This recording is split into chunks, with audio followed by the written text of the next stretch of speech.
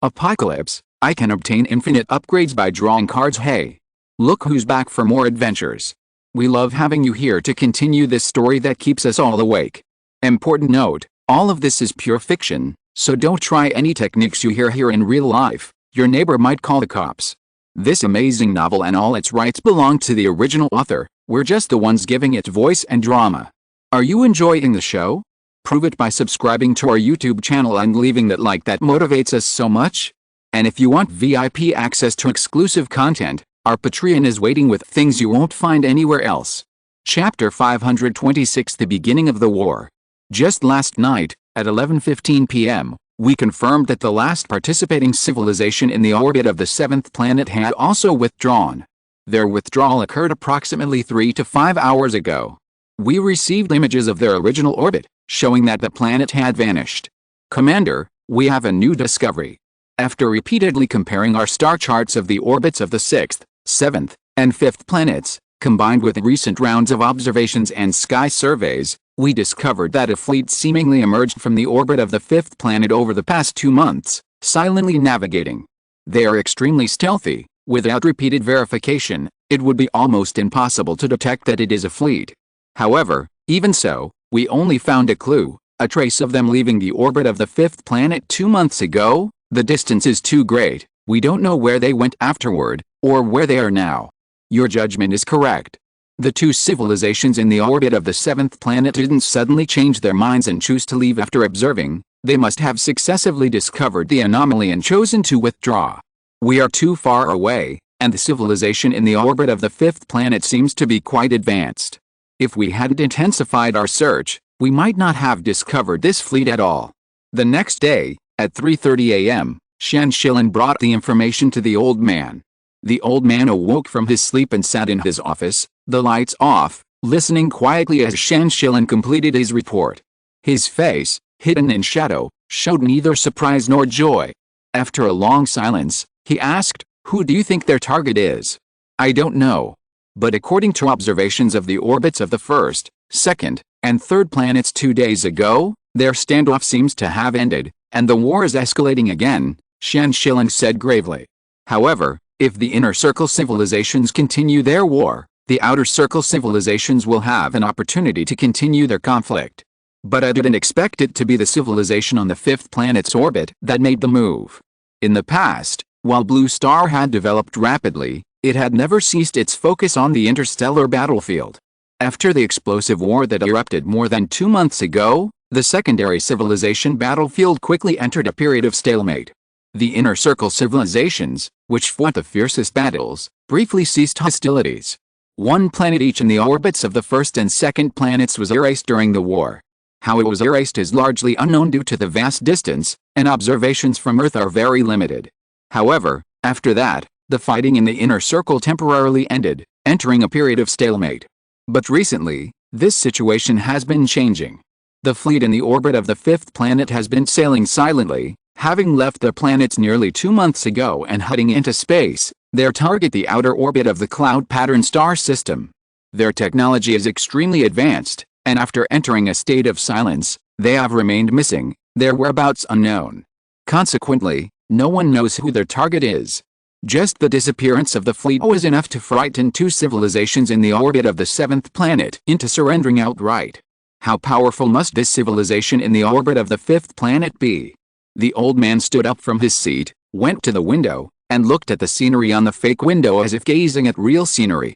With the launch of the artificial sun, the ground in many areas of humanity has recovered, including Jinling City. However, the old man's command center and office remain within the core military base beneath Jinling City, never having been moved. Located deep underground, this office naturally lacks real windows and any view. His words sounded more like a sigh. Behind him, Shan Shilin felt a chill. It's worth noting that when the 6th planet's orbit encroached on the 7th planet's orbit, these two civilizations didn't choose to surrender or leave. Instead, they joined forces to fight against the civilization in the 6th planet's orbit, maintaining a stalemate despite outward appearances of cooperation but inner discord. But now, the participating civilizations entered the civilization battlefield all for contribution points. The two civilizations in the 7th planet orbit gain very little. If they surrender now, The contribution points they pay in restitution will far exceed what they gained. In other words, their losses are enormous, yet they still chose to leave.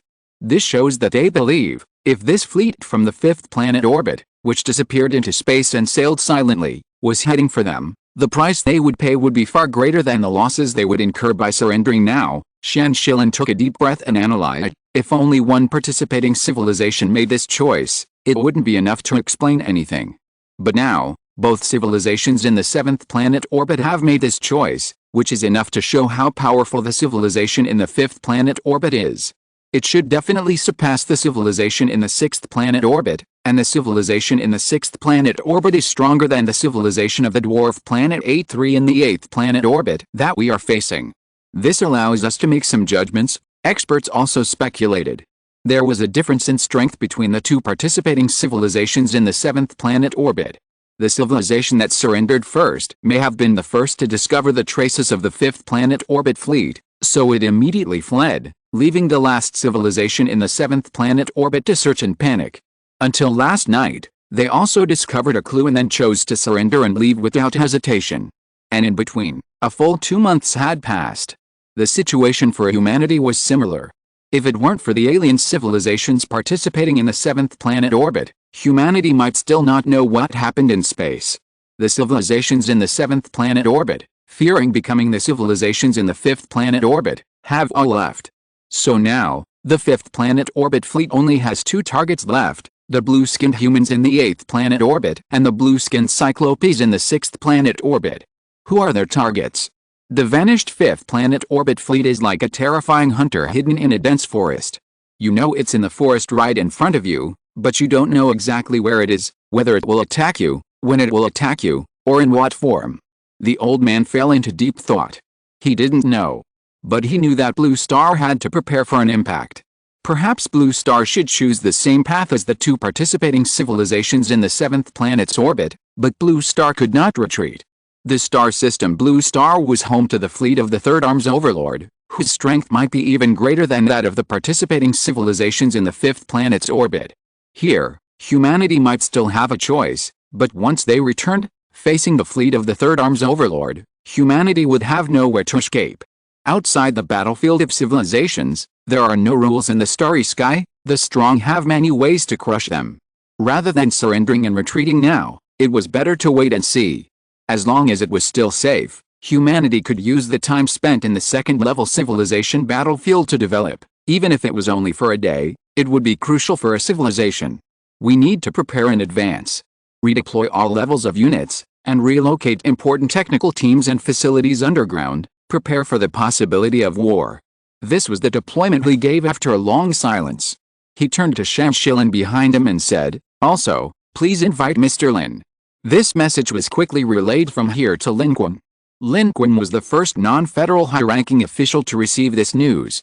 His thoughts were the same as his.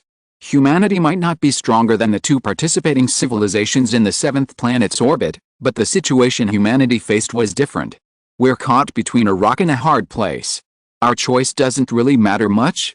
Staying here means more opportunities and time for our human civilization to develop. For me personally, even without killing any alien civilizations, I can still earn contribution points every day from the leaderboard rewards. And with my abilities, as long as I have contribution points, I can continuously and rapidly become stronger. Going back means facing powerful enemies and losing these contribution point incomes. It's disadvantageous no matter what. Since that's the case, I support your choice. Stay here, observe the situation, and deal with whatever comes your way. One fleet might not be able to devour us. Lin Qun also agreed with the old man's assessment, and he was even more determined than the old man, saying, "Moreover, I don't think they might attack us." "Why do you say that?" The lights in the old man's office weren't already on. He sat in his seat, looking at Lin Qun. For some reason, seeing Lin Qun sitting across from him, speaking so eloquently, gave him a sense of security. Just like any other ordinary Federation citizen. It was as if, as long as Mr. Lin was there, all these problems could be easily solved. This young man was truly remarkable. Lin Qun, oblivious to the old man's thoughts, leaned back in his seat and smiled, because we possess a great source energy level. The old man paused slightly, then realized what Lin Qun meant. Lin Qun continued, whether the civilization in the 5th planetary orbit believes it or not, the fact that the civilization in the 6th planetary orbit believes it proves they are also unsure. The civilization in the 5th planetary orbit is probably unsure as well. After all, space is too vast. Even with advanced technology, it's impossible to know everything billions of kilometers away. As long as they are unsure whether we possess a great source energy level, they won't dare attack us directly. Crossing 2 planetary orbits and a not-so-weak blue-skinned Cyclops civilization to attack us, even if the 5th planetary orbit civilization is powerful, they probably wouldn't dare engage in such a long-distance war. There's no benefit in forcing their way in to attack us like this. We've never had any conflict with them before, so their purpose in sending a fleet is likely to collect contribution points. They wouldn't be going to such lengths to attack us. I think their target is at most the orbit of the 7th planet, or perhaps the orbit of the 6th planet. Now that the civilizations in the 7th planet orbit have all fled, the 6th planet orbit must be the primary target of this alien civilization's fleet. Lin Qun was very confident in his judgment. His analysis was from a different perspective. Only he knew how powerful the source energy level truly was, and how terrifying the great source energy level was. Blue Star didn't have a true source energy level, only the Blue Star people knew, but others didn't, and the source energy level couldn't detect it. Even if the civilization in the 5th planet's orbit was powerful, it couldn't possibly be that powerful. Otherwise, why would they be in the 5th planet's orbit? They would have already gone to the inner battlefield to compete for the ultimate victory in this cloud pattern star system's level 2 civilization battle. What were they doing here? Lin Qun's words successfully convinced the old man. He stood up, paced around twice, and said, "Your analysis makes sense. I always overlooked our disguise. We might possess a civilization with a great source energy level expert. Then, we can now observe the situation." Lin Qun nodded. The situation of human civilization was different from that of the other participating civilizations. Here, other civilizations were only there to contribute points and for the possibility of their own advancement. But for human civilization, time was also a form of progress. Therefore, humanity didn't need to rush into war. The benefits that time alone could bring to human civilization were already more than enough. Humanity's greatest need is time. And now, if war breaks out between the two civilizations orbiting the 5th and 6th planets, perhaps humanity could have the opportunity to do other things and gain more contribution points. Lin Qun was also somewhat eager to try. However, due to the vast distance and obscuration, humanity still couldn't observe the characteristics and situations of civilizations on other planets from Earth. Although they knew the civilization in the 5th planet orbit had made a move, they currently didn't know the true combat strength and situation of their fleet, nor the life characteristics of their civilization. Taking advantage of a meeting with the old man, Lin Qun handed over the mystique gene he possessed. He had materialized the mystique gene. It was a small, sealed vial. He looked at it with some surprise and said, "I'll find a suitable person for it." Compared to other abilities, Mystique's ability was undoubtedly a more functional one, and the person matching it should be a similar specialist. Giving it to him was undoubtedly the best choice. 5 days after the second participating civilization in the 7th planet orbit chose to surrender and withdraw, the situation changed. First, a fierce war broke out between the civilization in the 3rd planet's orbit and the civilization on the hot Jupiter in the 1st planet's orbit, the brilliance of war illuminating the starry sky. Radiation flew everywhere. Then, amidst the tense observation and waiting of human civilization on Earth, the latest intelligence and results were obtained. Outside the planet of the contestant civilization in the 6th planet's orbit, the civilization in the 5th planet's orbit, which had been missing for 2 months, ended its silent voyage, emerging from its concealment and launching a fierce, undeclared attack on the contestant civilization in the 6th planet's orbit, which was directly observed. This seemed to confirm Lin Qun's judgment. Regardless of whether they wanted to attack Earth, the contestant civilization in the 6th planet's orbit was an unavoidable adversary for the civilization in the 5th planet's orbit, and a target that must be prioritized for elimination. Chapter 527 Extraterrestrial Visitors? Humanity only received information about the start of the war approximately 1 blue star day later. Humanity's quantum communication technology had not yet made significant breakthroughs, especially in outer space, particularly beyond the 8th orbit. Being able to observe the war without having their signals blocked was already a major advancement. In fact, at the start of this war, The civilization in the fifth planet's orbit deployed a curtain-like device on the battlefield outside the sixth planet's orbit, but humanity successfully detected and bypassed it, obtaining first-hand information and intelligence. The war was far more brutal than humanity had imagined. The fifth planet's orbit civilization's fleet seemed to have gained an overwhelming advantage. From the footage, the fifth planet's orbit civilization's fleet consisted of approximately 9 ships, a dispersed fleet of warships. After breaking their silence, they immediately launched an attack on the blue-skinned giant civilization in the sixth planet's orbit.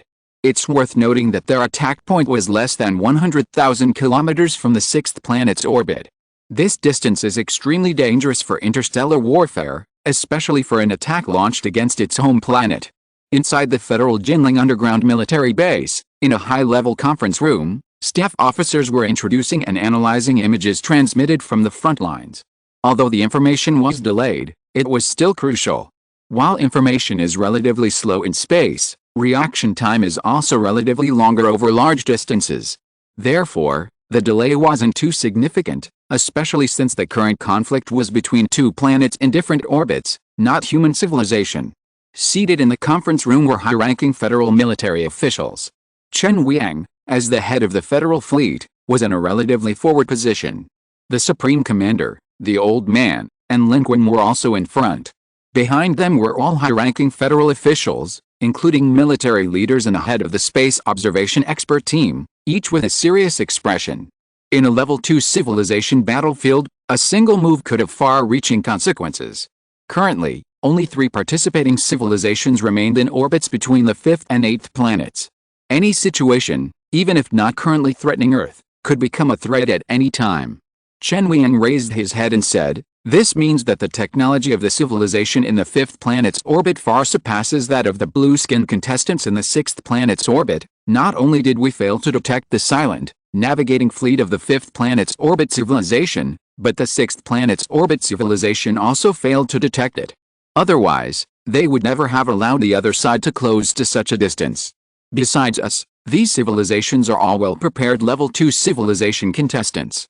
The planets they brought are not our poorly defended blue star homeworld, but military fortresses, and must have planetary defense systems." The staff officer in front nodded in agreement, saying, "That's right. Captain Chen is correct. The 6th orbit planet did indeed have a planetary defense system, but it has now been destroyed." As he spoke, he quickly dragged the progress bar, and the scene rapidly progressed. The arrival of the 5th planet's orbit civilization's fleet triggered a swift reaction from the 6th orbit planet, whose fleet rose from within the planet like raindrops. The image here is somewhat blurry. Clearly, the 6th orbit planet has also set up barriers on its planet. Although humanity broke through the temporary barrier erected by the 5th planet's orbit civilization, it still failed to break through the long-established anti-reconnaissance facilities on the 6th orbit planet's homeworld. However, all of this soon became meaningless. The 5th planet orbiting civilization's fleet was firing in full force.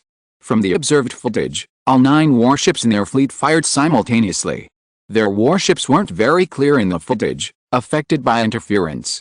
After all, both the 6th planet orbiting civilization and the 5th planet orbiting civilization possess technology far superior to human civilization. Humanity's ability to penetrate the veil was indeed a testament to technological advancement, but it also involved the adversary's hasty deployment and humanity's preemptive deployment of deep space reconnaissance equipment. But at this moment, it was clearly visible that from the tip of each warship in the 5th planet orbiting civilization's fleet, a dazzling white ray was being emitted. It was some kind of highly efficient, high-powered beam strike. Like 9 pale rays of light, they rapidly pierced the image, striking the massive 6th planet from the edge of space. The 6th planet was an Earth-like planet, but enormous, twice the size of Earth, with a peculiar ecological structure, completely different from Earth and even icy planets. This scene resembled a video game, where a character on screen unleashes a skill, the flash of which rapidly streaks across the map, striking another target. Visually, the attack speed seemed manageable for humans, but in reality, the fleet of the 5th orbiting planetary civilization was over 70,000 kilometers away from the 6th orbiting planetary civilization. The seemingly manageable speed on screen implied that these attacks were incredibly fast in reality. The 9 pale beams of light swiftly traversed the area, 5 of which were neutralized by some kind of counter-force rising from the 6th orbiting planet, seemingly triggering a violent explosion, blurring the image. It was difficult to see clearly. However, they only successfully intercepted 5 attacks. The remaining 4 struck different locations on the 6th orbiting planet. The scene quickly fast-forwarded to the final result. On the 6th orbiting planet, 4 enormous fireballs, clearly visible even from space, appeared. They resembled 4 dazzling lotus flowers blooming on the planetary plane. Numerous modular units of the 6th orbiting planetary civilizations cuddled together. Warships were rapidly engulfed within them. Their planetary defense systems nearly collapsed under the 4 attacks. The conference room fell silent. Even through the screen, one could almost feel the intense impact on the 6th orbiting planet. On the screen, the orange-red lotus rose and bloomed, then the entire image vanished. The staff officer said, after that, the source energy class intervened. They took control of the ring planet, and all the equipment we deployed within the screen of the 5th orbiting planet civilization was erased. We lost irrelevant footage. A new batch of the latest detection equipment is on its way and is expected to bring us the latest images within 5 hours at the latest. The explosive power of these 4 strikes and the footage is very similar, meaning their intensity is the same. The destructive radius of each strike is between 60,000 and 80,000 kilometers, still within the limits of planet-destroying weapons under the rules of a Level 2 civilization battlefield. However, this level of attack has far exceeded the limits of our conventional weapons. Moreover, the 6th orbiting planet is twice the size of our planet. If the same attack hit us... The staff officer stopped speaking, silently taking a half-step back, and then said, "This is the latest information we have obtained. This information has also been given to the Yunbei Civilization's Life Synchronization Analysis Team, and their conclusions are similar to ours. The civilization of the 5th orbiting planet is far more powerful than that of the 6th orbiting planet. If we use the Ice Energy Clan we have faced as a standard, the strength of the 8th Dwarf planet is roughly equivalent to 2 Ice Energy Clans, while the strength of the 6th orbiting planet civilization is about 2.5 Ice Energy Clans. Currently, the power exhibited by the 5th orbiting planet civilization is between 3 and 4 Ice Energy Clans. This is only a preliminary estimate. Our information is limited, and we still cannot know the specific form and capabilities of the fleet and life forms in the 5th orbiting planet's orbit, nor do we know if they have any powerful beings at the great source energy level." I finished speaking. He finished speaking, but the crowd remained silent, all turning to look at the 2 people seated at the head of the table, Lin Qun and the Supreme Commander. The participating civilization in the 5th planet's orbit was far more powerful than any opponent humanity on Earth had ever faced. Perhaps only the fleet of the 3rd Cantilever Overlord could rival it. Lin Qun spoke first. "If there truly is a great source energy level, as long as it doesn't reach the 8th planet's orbit, it poses no threat to us." The battlefield in the Cloud Pattern star system continues. "If they dare to go all out and engage in large-scale warfare, their fleets won't silently sail towards the 6th orbital planet to launch an attack, nor will they raise their shielding curtain to prevent outsiders from spying on their war." The Supreme Commander, an elderly man, then added, "Mr. Lin is right. The battlefield of 2nd-level civilizations is fraught with danger, but because of this, everyone has exercised restraint. Even if the civilization in the 5th planet's orbit wanted to attack us, they would have to get close to us, and before that, we could do many things. And now, the war hasn't happened here.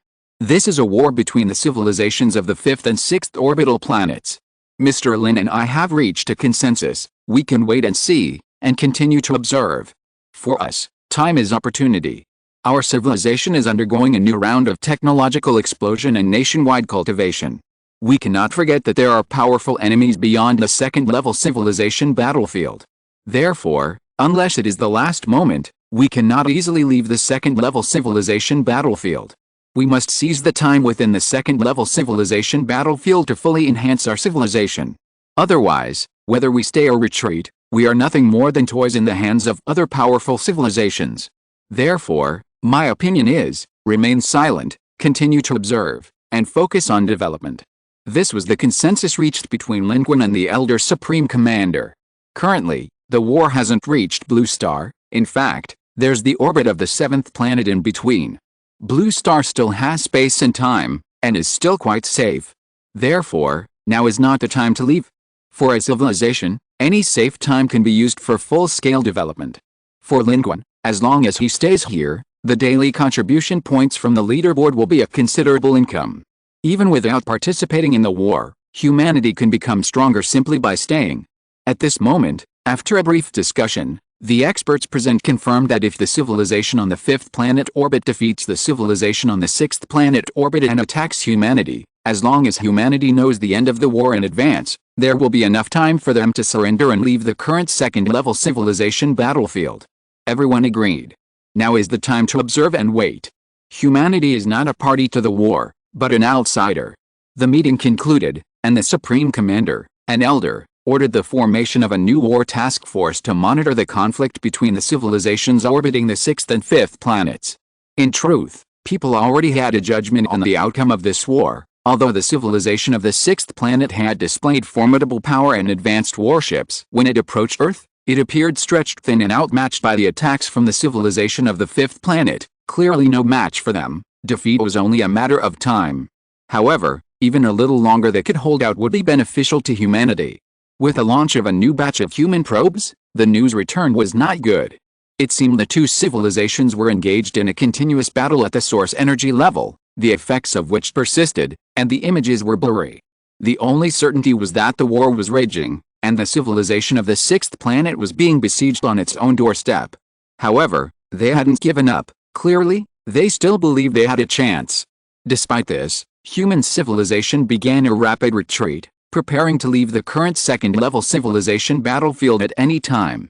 Lin Qun, meanwhile, seized the time to continue cultivating, focusing on the great evolution technique he had just acquired. Lin Qun's current cultivation level is quite high. Entering the great evolution technique was effortless for him. He easily reached the first level, increasing his energy limit by 50 points without even using contribution points. Furthermore, his perception range has significantly expanded, doubling in size. The increased energy, combined with his mastery of the great evolution technique, has made his primordial spirit increasingly extraordinary. Most importantly, cultivating the great evolution technique has made Lin Qun's mind clearer, allowing him to firmly uphold his principles and completely expel the malevolent energy. It's only a matter of time. Moreover, on Blue Star, humanity is engaged in widespread cultivation. Humans possess innate talent, and the warriors and military personnel, already possessing certain levels and considerable strength, find it very easy to master basic cultivation techniques. Their blood and ki are increasing, and their overall strength is steadily rising. Chu Yaowei and He Yan are both practicing Qi Yuan Slash, and both have achieved considerable success. He Yan's talent is truly remarkable. Despite having the lowest overall strength, his Qi Yuan Slash cultivation speed is comparable to Chu Yaowei's. Their diligence is almost identical. Just 3 days after the Federation's high-level meeting, and 4 days after the official clash between the 5th and 6th orbital planetary civilizations, a wedge-shaped spaceship abruptly jumped out of the tranquil outer space of Earth, appearing outside Earth's space perimeter. It was detected immediately, and the cheering landing craft responded promptly, taking off to escort and subdue it. It originated from the 6th orbital planet. The arrival of this alien visitor disrupted the tense situation on Earth, bringing new changes. They represented the explorers' civilization of the 6th orbital planet, seeking to join forces with Earth's humanity to fight against a competing civilization from the 5th orbital planet. Chapter 528. Their real target is you. The spaceship from the 6th orbiting planet was small, carrying only 2 beings from that civilization, essentially diplomatic ambassadors, 2 blue-skinned cyclops. Humanity now learned their civilization's name, explorers.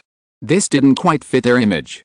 Their spacecraft was incorporated into the welcoming landing ship, the cheerleader. According to the Ground Response Center's plan, they wouldn't be granted permission to enter Earth's mainland. Instead, they would announce their purpose aboard the cheerleader. The atmosphere on the cheerleader was tense.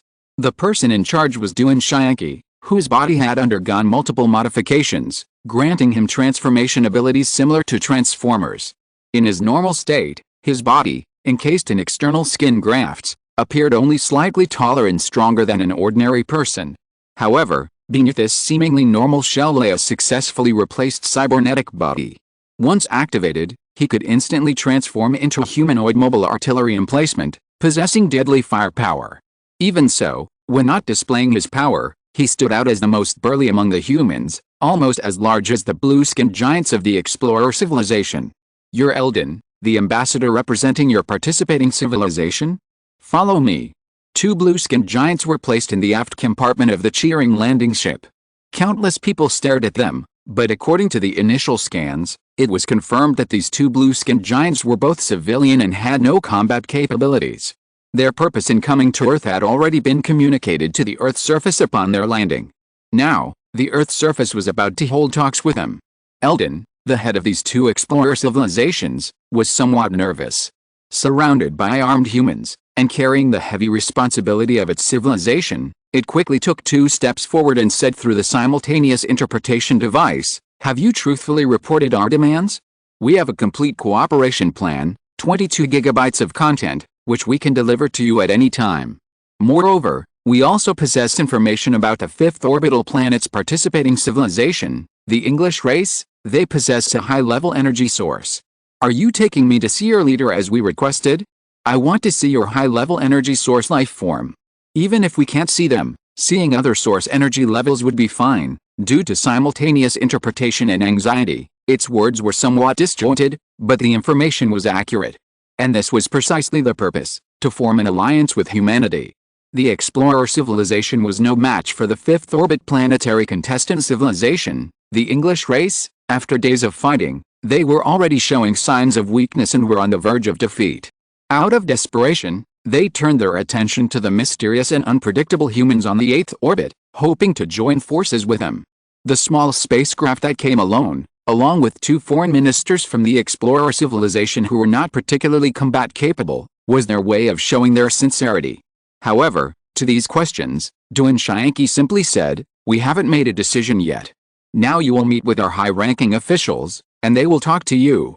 Didn't you say you had important information that we must participate in the war? You can tell them that. As for how to reach a conclusion, that's a matter for our high-ranking officials." As he spoke, Duan Xianqi led them to the conference room of the cheering landing ship.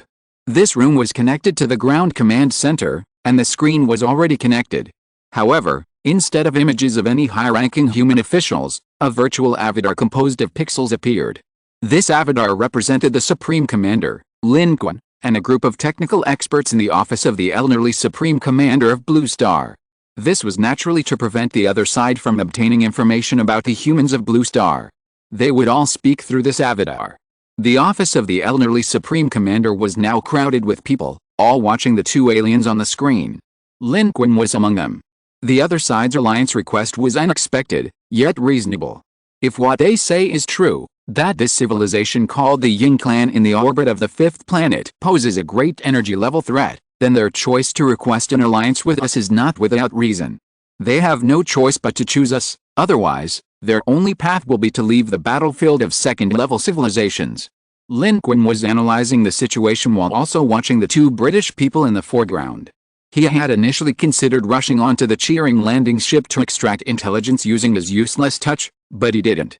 The enemy was well prepared. The explorer's diplomatic ambassador, Eldon, had clearly stated upon landing that each of their beings had a chip in its brain. This chip would activate immediately upon detecting a thought attack, control of the host's body, or even loss of consciousness, blowing off their heads. This made any act of violence impossible. Both sides were in position, and the technical experts team raised questions, inquiring about the war between their civilization and the British civilization, a participant from the 5th orbital planet. Speaking of the battle, Eldon's face showed a mixture of grief and indignation. "They ambushed us. A source energy level 6 expert made a move. Our source energy level was no match for it. We could only barely defend our homeland. But their fleet and top-level combat power surpassed ours. In the past day, we lost over 1 million brave warriors. We hope they will pay the price. Therefore, we are willing to ally with you. Together we will destroy them, divide the resources and contribution points of the British planets. You possess high-level energy, but lack technology. We possess technology and an advanced fleet.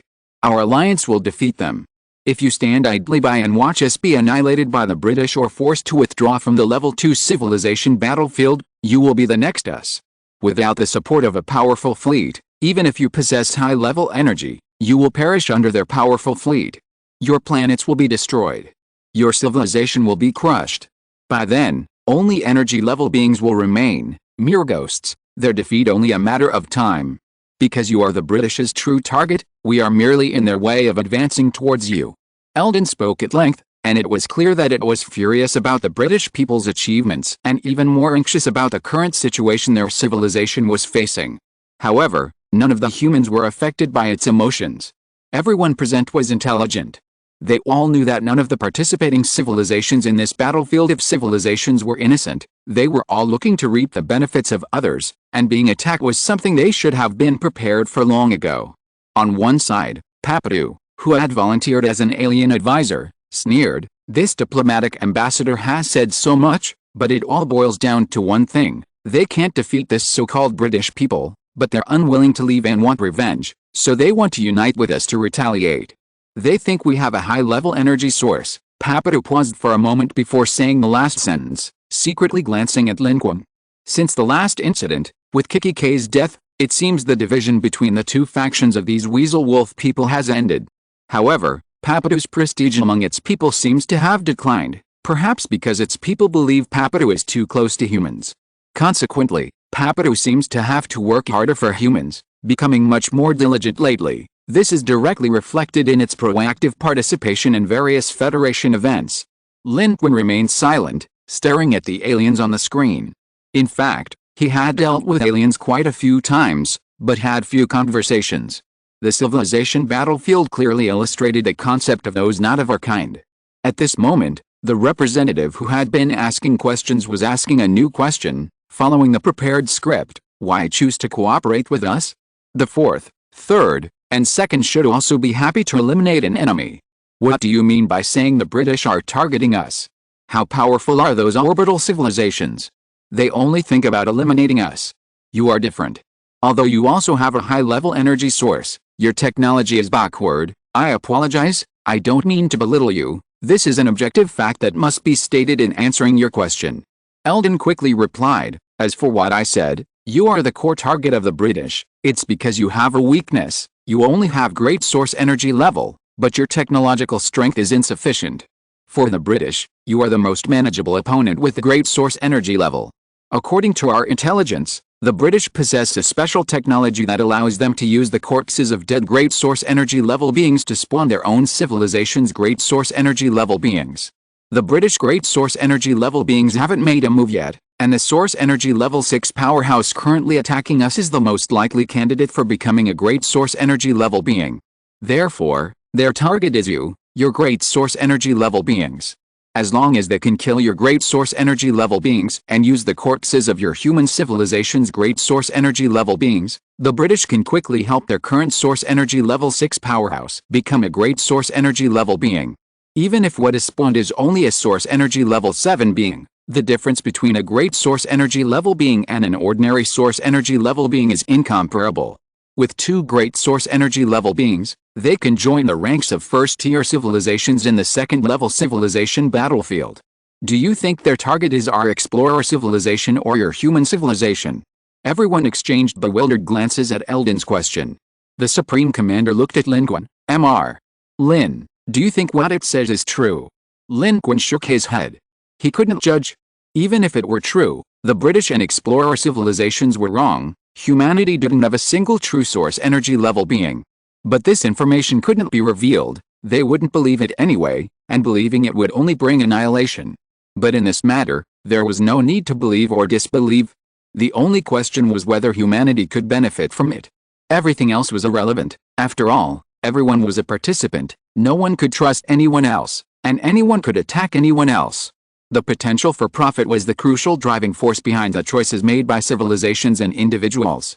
If this is true, it's remarkable technology. Papadu remained silent, then said, every civilization is different. It's possible for one civilization to possess such unique technology. At this moment, the representative speaking at the front, at the behest of the Supreme Commander, asked for the third time, aren't you afraid we'll run away after we get the information? Eldon replied, if that were the case, you would have left long ago.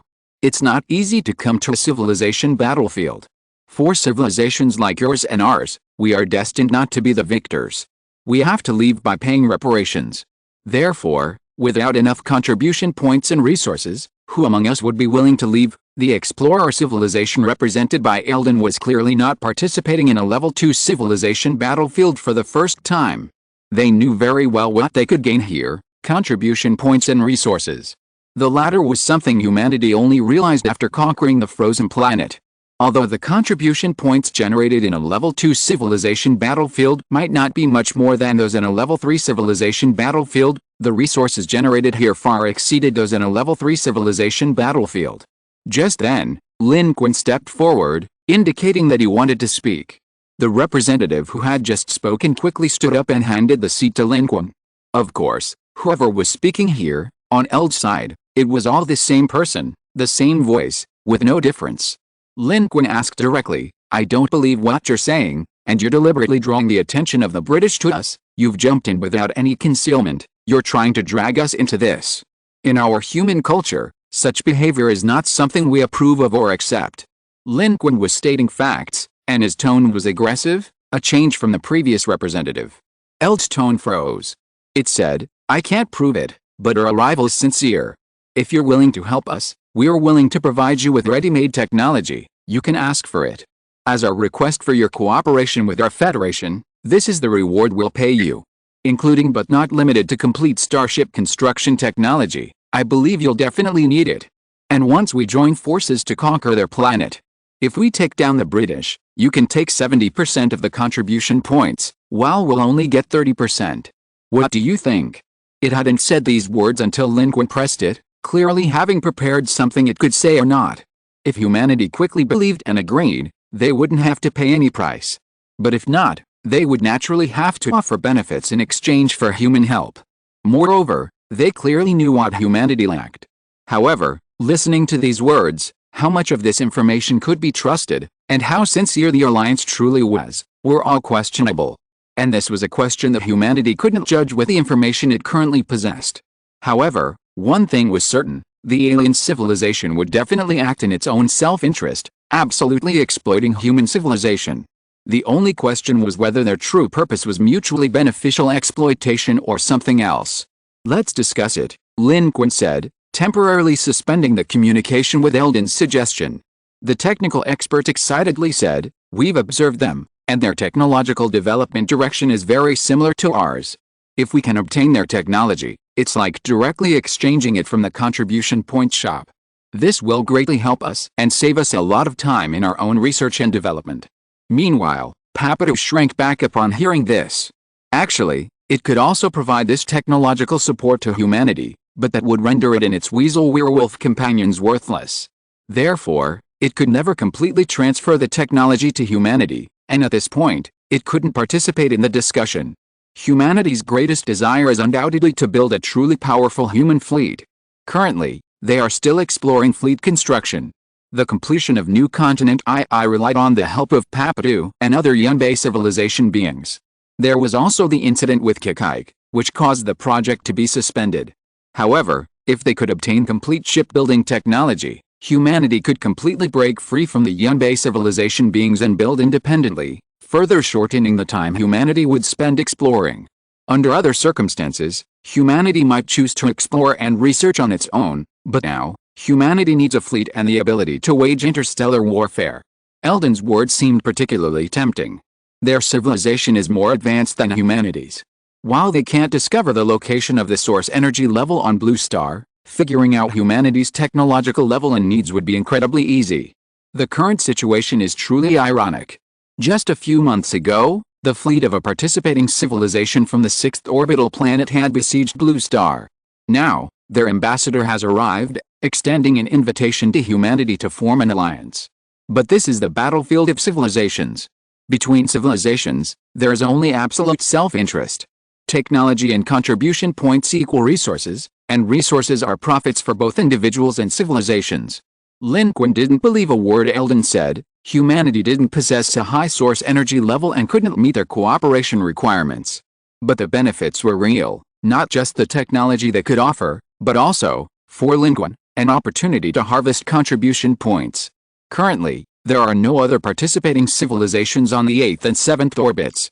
Lin Qun has no direct means of obtaining contribution points except through leaderboard rewards.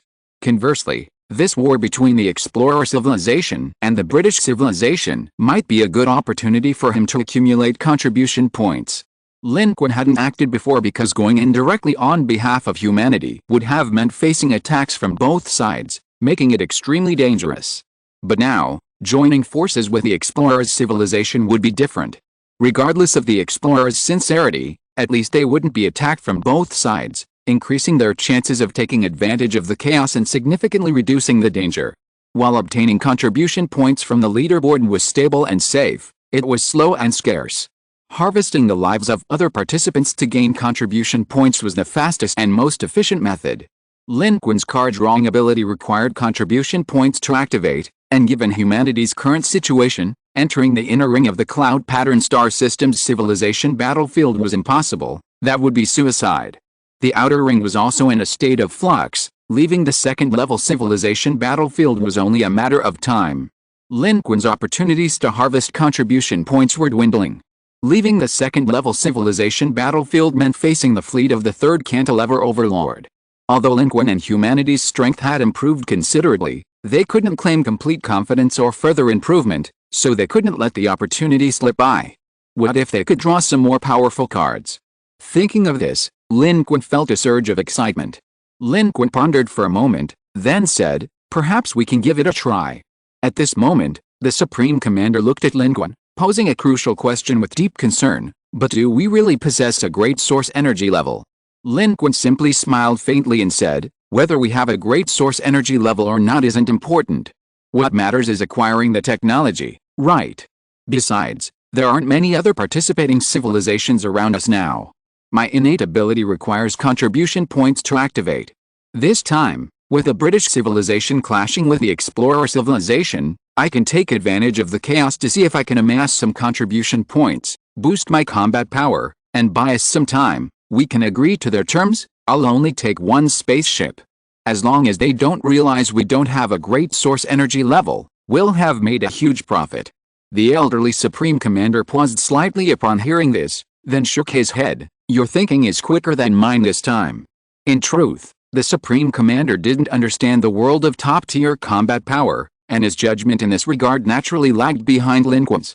The weasel behind him, its eyes darting around slyly, immediately chimed in with flattery, saying, "Truly worthy of being the son of a sacred and great civilization, so cunningly admirable." Lin Qun distrusted alien civilizations and wasn't prepared to cooperate sincerely. Anyone who truly trusted each other and joined forces from the bottom of their heart was a complete fool. The explorer's civilization had ill intentions from the start. Their request for an alliance was merely a ploy to draw the flames of war to them, forcing humanity into a difficult position with no choice but to help them. Moreover, who knew how much of Eldon's words were true? Nobody knew. Cooperation between alien civilizations was inherently fraught with ulterior motives.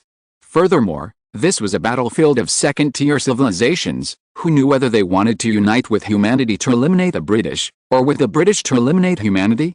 After all, humanity's current monitoring of the sixth planet's orbital battlefield remains largely opaque. Under the cover of the British civilization, human technology struggles to advance, and all new probes have failed, bringing back no useful information. However, one thing is certain: humanity needs progress, it needs opportunities. Beyond the second-tier civilization battlefield, the fleet of the Third Arm Overlord awaits. Human civilization needs technology and time, while Lin Qun needs to contribute. Both humanity and Lin Qun must seize every opportunity to strengthen themselves here. Only in this way can leaving the second-tier civilization battlefield and returning home not be a certain death. Otherwise, even if they leave the second-tier civilization battlefield and return to Earth's star system, it will only be a death sentence. Given the opportunity, Lin Qun naturally wants to try. Perhaps the explorer's civilization harbors malicious intentions, but humanity isn't particularly helpful either, because humanity lacks a large-scale energy source. They can't offer the explorers any assistance. Their so-called alliance is merely an action driven by self-interest. Chapter 529 Extremely Arrogant. After a brief discussion, humanity reached a consensus. Lin Qun spoke again, communicating with Eldon, saying, "Our great source energy level will intervene. But we need to see your sincerity first." Eldon's expression brightened upon hearing this. In fact, Eldon, This blue-skinned Cyclops possessed a rather human-like life form. Its life structure wasn't complex, and its facial expressions were as rich as a human's. Therefore, some information could be gleaned from its expressions. At this moment, it said, "I assure you, you will not be disappointed by your choice. However, I have one more question. Can you represent your civilization and the great source energy level?" "Yes." Lin Qun's answer was concise and powerful. Eldon was slightly surprised, but it didn't ask further, immediately inquiring, "Then can I meet your great source energy level? I don't mean any offense, but I want to extend an invitation on behalf of our civilization to allow him to board our warship. After all, compared to your warships, ours are more integrated and relatively more advanced, making them the most suitable vehicles for top-tier powerhouses." "Impossible. Our great source energy can only be deployed on our warships."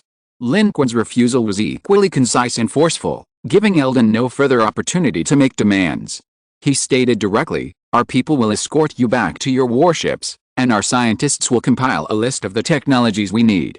Once we obtain the relevant technologies, we will take action and complete our cooperation with you." Seeing this, Eldon did not insist further. The demands made by humans seemed to be within their acceptable range. After a moment's thought, he took a deep breath and said, "All right. But I hope it's as soon as possible. Moreover, we will give you half of the technologies you need. Only after we have truly cooperated and you have taken action against the British will we give you the other part." Lin Qun repeated, "That's natural.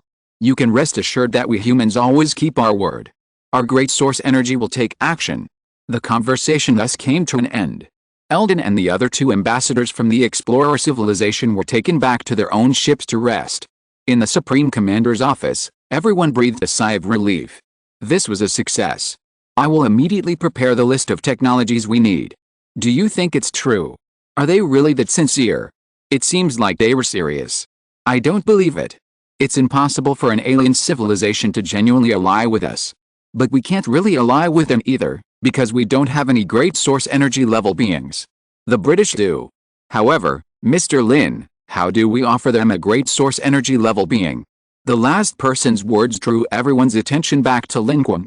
Even the Supreme Commander was no exception. Lin Qun smiled, "Am I not a great source energy level being? Don't worry, make a list, and I'll take action when the time comes." Everyone looked at each other. "Mr. Lin, are you confident?" "It has to be Mr. Lin." The Supreme Commander frowned. He cleared everyone out, leaving only Lin Qun, before asking, "Lin Qun, are you confident?" "No. I can't replicate the situation of killing 3 source energy level beings in the battle from 8-2 to 8-3. Lin Qun shook his head decisively. Yuji Muto's card draw was over, and the complete Zhuxin sword had reverted to the broken Zhuxin sword. Lin Qun currently lacked the strength to fight multiple source energy level opponents. Moreover, the source energy level strength of the explorer's civilization was above that of the Ice Clan's Ice Lord, while the source energy level opponent from the Yin Clan, though not their highest, was still source energy level 6, infinitely close to source energy level 7. The fact that one person could suppress 2 source energy level opponents from the explorer's civilization demonstrated their strength. The Heavenly King avatars drawn from Lin Qun's Heavenly King assistance card were only at the source energy level 1 or 2, even with numbers, they were no match. While Lin Qun had indeed killed many source energy level opponents along the way, he was well aware of the gap between himself and them. He was no match for them. Of the source energy level opponents he had killed, Tonkus was the weakest, killed by him using cards. The Ice Lord was seriously injured and not fully recovered when killed, and his counterattacks did not demonstrate the true power of a source energy level opponent, and the 2 source energy level opponents at level 8-3.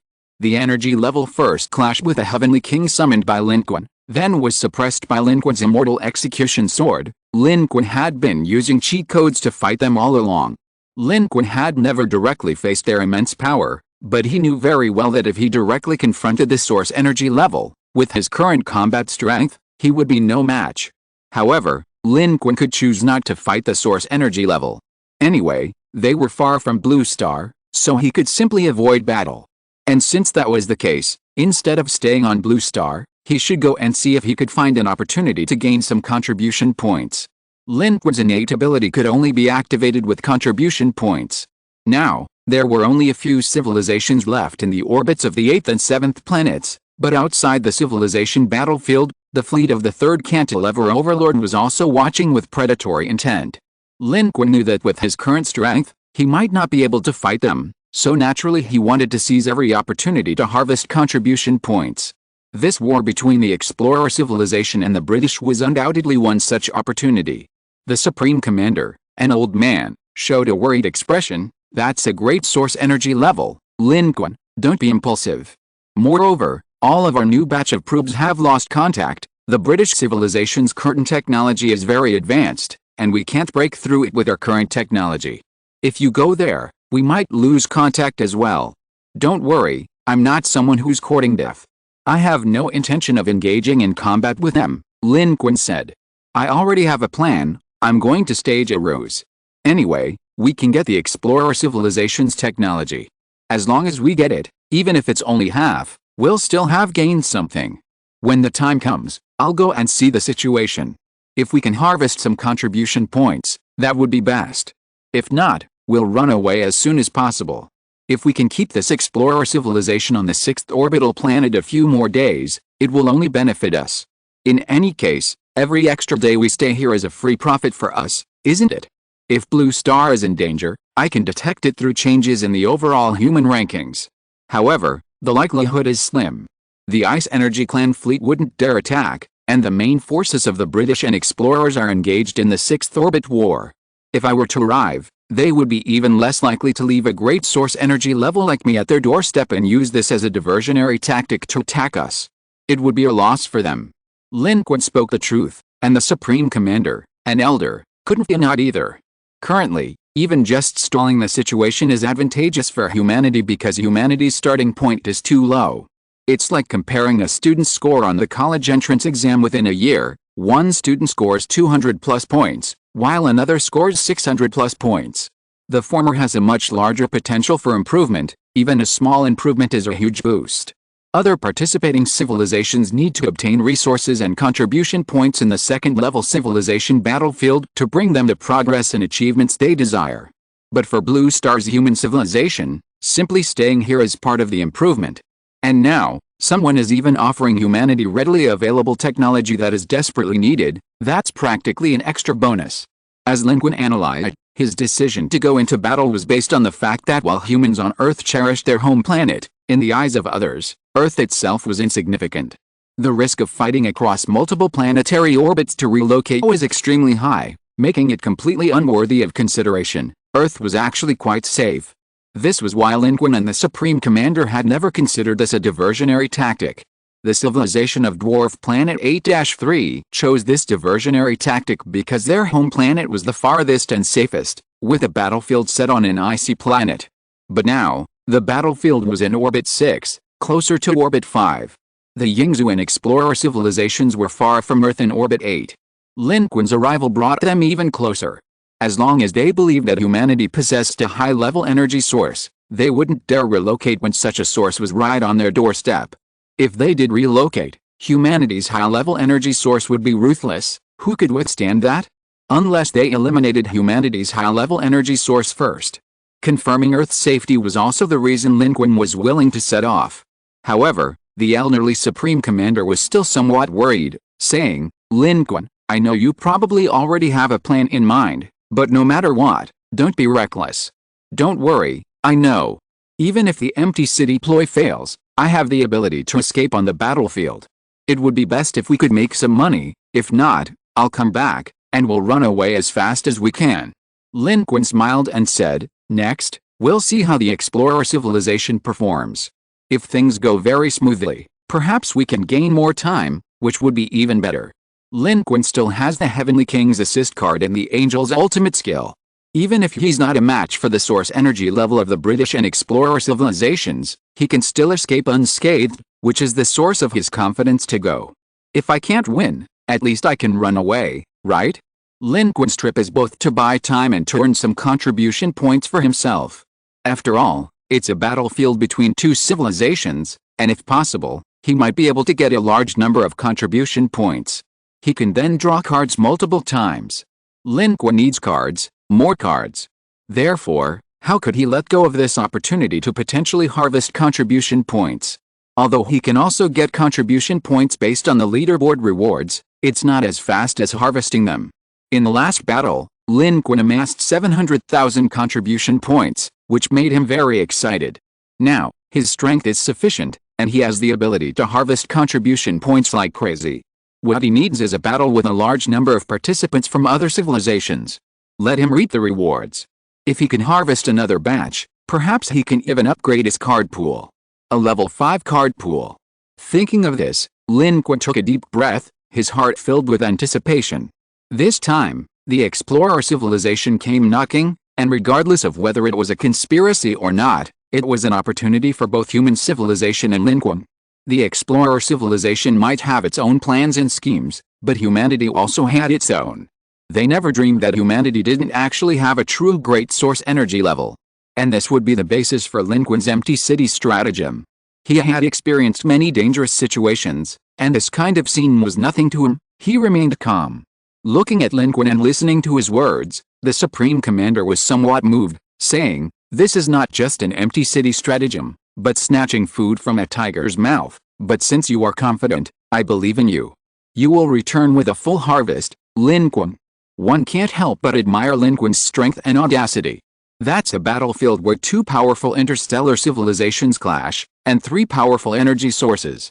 Lin Qun not only wants to deceive them, but also plans to harvest a batch of contribution points, which is truly nerve-wracking. But having said that, the Supreme Commander didn't insist any further. Because humanity still needs time, he also hopes to see Lin Qun gain more contribution points.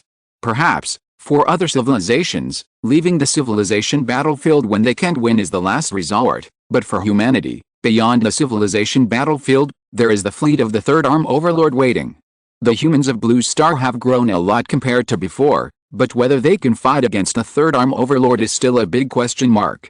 If there is an opportunity, the longer they leave this level 2 civilization battlefield, the better, and the more opportunities and time they have here, the better. Lin Qun smiled and said, "Thank you for your kind words." Lin Qun was indeed ambitious, wanting to return with a full haul. If he could get a share of the spoils from the battle between the 2 alien civilizations, that would be ideal. The plan was finalized. Eldon, however, was very anxious. It seemed the situation on their homeland was indeed dire, and they desperately wanted humanity to intervene. They sent several messages urging humanity to quickly compile a list so they could join forces against the British civilization. Humanity responded quickly, immediately submitting the list. Many of the listed technologies were crucial core technologies that humanity desperately needed.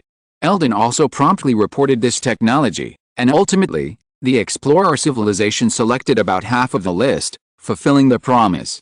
However, the explorer civilization was also clever. Of the technologies they delivered to humanity, only shipbuilding technology was truly critical. The rest. These were the peripheral technologies. The more crucial technologies on the list were reserved for the other half of the payment after the deal was completed. This was within humanity's expectations. The explorer civilization wasn't foolish, nor were they here to deliver gifts to humanity. To immediately obtain an important technology, shipbuilding technology, which was exactly what humanity needed, was already quite remarkable. The relevant human teams were ecstatic upon receiving the technology. The arrival of this readily available technology represented a significant leap forward for human civilization. The elderly Supreme Commander stated, "The shipbuilding technology transferred to us by the explorer civilization has been verified. Although they left some minor flaws and loopholes, they are insignificant. We never intended to replicate their warships. Now, by combining their technology with our existing technology, we possess complete independent shipbuilding capabilities." The old Supreme Commander couldn't hide his excitement as he spoke. For human civilization to grow strong and reach the stars, the ability to independently build interstellar warships is crucial.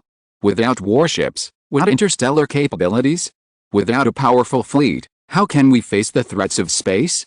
We've already learned the hard way, and now we understand the importance of these things. Lin Qun was also excited.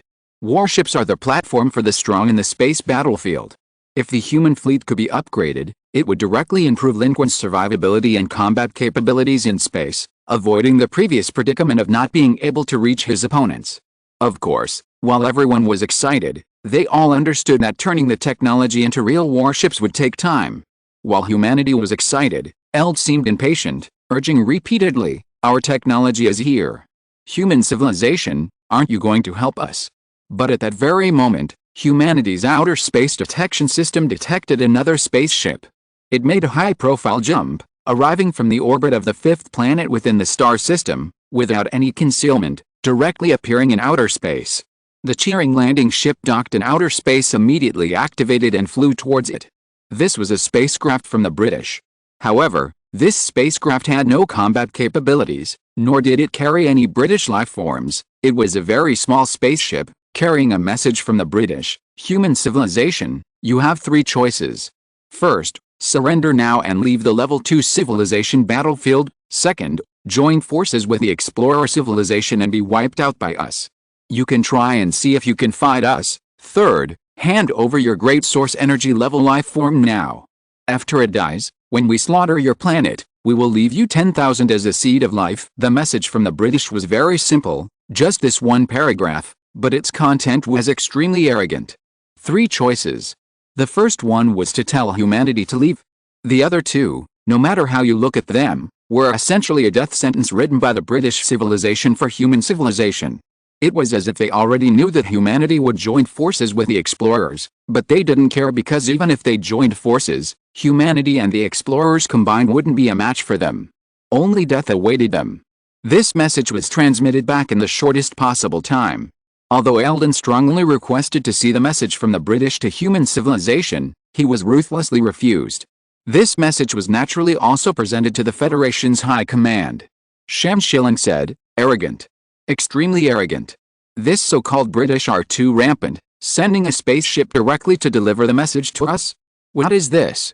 A death notice. They also think we are reluctant to leave the battlefield of civilizations." The old Supreme Commander looked at the message, appearing quite calm. He said, "In this respect, we have indeed been seen through by both civilizations. It's not because they know we have powerful enemies waiting outside the level 2 civilization battlefield, but for a technologically backward civilization like ours, it's not easy to give up such a rapid opportunity for advancement. Staying in the civilization battlefield for an extra month means technological progress equivalent to decades of progress outside. Which civilization could resist such temptation?" Li Zhang said from the side, "But they don't know we never intended to participate in the war. We were just playing the role of the explorer civilization. However, they want us to hand over the great source energy level. Doesn't this mean the information the explorer civilization gave us in this regard is true? So, this threat is actually a good thing. Perhaps it will buy us more time to stay here." The old Supreme Commander exhaled and said, "Misfortune may be a blessing in disguise, and a blessing may be a misfortune in disguise. Everything has its good and bad sides. We can begin." Lin Qun, behind him, also looked up. "This British race is so arrogant. It seems that regardless of whether the information the explorer civilization gave about the great source energy level is true or false, we have been one of their targets from the beginning. That's for sure. In that case, we made the right decision to participate in this battle. I also want to see just how powerful they really are. This arrogance and domineering attitude may not be their true attitude as a civilization, or it may be something they deliberately put on for us to put psychological pressure on us. After all, we really don't understand them." Chen Weiyang said, "Eld is sharing information about the British with us, and we will know soon." From humanity's perspective, observations of the participating civilization in the orbit of the fifth planet have been consistently unsuccessful, yielding little progress. An understanding of the British civilization is extremely limited. However, now, through an alliance with the explorer civilization, the latter is transmitting information about the British civilization, which will undoubtedly directly help humanity establish an understanding of this rampant civilization. Meanwhile, Eld's information has also been transmitted back to their homeland. The explorer civilization possesses quantum communication technology, enabling information transmission regardless of interstellar distance, one of their advantages over humanity. At this moment, in the orbit of the sixth planet, on the homeland of the explorer civilization, their massive triangular warships have been assembled and are engaged in a tug-of-war with the British fleet, but they are still at a disadvantage. Even without the British's high-level energy beings making a move, they are already no match. Deep within the triangular warships, Maya, a high-level energy being from the explorer civilization who had previously ventured to Earth but ultimately chose to return, stands there. Its subordinates were reporting to it, "Sir, our technology has been uploaded, and humanity has chosen to receive it." According to the latest news from ELD, the British have also dispatched an unmanned spaceship to a human-civilized planet. It seems to carry a message, but we don't know its contents. However, humanity currently shows no intention of changing its alliance with us. Very good. The British want the life of that human's great source energy level being. We won't join forces with them. We don't need to worry. Maya nodded, gazing into the distance, her pupils reflecting the boiling fire and rain of the battlefield. The starry sky had been ignited by war. However, its subordinates didn't leave immediately. Instead, they said with some confusion, "Sir, I don't understand why we should give away readily available technology to humans. Even if we're going to join forces with them, isn't the price we're paying too high?" Maya didn't answer immediately. Instead, a sinister sneer appeared on its face. "What's too much? What difference does it make to give a civilization destined for extinction more readily available technology?" Its subordinates looked surprised and said, "You mean? Watch, the flames of war will soon engulf the stars. Human civilization, and the British civilization, will soon be reduced to ashes in the flames." Maya's voice rang out. It stood with its hands behind its back, overlooking the battlefield, its tone filled with pride and confidence, as if everything was already under its control. Chapter 530. A Lone Ship. The starry sky was dim. Only the distant, massive stars shone brightly. From Blue Star, humanity's warships were setting sail. 5 hours after the arrival of the arrogant message from the British civilization, a participant in the 5th orbital planet competition, Lin Qun had already departed. He only brought one warship, a survey-class strategic cruiser.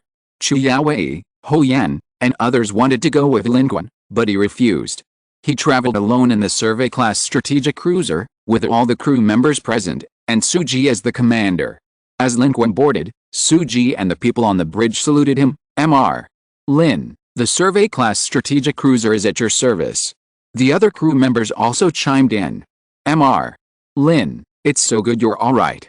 This time, we will serve you with all our might." They all knew their mission, to depart from the orbit of Blue Star, the 8th planet, and travel to the orbit of the 6th planet to participate in the battle between the British and the explorer civilization. Of course, whether or not they would actually participate was up to Lin Qun to decide. On the bridge, there was also a special passenger, Papu. It volunteered to participate, and Lin Qun guessed it wanted to make a name for itself in front of him. After all, its position among its own kind was now quite awkward, and it was an important link between the Yunbei civilization and human civilization. Cultivating a good relationship with Lin Qun would not only benefit its own survival but also help it gain a foothold in its own weasel wolf pack. Lin Qun, meanwhile, had arrived on the bridge. His personal terminal was flashing as he browsed the intelligence about the British race transmitted by ELD. This was a group of life forms that resembled stick insects, somewhat like an envoy from the 3rd Cantilever Overlord fleet that Lin Qun had once killed, but they seemed different. They only looked similar, their life forms were very different. Their biotechnology was highly advanced, their civilization strength was very high, they had experienced other civilization battlefields, and they possessed a large number of contribution points. This was why they were able to buy the orbital position of the 5th planet in the 2nd-level civilization battlefield before it even began. And their lives were orderly, following specific laws, that is, each life form was predetermined to do something before birth. This was not a division of labor in terms of tasks, but rather programming in their genes. Before birth, they were genetically programmed to specifically cultivate the life forms of their civilization, making them inherently suited for growth in this field. Of course, the explorer civilization didn't possess much information about the British. After all, they were also the ones being attacked. And so, Lin Qun set sail aboard a survey-class strategic cruiser, guided by the explorer civilization's warships from ELD. The starry sky was rushing towards them. Meanwhile, on the explorer civilization's planetary location, they were engaged in battle with the British civilization. The British's 9 warships were hundreds of thousands of kilometers away, constantly exchanging fire with the explorer civilization's fleet. On the explorer civilization's side, several massive craters visible even from space had appeared on their participating planet, and all their fleets had taken to the skies, attempting to encircle the British fleet on a larger scale. This appeared to be a counterattack, But every explorer civilization understood that it was buying time to prevent their homeland from suffering even greater damage. Meanwhile, the British's source energy class forces were controlling the battlefield. The explorer civilization's two source energy levels are barely managing to hold their own, which is key to the stalemate. If the source energy levels are defeated, unless both sides perish, the surviving source energy level will completely reverse the situation. Of course, if one side can destroy the other's fleet beforehand, even a victory for the source energy level will be a defeat. Every explorer civilization knows they are on the edge of a precipice. The explorer civilization has 3 fleets, consisting of 3 giant triangular ships. Each giant triangular ship can hold up to 333 wedge-shaped fighters, but currently, they only have 2 intact triangular warships on the battlefield. One of these warships was attacked by the British during its ascent from the originating planet, losing most of its wedge-shaped fighters. The remaining 100 or so fighters are now scattered, surrounding the 2 giant triangular ships, engaging in close combat with the British's 9 warships. Outside this battlefield, a curtain lowered by the British acts as a shield, isolating the war from other civilizations. On one of the triangular behemoths, Maya was present. It gazed upon the battlefield. News from Blue Star had arrived. My lord, Eld has sent a message that humanity has dispatched a spaceship, following our aircraft, and will enter the range of the British barrier, soon to rendezvous with us. At that moment, light flickered before Maya, revealing another figure, also a being from the explorer civilization, tall and strong, another source energy level being from their civilization, named Tus. Maya was a source energy level 3 powerhouse, while Tus was a source energy level 4 powerhouse. These two were the 2 source energy level beings possessed by the explorer civilization. Tus bore a shocking scar on its face, almost tearing apart its only eye, the sole remaining eye of the explorer civilization's being. It said, "I've also received news. Humanity has only dispatched 1 spaceship. Is their high-level source energy being really inside?" While they conversed here, their powers continued to clash in space, the 2 of them joining forces against the power of the British source energy level 6 powerhouse. However, neither side's source energy level forces seemed to have engaged in a high-intensity battle. So far, their clashes appeared more like a standoff and probing. The real, fierce fighting was between the lower fleets. However, the explorer civilization's fleet had suffered considerable losses, while the British's 9 warships remained unscathed on the starry battlefield. The human civilization in the 8th planet's orbit doesn't have a formidable fleet either, Maya said, her gaze shifting. The image before her showed the location of the human warships in the 8th orbit, accelerating into warp. They sent a warship. It could only have brought source energy level beings. Toss asked, I mean, Maya, are you really sure they have source energy level beings, or even greater source energy level beings? Maya's gaze darkened. We'll know soon enough. At this moment, it wasn't just Maya and Toss discussing this. Many explorer civilization beings were also quietly discussing it within the explorer civilization's fleet, and even on the bridges of the 2 triangular behemoths they stood on. Confirmed news, the human civilization that swept through the orbit of the 8th planet has decided to help us. Do they really possess a great source energy level? The British do. Their great source energy level hasn't even been deployed, and we're already on the verge of collapse. Only a great source energy level can help us turn the tide. The British are being watched by the participating civilizations in the 4th orbit. Even if they have a great source energy level, they dare not leave their planet. If they dare leave, they're finished. They can bully us, but they're no match for the participants in the 4th orbit. With a great source energy level present, the other side is somewhat wary. Without it, they're doomed. It's said that humanity only sent 1 warship. Can humanity really be trusted? Do our leaders have other plans, or do they genuinely want to cooperate with humanity? Although Lord Maya went personally last time, no one actually saw this human civilization's great source energy level. Do they really possess a great source energy level? Judging from their momentum, it seems so. Only a great source energy level doesn't need a fleet. A lone ship is heading towards our location. I don't think so. Our high-ranking officials and source energy level beings would never bet on other civilizations. We haven't withdrawn, we must have other means. I hope so. I hope they'll help us. Otherwise, we're doomed to defeat and can only retreat with regret. The lives of the explorers are lives too. Facing the current situation, it's impossible not to feel some fear. A powerful opponent lies ahead, their resistance is crumbling, and the opponent has yet to make a move. Under these circumstances, who can remain calm and confident? While the explorers are filled with tension, anticipation, and unease, behind them, in a safe location within the explorer's front, the warp jump is complete. Eld's small explorer spaceship takes off first, followed by the dark, cold, refracting survey-class strategic cruiser. Although humanity's own technology has always been subpar, the survey-class strategic cruiser, a warship Lin Qun obtained through a gacha draw, boasts a level of technology and design no less than the explorer's warships on the battlefield. Emerging majestically, it truly resembles a source energy-level vessel. At this moment, inside the survey-class strategic cruiser, Mr. Lin, we've passed through the curtain. This technology is incredible. They seem to have created a transparent membrane on this battlefield. This membrane absorbs the radiation inside, and they seem to be able to program it to re-emit the absorbed radiation and light in the way the British civilization needs.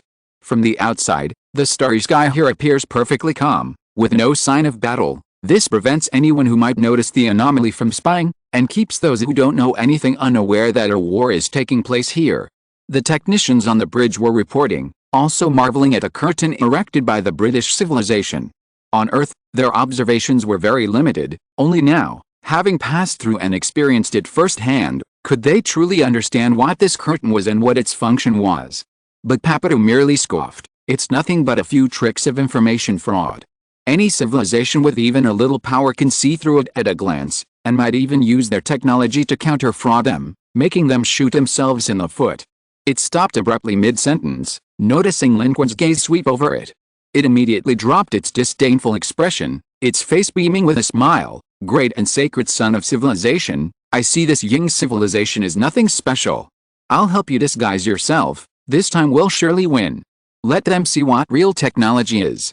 To demonstrate their loyalty, Papadu brought a batch of special equipment manufactured by their Yunbei civilization, claiming it could help Lin Qun disguise his identity as a great source energy level being. The existence of this equipment had never been reported by the Yunbei civilization's life forms. Papadu claimed it was something they had just hastily produced specifically for Lin Qun. Lin Qun was somewhat skeptical, but Liu Rui and the others who had been observing these Yunbei civilization life forms hadn't seen it either. However, Lin Qun gave Papadu a deep look. The longer time passed, the more he felt that these weasel-like beings weren't as simple as they seemed. Although their own spaceships were dilapidated, and their individual civilizations didn't look particularly impressive, they seemed to be desperately hiding something, possessing advanced technology and knowledge quite different from what they outwardly displayed. This contrast made it even more suspicious. However, the weasel-like beings remained tight-lipped about this. Even a simple touch couldn't get them to talk. Perhaps. Lin Qun regained his composure. He knew this wasn't the time to think about such things, because they had already ventured deep into the lion's den. Passing through the enormous curtain laid out by the Yingzhou civilization, the battlefield of the sixth orbital planet loomed before them. Lin Qun looked up, his pupils illuminated by the streaks of light. He saw enormous warships floating in the interstellar space, and rainbow-like streaks of light flashing between them. These streaks of light seemed to be bridges between the warships, connecting them over distances of tens of thousands of kilometers, forming magnificent yet silent space cities. But they were not real bridges. Each flashing streak of light was a deadly blow. The Explorer civilization fleet was engaged in fierce combat with a British civilization fleet, their battlefield situated on a three-layered space plane. These three layers were distinguished according to a material coordinate system. The first layer, at the bottom, was the location of the Explorer civilization's planet. The enormous planet was no longer what humans had previously observed. Its surface was crimson red, and according to detection, terrifying waves of fire were churning on the ground, with multiple large craters appearing on the planet's surface. Above the first layer of planar planets lies the second layer of war space, the battleground where fleets clash. The Explorer civilization's fleet and the British fleet engage in a fierce battle at a distance of tens of thousands of kilometers. Various conventional and bizarre weapons fly erratically through the space. Sometimes the Explorer civilization's fleet attacks, sometimes the British fleet does, but each attack results only in the destruction of the Explorer civilization's warships. Their wreckage is scattered across the starry sky, a scene of utter carnage. Above this second layer of war space lies a clearly defined third layer of source energy clash space. This is where the two source energy levels of the explorer civilization clash with the source energy level of the British civilization. Their physical forms do not engage, their power merely stirs up the dark energy in the space, displaying bizarre and colorful hues. They clash at a higher spatial level, their rules colliding, appearing magnificent and dreamlike, yet extremely dangerous. An ordinary life form stepping into this space would be swept into the triple wave of source energy power and torn to pieces. However, they all avoid their own fleet's battlefield, engaging in combat at a higher altitude. The vast and expansive starry sky made this division of the battlefield possible. Although Lin Qun wasn't a source energy user, he had fought against source energy level beings more than once, and now, as an evolved being, his strength and perception had greatly improved. Gazing at the space battlefield, he immediately discerned that the three source energy level beings weren't engaged in a life or death struggle. Their current confrontation resembled a protracted war of attrition. The truly intense battleground was the second layer of the battlefield, where the two warships, seemingly separated by a great distance, were exchanging fire at each other. Chapter 531 You think I'm not at the great source energy level? Great and sacred son of civilization, should I prepare a disguise for you now? Trust me, my technology will absolutely guarantee they'll think you're a high-level source energy being. Papadu couldn't help but speak as the massive battlefield loomed before them. At that very moment, three source energy level auras swept in simultaneously. These were the two source energy level beings from the explorer civilization and the sixth rank source energy being from the British civilization. The sudden entry of human ships into the battlefield would instantly attract attention from all sides. The curtain, erected by the British civilization, naturally knew of humanity's arrival. Suji warned, "The curtain completely blocks our signal. This curtain is extremely sophisticated, beyond our current technological capabilities. Here, we will lose contact with the Blue Star." Lin Qun nodded. He had anticipated this before coming, but it didn't matter. With a major battle raging here, Blue Star was safe, as the main forces of several civilizations were here. As for the lurking Ice Energy Clan fleet, they assumed Blue Star possessed source energy level beings. How dare they attack Blue Star? Even if they did attack, these defeated generals were no longer as strong as before, and the Blue Star fleet and powerful figures like Chu Yaowei were not to be underestimated. Blue Star was safe, which was why Lin Qun dared to come here and play the empty city ploy. Before the three auras arrived, Lin Qun had already put on the bronze mask, and his aura vanished instantly, making him indistinguishable from an ordinary person. The three source energy level auras arrived quickly, intertwined with each other, and then retreated simultaneously. In the eyes of Suji and the others, nothing had happened. They hadn't noticed a thing. Only Lin Qun knew that just now, these three source energy level auras had swept across the entire survey-class strategic cruiser, and then they had fought. The two source energy level auras of the explorer civilization fiercely attacked the source energy level aura of the British civilization. Therefore, all three auras retreated simultaneously. Lin Qun sensed these three auras. The two source energy level auras of the explorer civilization were very similar, possessing a strange, square, and regular sense of order. The power of the two individuals could also achieve a certain synergy at the power level, demonstrating an ability where 1 + 1 is greater than 2. However, the combined aura of the two individuals was only comparable in strength to the third aura of the British civilization's source energy level. That third aura, originating from the British source energy level, was completely different from the aura of the explorer civilization's source energy level, exuding a vigorous sense of vitality. It seemed that if it so desired, wherever its aura passed, it could transform the entire survey-class strategic cruiser into a vast expanse of life. Everyone would be killed overnight. But this scene did not occur, not because it did not want to, but because it was blocked by two other source energy level entities from the explorer civilization. Its power was not unleashed, and it was forced to engage in a fierce battle with the two explorer civilization source energy level entities, quickly retreating. Just then, Lin Qun answered Papadu's earlier words, "No need. No aura is the most powerful aura. Suji, the warship continues forward, we're entering the battlefield." At this moment, the three source energy level auras, entangled, quickly reversed and returned to the third layer of the spatial battlefield. Meanwhile, inside the triangular giant ship, "Did you sense him?" Tus asked. Maya frowned. "No, there's nothing on the entire ship. It seems to be full of low-level life forms." Tus said, A great source energy level can't hide if it wants to. Tell me, is there really a great source energy level on this human ship, or not? There's no need to guess. Now that he's here, we'll know whether there's a great source energy level or not once he makes a move. Maya looked at the communications officer on the bridge and said, "Connect me to the human warships. We need to ask their great source energy level to intervene." Meanwhile, in the British fleet, 9 warships, looking exactly alike, and indeed, that's their function. The British fleet doesn't have a designated flagship. Every warship is identical, not for disguise, but simply because that's how it is. Their unique life forms and genetic technology allow them to build a complete network. The 9 warships are thus interconnected, each is a flagship, yet none of them are truly flagships. At this moment, the source energy level 6 powerhouse that the British race had deployed was located in the middle of the 9 British warships, on the 5th warship.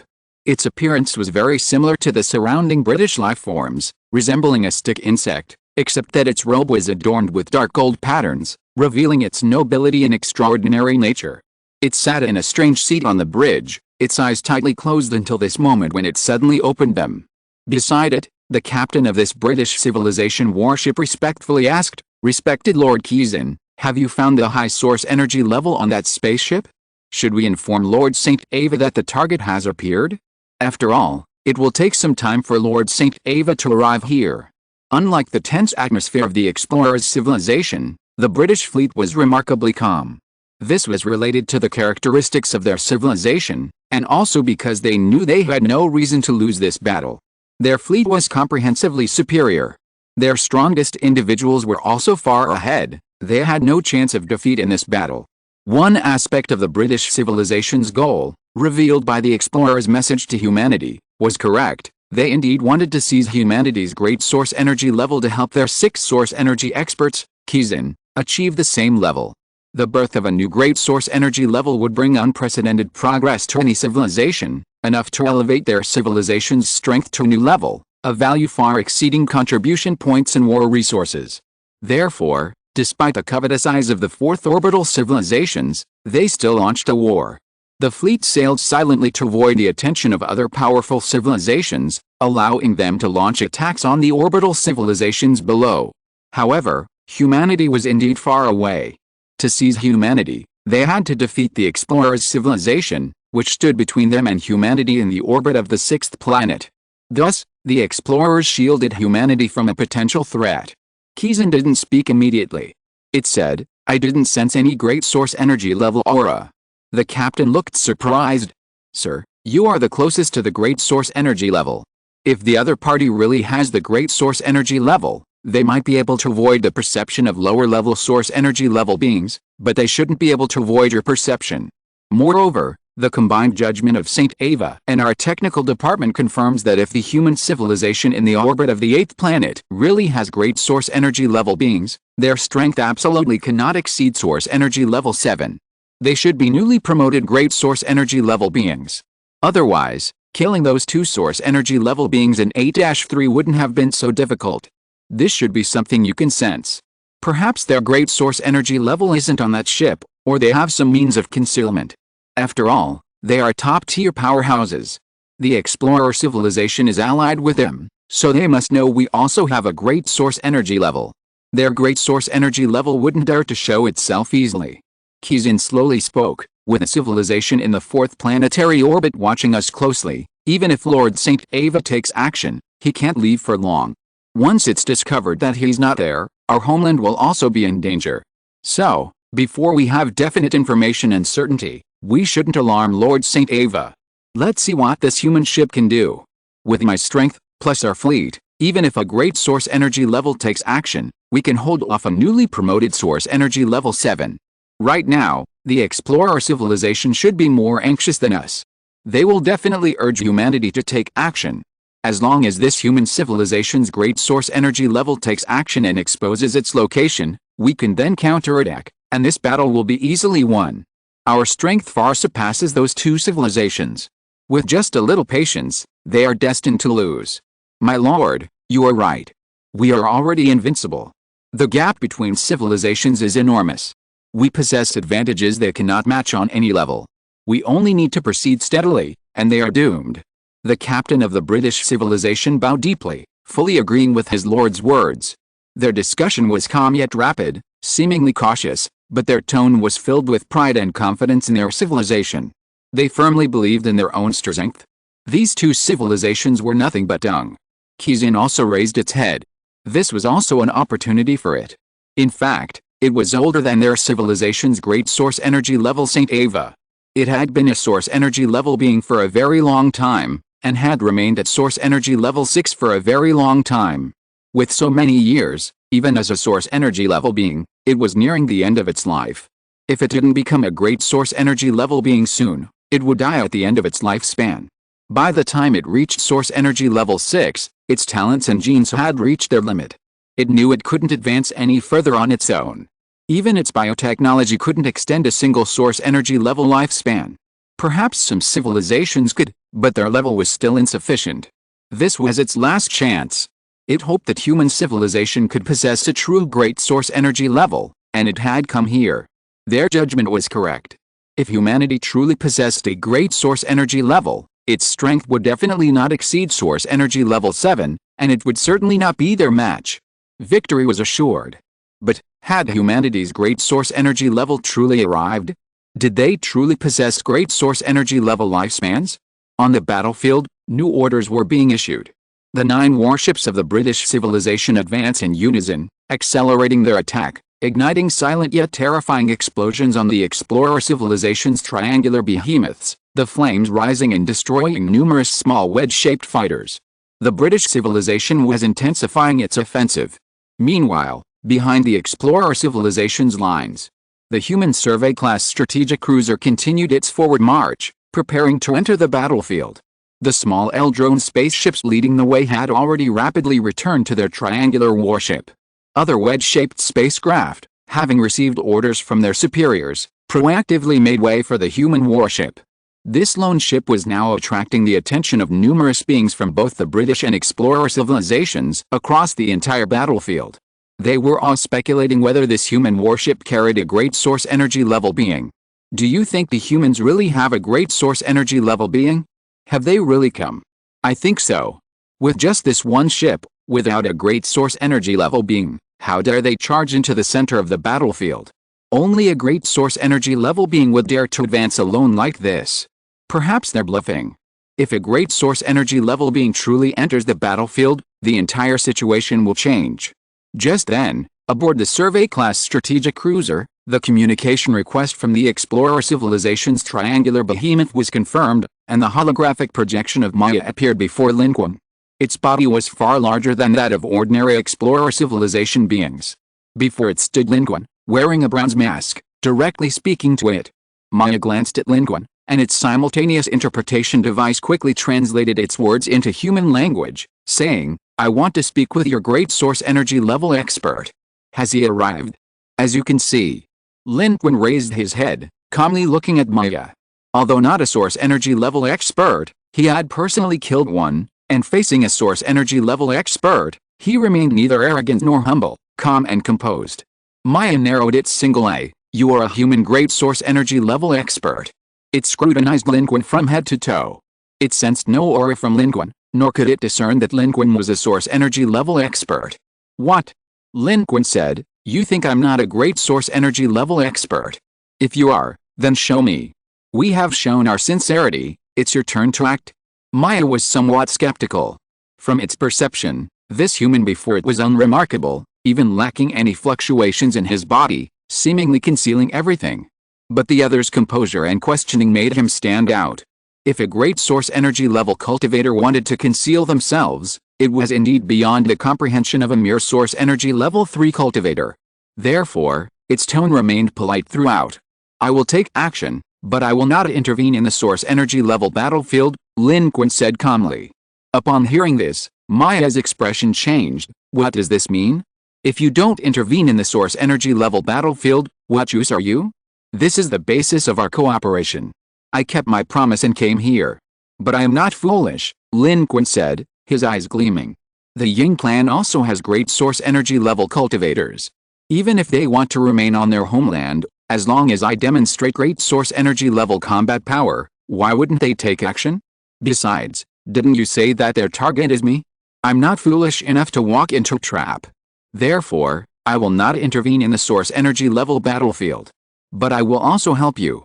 You continue to entangle with that British source energy level being, and I will help you clear out their fleet, destroy the British fleet, cut off that source energy level being's retreat, make them think I'm not here at all, and then launch a surprise attack to swiftly kill the British source energy level being.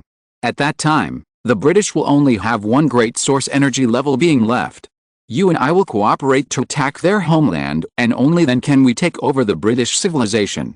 This is my plan. You can listen or not. If you listen, I will take action. If you don't, I will leave now. If you think I've broken my promise, then you can try to stop me. Then you can see for yourselves whether I am truly a great source energy level being. Lin Qun's words were extremely forceful, completely disregarding the explorers' civilization and their two source energy level beings. On the bridge, Suji and the others listened, breaking out in a cold sweat. Only they knew that Lin Qun wasn't a great source energy level being, and they weren't even at that level. If the explorers' civilization attacked them with all their might, a retaliatory attack from the two source energy level beings could mean certain death. Especially now, Lin Qun no longer possessed the complete immortal execution sword. He couldn't possibly be a match for two source energy level beings. Therefore, even Suji instinctively held her breath, watching Lin Qun's back, not daring to utter a word. Papandu, however, in the corner, smiled, seemingly without any tension. But Lin Qun remained unmoved. He was certain that the explorer's source energy level beings wouldn't refuse him. He had observed the battlefield situation, and his proposal was advantageous to the explorers. Chapter 532. That was just an evolved being. Lin Qun's words, delivered through a simultaneous interpretation device, reached my ears in the language of their explorer civilization. However, it didn't immediately reply, falling into a moment of silence. This wasn't just it contemplating, but also a rapid communication with Tus and the others. Meanwhile, Lin Qun, aboard the survey-class strategic cruiser, didn't end the communication either, standing there awaiting the explorer civilization's response. Lin Qun believed the final outcome would be as he predicted. He was no longer the clueless idiot who had just emerged from the level 3 civilization battlefield and blindly plunged into the interstellar battlefield. He could clearly see the true situation of the three-tiered spatial battlefield. Neither side was willing to fight to the death, merely restricting each other, preventing them from escaping the top-level battlefield. The battle was being fought among the fleets below, and the outcome would be decided within the fleets. If the two triangular behemoths of the explorer civilization are destroyed, then the 9 warships of the British civilization will advance unimpeded, annihilating the explorer civilization's planet and all the explorer civilization participants there. At that point, the remaining 2 source energy level units of the explorer civilization will naturally have nowhere to escape. This is similar to what the 2 source energy level units of the 8th dwarf planet tried to do to the human source energy level, luring them away, destroying their stronghold, leaving them with nowhere to go and nowhere to retreat. Even if you are a source energy level unit, in this limited space of a level 2 civilization battlefield, without the support of your stronghold, you will ultimately face certain death. On the other hand, if the explorer civilization's fleet wins and the British civilization's fleet suffers a major defeat, then it will be the British civilization's source energy level units that must retreat. Without the support of their fleet, in space, before reaching the great source energy level, they will also be at a loss, and may even lose the possibility of returning to their own planet, greatly increasing the risk. Source-level civilizations represent a formidable fighting force on the interstellar battlefield, yet they cannot escape the inherent limitations of the vast universe. No matter how powerful, they require support, whether it's a fleet or a home planet. Even large-scale source-level civilizations are constrained by these ironclad conditions on the expansive cosmic battlefield. However, the preciousness of source-level civilizations is undeniable. Reaching such a level is no easy feat, and they certainly don't want to risk their lives lightly. The current standoff between 2 civilizations and 3 source-level civilizations exemplifies this. Upon arriving here and observing these 3 layers of spatial battlefield, Lin Qun understood. The explorer civilization wasn't seeking an alliance with humanity's large-scale source-level civilizations, rather, they wanted them to draw the firepower of the British civilization, using humanity's large-scale source-level civilizations as their vanguard to withstand the pressure. But they were wrong. Lin Qun wasn't stupid, nor was he a great source energy level being. He immediately grasped the situation of the war and therefore stated directly that he wouldn't intervene in the source energy level battlefield, but rather target the enemy fleet. If the fleet won, the outcome would be the same. This was advantageous to the explorer civilization. They wouldn't refuse, otherwise they could only watch Lin Qun leave. This was also advantageous to Lin Qun. First, he wasn't a great source energy level being. Intervening in someone else's source energy level battlefield would be extremely foolish. Second, he came to buy time and fish in troubled waters. Fighting source energy level beings would only yield 1 or 2 contribution points, but if he could break into their fleet, it wouldn't be as simple as just 1 or 2 contribution points. Harvesting contribution points, that was Lin Qun's goal. He didn't care who lived or died between the British and explorer civilizations. His statement, of course, had its own purpose. Maya didn't keep Lin Qun waiting long. They seemed to have made a quick decision, saying directly, "All right, we approve of your plan. We will block that source energy level 6 of the British civilization for you.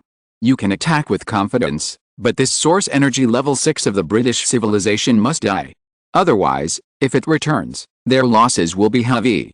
If they become enraged and return with their great source energy levels to retaliate, even with us combined, you might not be their match." Of course, Lin Qun immediately replied, "Now that it's here, we can't let it leave. If we kill it, the British will only have 1 great source energy level left. How dare they confront our 2 civilizations, which have at least 5 source energy levels?" This was exactly what Lin Qun was waiting for. Kill the British source energy level 6? Lin Qun had no such plan. It would be a thankless task. His goal was simply to collect a batch of contribution points and escape. But if he attacked their fleet, how could the British source energy levels possibly agree? They would definitely attack him.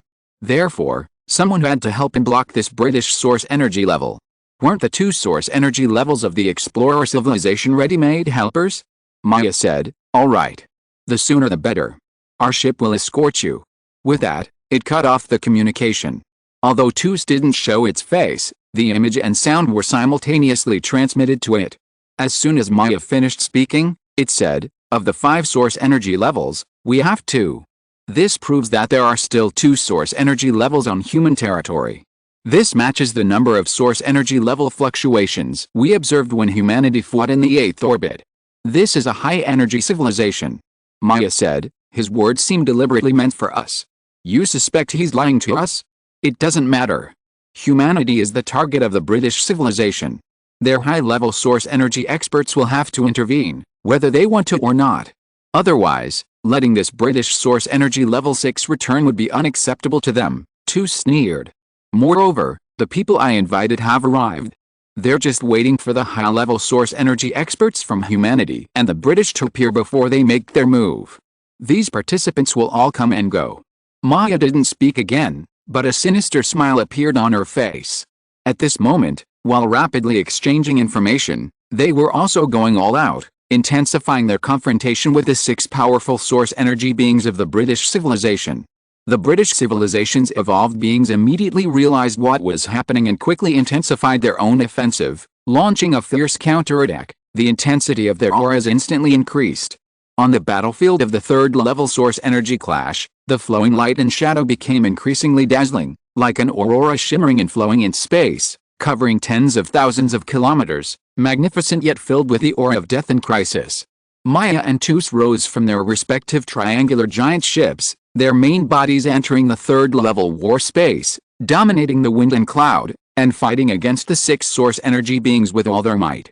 At this moment, their actions were genuine. They wanted to eliminate the British civilization and also see what kind of strength humanity's great source energy level truly possessed.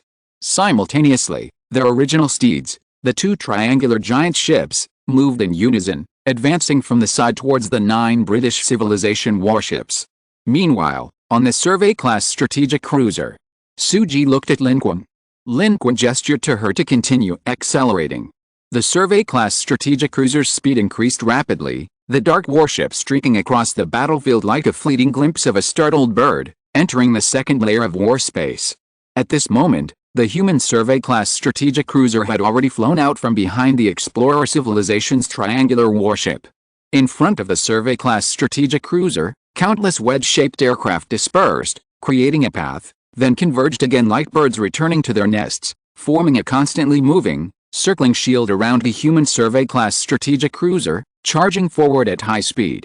These wedge-shaped aircraft were precisely deployed to protect the survey-class strategic cruiser.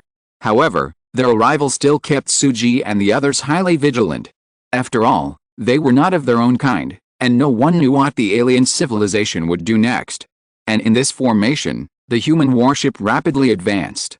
This survey-class strategic cruiser was currently the fastest and most powerful warship in human civilization's possession, charging forward relentlessly into the battlefield.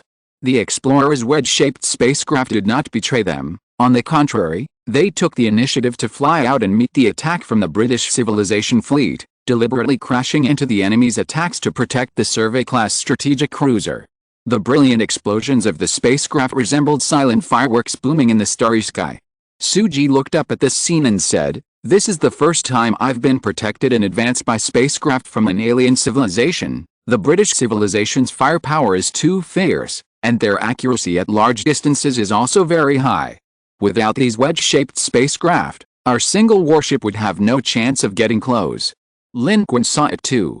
The British civilization's fleet was technologically advanced. 3 of their 9 warships concentrated their firepower to intercept them, achieving astonishing precision despite the distance of tens of thousands of kilometers. The movements of the human and explorer civilizations had already put the British civilization on edge.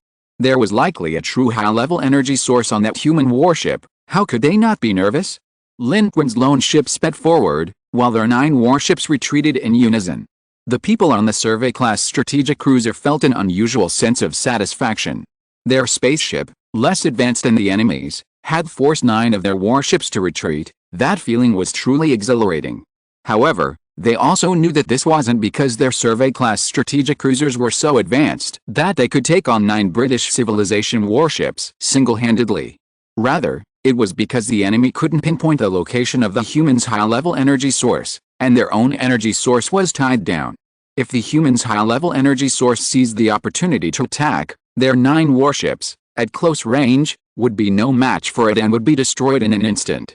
That would fulfill the plan of both humanity and the explorer civilization. At this moment, their lone ship was like a super bomb on the battlefield, protected by the explorer civilization's fleet and feared by the British civilization's fleet.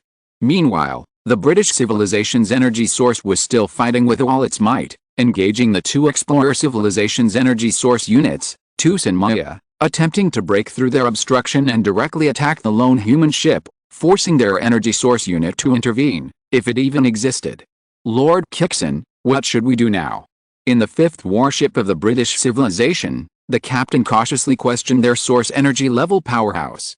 But unlike before, Kixon was deeply engaged in the exchange, and after several seconds, he replied, "They want to join forces to destroy our fleet. Don't let that lone human ship get close, and at the same time maintain a safe distance and a vigilant perimeter. Be wary that this lone ship is just a smokescreen for that human's great source energy level powerhouse to attack us from another location. As long as we can maintain a safe distance and not give the other side's great source energy level powerhouse the opportunity to destroy our fleet, the longer we can delay, the more advantageous it will be for us. The explorer civilization and humanity want to use this lone ship to destroy our fleet, but that warship itself does not have this capability. Only the source energy level powerhouse can. But we need to find out whether their source energy level powerhouse is actually on that warship. By maintaining a safe distance, these 2 source energy level powerhouses from the explorer civilization cannot hold me off for too long. As long as I free up my hands to attack that lone human ship, that human great source energy level powerhouse, no matter where it is hiding, will have to make a move. And once it makes a move, from the shadows to the light, we're finished. My lord, I understand. As long as that human civilization's source energy level appears, we will be able to lock onto him. At that time, you and Lord St. Aver will join forces, and the opponent will have nowhere to escape. But right now, we are in the open while the enemy is in the dark, and it is inconvenient for us to take action. Instead, we are being threatened," said the captain of the British civilization. "I will pass on the order now." The human civilization's warships advanced rapidly, But the 9 British civilization warships retreated in unison, maintaining a distance of over 26,000 kilometers from the lone human ship.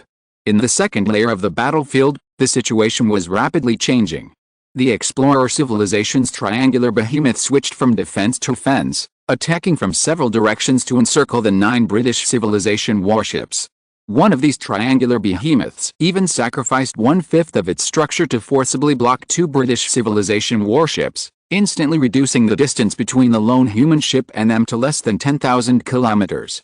Those were the 8th and 9th British civilization warships, located on the edge. Forced to close together, these 2 British civilization warships faced the swarming explorer civilization's fierce attacks back to back, yet remained as steadfast as rocks in the storm, continuing their orderly and stable breakout. The explorer civilization's warships are not a concern. Their technology is limited. Unless their main guns bombard them, they will find it difficult to penetrate our defenses. We need to be wary of that lone human ship. We must immediately create distance. That human ship likely carries a high-level energy source. A swarm of wedge-shaped ships advanced, closing the distance and engulfing the 2 British civilization warships like locusts, launching a frenzied attack. However, the 2 British civilization warships were extremely advanced. The dense attacks couldn't even penetrate their shields. One of the explorer civilization's evolved beings suddenly struck, delivering a devastating blow that pierced the shield and slammed into the armor of the 8th British civilization warship, remaining unmoved. Then, it was met with a barrage of heavy weapons from the British civilization warship and fled in panic, nearly killed. It only escaped with its life by opening a different dimension and retreating back to the triangular behemoth. Just then, Maya's message arrived directly: attack as soon as possible. This British energy source level 6 is fighting desperately, we can't hold it off. In the third layer of the battlefield, the aura of the British civilization's source energy 6, kicks in, rose majestically like a dragon, about to break free from the power shackles of the explorer civilization's 2 source energy levels. Meanwhile, in the second layer of the battlefield, as the 8th and 9th British warships continued to slow, the lone human ship pressed forward relentlessly, rapidly closing in. From the human survey-class strategic cruiser, a figure, as swift as lightning, flew towards the British civilization's 8th and 9th warships. The 2 British warships had been fighting desperately to break through. They disregarded the attacks of the explorer civilization's triangular behemoths, but were extremely tense and terrified by the rapidly approaching lone human ship. Seeing a figure emerge from the human warship, they were filled with horror and shock. However, he's here. Wait, the aura is wrong. Analysis shows this isn't a great source energy level being, it's just a human evolved being. How is this possible? Is this a great source energy level being in disguise? Impossible. Humans' maximum energy level is at most level 7. They might be able to fool our detectors at a distance, but at this close range, there's no mistake. This human life form is an evolved being. If you are listening to this novel on a channel other than Fanfic World, it means it was downloaded and re-uploaded without effort. We warmly invite you to visit our channel, Fanfic World. There you will find the original version of this story and many other novels of various genres. We look forward to seeing you dive into a world of incredible novels.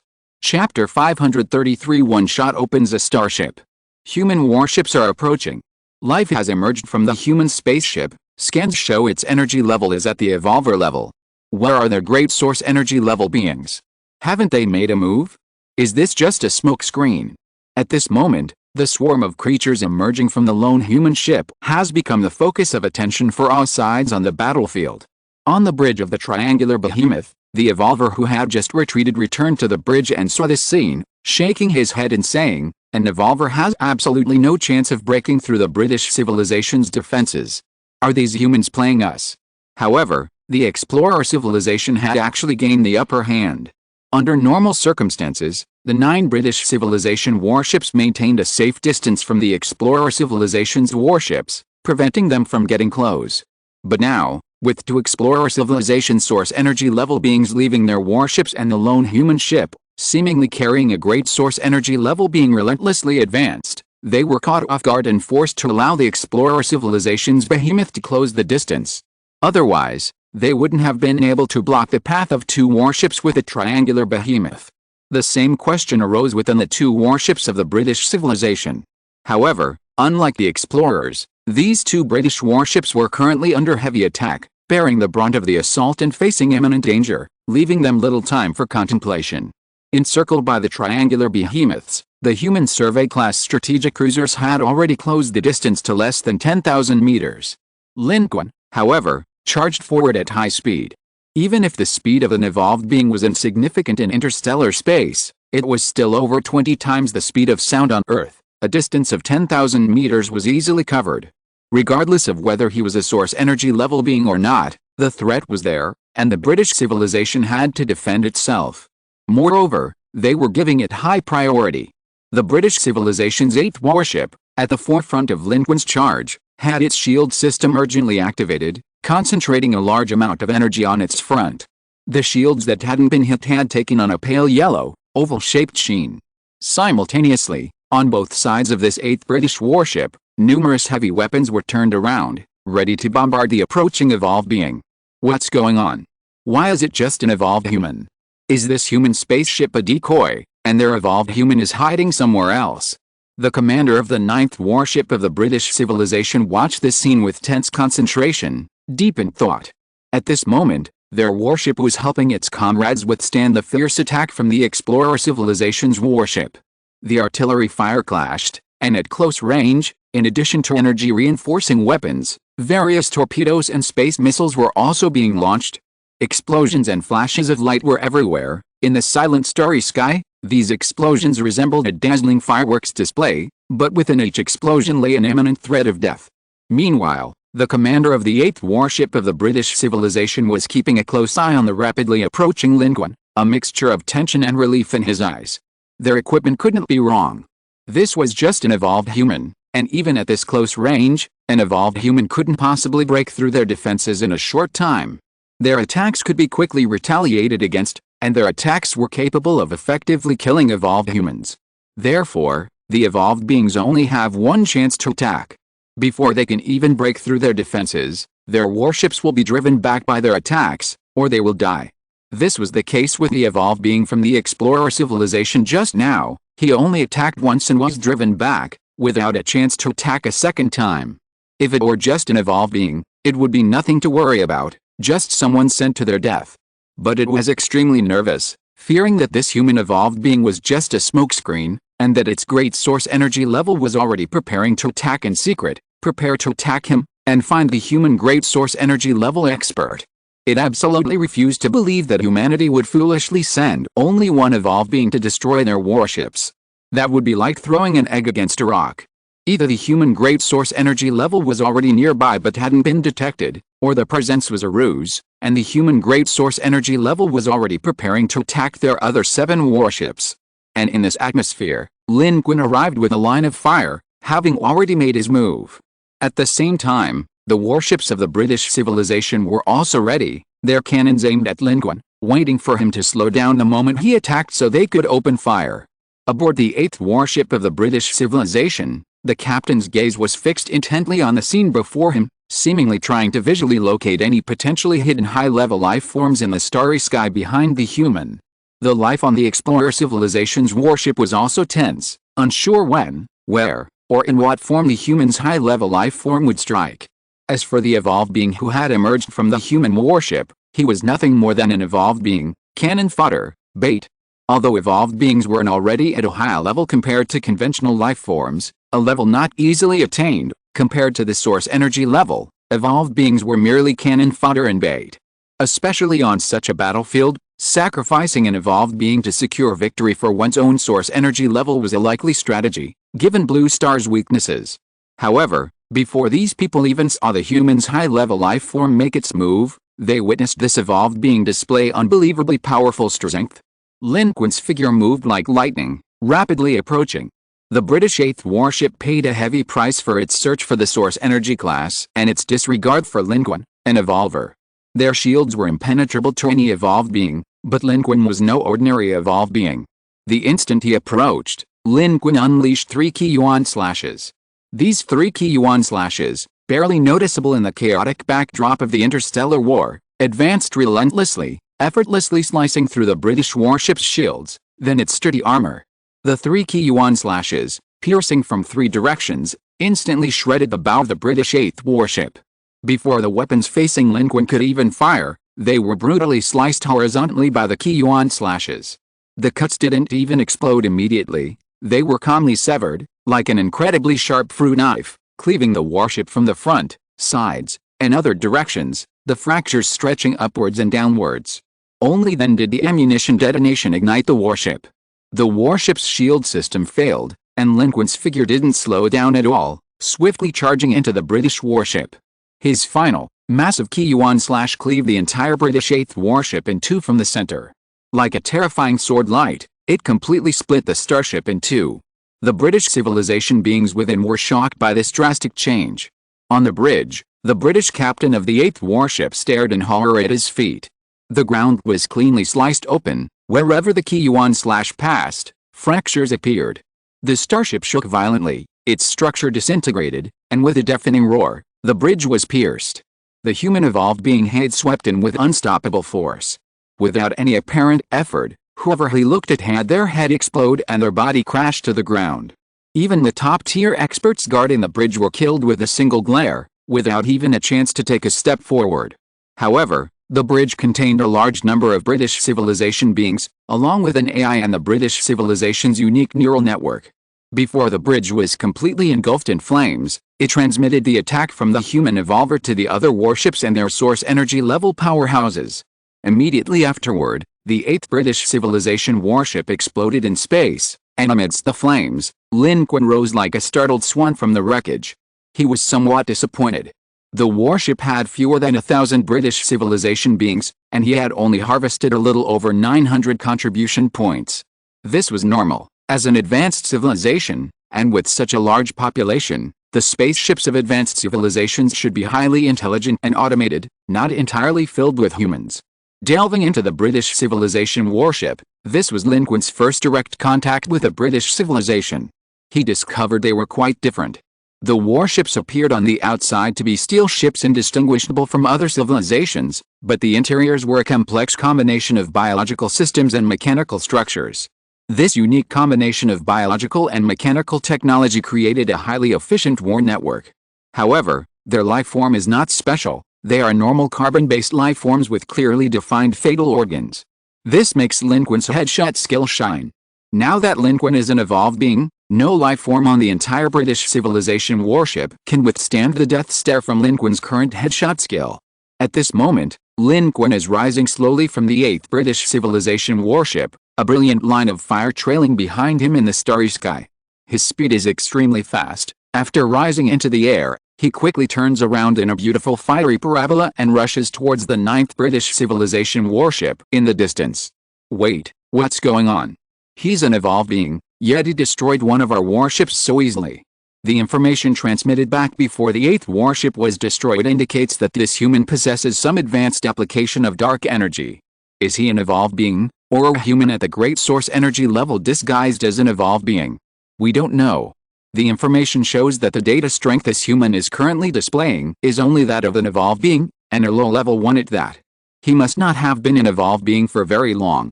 Damn it, he's coming towards us. Immediately continue transmitting our information upwards, we must create distance now. Inside the bridge of the 9th warship, still within the encirclement, the British civilization was filled with terror. They were waiting for the human at the great source energy level to make a move, but they never expected that the evolved human who flew out, whom they thought posed no significant threat, would so easily destroy one of their warships. And now, they were finally terrified. This evolved human who was rushing towards them at high speed was like a terrifying ghost in the starry sky, carrying deadly intent. This scene even surprised the life of the explorer civilization inside the triangular giant warship. The evolved being who had just spoken, the one who had been repelled by the British civilization, widened his single eye in the center of his large blue head in astonishment, exclaiming, "How is this possible? I couldn't even break through the British warships, and he actually." Meanwhile, the captain of the explorer civilization's triangular behemoth was concerned with a more macroscopic question: where exactly is humanity's great source energy level? Is this evolved being at the great source energy level of human civilization? Although everyone was astonished, as a spacefaring civilization, their operations on the battlefield did not slow down at all. The British civilization's 9th warship accelerated its breakout, but with only one warship remaining after 2 were lost, the breakout became even more difficult. The explorer civilization's triangular behemoth and numerous wedge-shaped fighters intercepted them with all their might, blocking them from Lin Qun's attack. Then, immediately afterward, a second flash of fire streaked across the battlefield. Lin Qun's divine eagle rose from a sea of fire. Beneath its feet, the British civilization's 9th warship transformed into a dazzling burst of sparks in space. Another batch of contribution points was credited. The other 7 British civilization warships were all shaken. This lone human ship was like a thunderclap. Though the great source energy level hadn't yet made a move, it had already stirred up the entire 3rd layer of the spatial battlefield on the 6th orbital planet. At this moment, Lin Qun was shrouded in a massive shadow. That was the giant warship of the explorer civilization, now moving behind Lin Qun. In front of Lin Qun, the human survey-class strategic cruiser was rapidly approaching. Inside this triangular behemoth, a large number of explorer civilization lifeforms, including the explorer civilization's evolved beings on board, were all staring intently at Lin Qun's retreating figure. What's going on? He destroyed another warship, but this efficiency is far from that of a great source energy level. His speed in destroying British civilization warships is far too slow. Is this evolved being a great source energy level human in disguise? Could it be that he's deliberately slowing down, wanting us to fight the British to the death? That's unrealistic. Right now, our 2 source energy level masters are intercepting that source energy level 6 of the British civilization. If it weren't for our interception, that source energy level 6 of the British civilization couldn't possibly have disguised himself. Do you think it's possible that this human civilization doesn't even have a great source energy level, or that their great source energy level didn't even arrive? Otherwise, why not strike swiftly now and sweep away the entire British civilization fleet? But this human evolved being is indeed unusually powerful. His energy level reaction is similar to that of a newly advanced evolved being, but the attack intensity he just displayed is practically that of a top-tier evolved being. Wait, look, didn't that human glance at us? That look, does he want to destroy our warships too? Inside the triangular behemoth, the beings of the explorer civilization exchanged bewildered glances, their expressions on the blue-skinned, one-eyed faces incredibly varied. Fortunately, to their relief, Lin Qun didn't attack them. He gave them a deep look, then turned and returned to the rapidly approaching survey-class strategic cruiser. Chapter 534 Why do I feel like they were deliberately stalling for time? Great and sacred son of civilization, your immense strength truly impresses me. Lin Qun had barely returned to the survey-class strategic cruiser when Papadu's eyes darted around, offering flattery. Unfortunately for him, Lin Qun only glanced at it before quickly moving to the bridge to keep up with the battlefield's developments. The explorer civilization lifeforms in the triangular behemoth's senses were correct. Lin Qun had indeed intended to attack them. But he didn't. If he did, he would be exposed and face pursuit from 3 source energy level beings. These 3 source energy level beings were all stronger than Ice Lord. Lin Qun was there to gain contribution points, not to seek death. 2 civilizations' fleets, 3 powerful source energy level beings, if they attacked together, even with his abilities, he would likely find it difficult to escape unscathed. Currently, the 2 British civilization warships had harvested a few thousand contribution points, which was still significantly faster than waiting for the normal leaderboard rewards. Lin Qun hadn't forgotten his purpose. Returning to his warship, he glanced at the situation and immediately ordered, "Accelerate to the limit. Charge towards their remaining 7 warships." Then, he turned to Papadu and said, "Your camouflage systems are ready to be used." At this moment, the lone human ship's actions once again surprised both civilizations on the battlefield. Because at this instant, the human ship's speed suddenly increased, like a bolt of lightning, directly passing the explorer civilization's triangular behemoth and rapidly approaching the remaining 7 British civilization warships. Simultaneously, on Lin Qun's survey-class strategic cruiser, Jinghuang displayed a powerful aura of high-level energy. This aura originated from the technology provided by Papadu and the others. Papadu said, "Great and sacred son of civilization, this device is an information deception device simulated based on data we collected from your actions on the frozen planet and the A3 dwarf planet. It can replicate your aura and intensity at that time, and after our adjustments, this aura is so realistic that unless a great source energy level being present on the battlefield, Ordinary source energy level life forms wouldn't be able to detect anything wrong, let alone deceive the detection equipment of these two civilizations. However, limited by our energy resources, we can only simulate this aura for half a minute. After half a minute, the energy of our current warship will be consumed. You should know what that means. As Papadu spoke, a hint of smugness shone in the weasel-like werewolf's large eyes. Half a minute is enough, Lin Qun replied, giving it a deep look. Because at this moment, just as Papadu had said, this aura was like a rainbow, seemingly real, and it gave the same feeling as the power Lin Qun had displayed with the immortal execution sword. And the effect was exactly as Papadu had described, perfectly matching Lin Qun's expectations.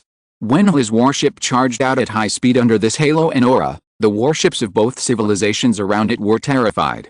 The Explorer civilization's wedge-shaped spacecraft, which had been circling the survey-class strategic cruiser, involuntarily parted to the sides, like waves rolling outwards. In the middle of these waves, the human survey-class strategic cruiser, dark and cold, emerged like a terrifying shark lurking in deep space. Ahead, the 7 warships of the British civilization retreated simultaneously, desperately trying to create distance. This reaction confirmed what Papadu had said. This momentary burst of aura had deceived everyone on the battlefield. Inside the British civilization warship, Lord Qun, their great source energy level is indeed in that warship. Does he want to devour our entire fleet? Inside the Explorer civilization's triangular behemoth, they really have a great source energy level, but why didn't they attack earlier? These alien civilizations were all shaken. At that moment, the fiery rain and war on the battlefield instantly fell silent. Only this one warship, a lone vessel, charged out at high speed, dominating the battlefield.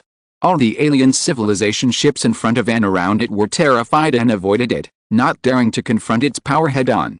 The space battlefield in the orbit of the 6th planet seemed to be divided at this moment. No one dared to stop this human warship. Inside the survey-class strategic cruiser, the human warriors on the bridge were both tense and excited.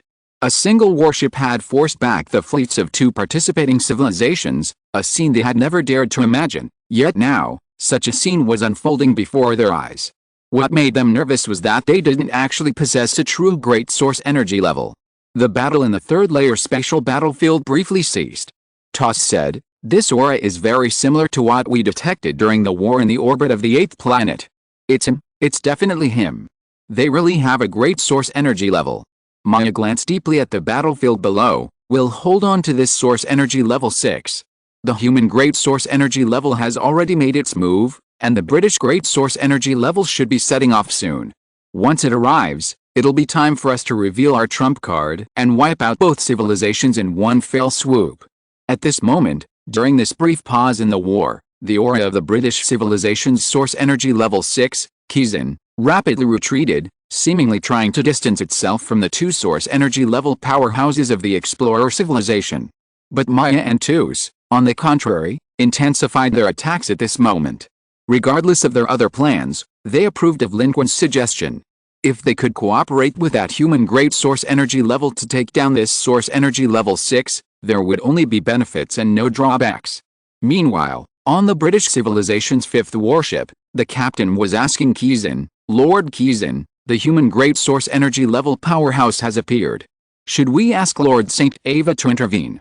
Its main body has not yet ascended to the 3rd layer of the war space, so it can make decisions here while fighting against the 2 source energy level civilizations of the Explorer civilization." But Qun is not in a hurry. It said, "This human has only revealed his aura and has not yet made a real move. We should prepare source energy level weapons and wait until he makes a real move and there are no more variables before asking St. Ava to take action. The direct beneficiary of killing this human's great source energy level is it, but as a veteran source energy level being of the British civilization, Qun can remain calm." Looking at the situation, it vaguely sensed something was amiss. The aura of a great source energy level is already visible, so why isn't that great source energy level making a move? Currently, although the British civilization's fleet is rapidly retreating, and because its performance is superior to the human warships, the distance between the 2 sides is continuously widening. The current distance is more than enough for a great source energy level to make a move. However, the human warship is advancing at high speed, its great source energy aura revealed, yet it hasn't made a move. Is it wary of its own great source energy level counterattacking it? Or is there another problem? Qin doesn't know. But it can wait. Although they have lost 2 warships, the British civilization's technology and strength are still superior to the human and explorer civilizations. It believes in its own strength and its fleet. Even facing a great source energy level, it can hold out for a while until their Saint Ava makes its move. Therefore, the situation was still unclear, and Qin did not choose to ask their Saint Ava to intervene, intending to observe further. However, it had made all preparations. In the confrontation with Maya and Tus, its forces proactively retreated, sacrificing their own 7 warships to stabilize the situation and prevent them from being instantly overwhelmed by the enemy's attack. Because, as things stood, the plan of the human and explorer civilization was clear: destroy its fleet and then kill it. The current state of the battle made this situation very clear. The more this was the case, the less Qin could afford to lose its fleet. However, at this moment, the situation on the battlefield suddenly changed again. The high-level energy aura emanating from the human survey-class strategic cruiser abruptly disappeared less than half a minute after the lone human ship sped forward, dividing the battlefield, as if it had never existed. The energy aura on this lone ship once again returned to 0. In fact, the advanced monitoring system on the survey-class strategic cruiser could have lasted for another 10 seconds, but Lin Qun stopped it immediately. At the same time, he also ordered Suji to slow down. While others were observing them, Lin Qun was also observing the movements of these 2 alien civilizations, especially the 3 source energy level battlefields, which were crucial. Lin Qun had only 2 objectives for this trip: to collect contribution points and to buy time. Engaging with source energy level beings was not an option for him. Therefore, when he noticed that the vigorous aura of the British civilization's source energy level 6 suddenly began to contract, he knew that the other party was prepared to be attacked by a greater source energy level being. And the other party's greater source energy level being could also make a move at any time. Under such circumstances, Lin Qun didn't want to risk his life, so why show off? He immediately restrained himself and slowed down. I don't quite understand, Mr. Lin, what does this mean? Suji was somewhat bewildered by Lin Qun's actions. Of course, it's a feint. Lin Qun smiled faintly. Papadu, behind him, darted around, saying, Captain Su, you're not moving. What you see is a battle between fleets, but the Son of Civilization sees much more than that, a battle between source energy levels. Although I lack individual strength and can't sense the power pulse of the 3rd level source energy battlefield, Son of Civilization, if I'm not mistaken, the source energy level 6 forces of that British civilization are retreating, preparing to confront you, right? And you don't want to fight them. Right, Lin Qun replied briefly. Papadu's analysis was spot on. He added, moreover, it shouldn't be long before the explorer civilization's communication arrives. Less than 5 seconds after Lin Qun finished speaking, the explorer civilization's communication request came. Maya's figure appeared. It was still engaged in combat with Qin, but with Qizin's voluntary retreat, it had gained some free time. It appeared somewhat aggressive. Humans, what are you doing? We're ready to execute our plan. Slowing down now, aren't you just watching them escape? Our spaceships have limited capabilities, we can't catch up. Our great source energy class ships don't want to risk engaging. Lin Qun shrugged. This was an undeniable fact. The British civilization's warships were advanced and powerful. Even with a human survey-class strategic cruisers accelerating, they couldn't prevent the distance between them from widening. Lin Qun's 2 reasons were perfectly reasonable. Maya said, your great source energy class ships shouldn't have revealed their aura so early, you startled them. There's no other way, we lack experience in interstellar warfare. Maya glanced at Lin Qun. The humans of Blue Star were indeed technologically backward and lacked experience in interstellar warfare. But hearing Lin Qun offer 2 seemingly reasonable reasons, it felt a nameless fire rising within it. We can give your great source energy class ships a sufficiently fast warship. We don't trust you. Our great source energy class ships won't leave our warships.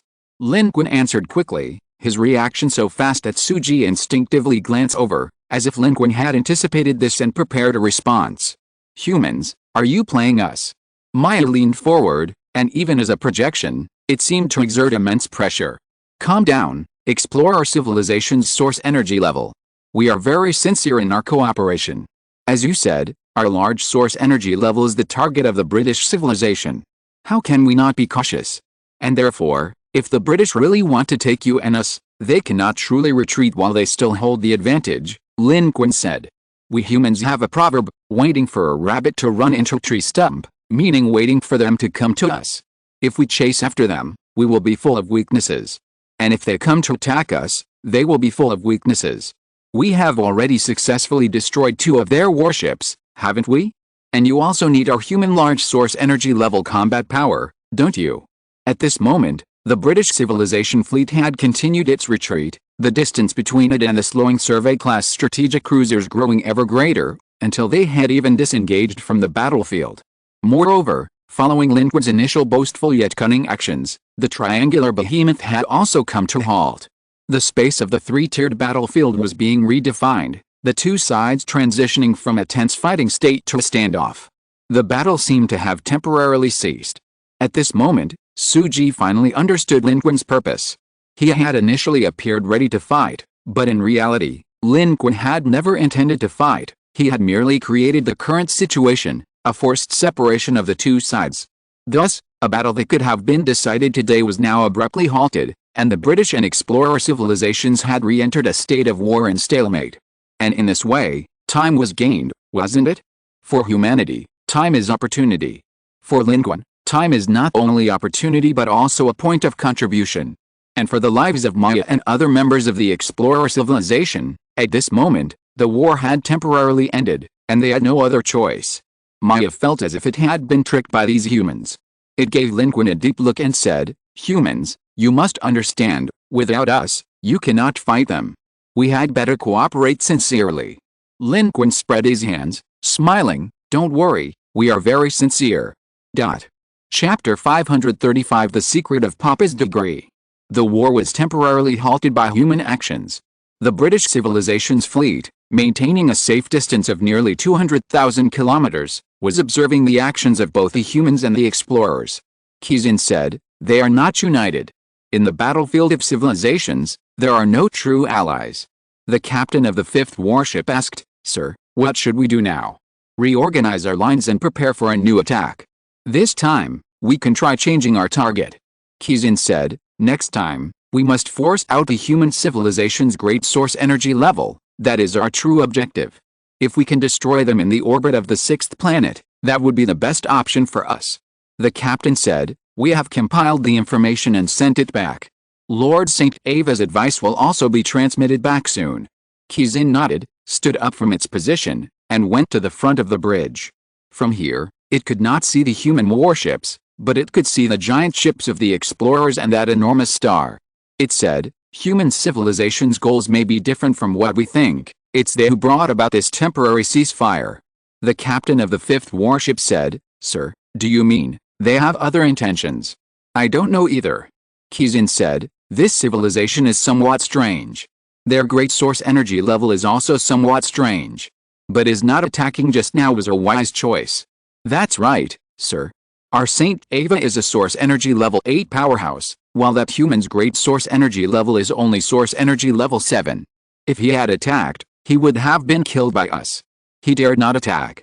The captain of the 5th warship clearly held their great source energy level powerhouse in extremely high esteem. "I hope so. Even if we have victory in our grasp, we should remain vigilant." Kizin said, "The fact that the humans and explorers refuse to leave means they believe they have a chance of winning." "Do you understand what that means?" "Of course I understand, sir. They are trying to turn the tables on us." The captain of the 5th warship lowered his head deeply. Meanwhile, the dark red outer ring of the 6th orbital planet. The explorer's fleet also contracted, shrinking from a full-scale battlefield deployment to a planet close to their backs. The planet served as a barrier for the fleet. "Damn it, they're playing us. We should have taken them out first." At this moment, communication with humanity ended, and Maya and Tus returned to their 2 triangular behemoths. They were each aboard their respective civilizations' warships, communicating via communication devices. Tus was extremely dissatisfied with the response from humanity. His anger was almost written on his face. Maya, however, remained unusually cold. "Calm down, Tus. Humanity seems to be trying to buy time. But this won't change the outcome. They and the British civilization will both be divided up by us. Humanity's actions were tantamount to betraying them, naturally enraging them. But who doesn't harbor ulterior motives? The explorers had never considered genuine cooperation. I know, I still have that much patience, Tu said slowly. I'm just afraid that big shot will get tired of it. Even if it gets tired of it, it won't be willing to give up so many contribution points. The contribution points of 2 participating civilizations, Maya said. If humans want to stall for time, then give them time. Anyway, the British civilization has already done what we wanted, believing that we are joining forces with a human civilization to try to turn the tide. They are completely unprepared for us. We are the ones who have the upper hand. Tuz looked at Maya in front of him, his eyes flickering. In fact, whether in terms of strength, age, or even status in his own civilization, he was superior to Maya. But when it came to cunning, he still had to listen to Maya, which made him somewhat uncomfortable. After a moment of silence, Tu said, we also need to be careful. After all, the other side is much stronger than us.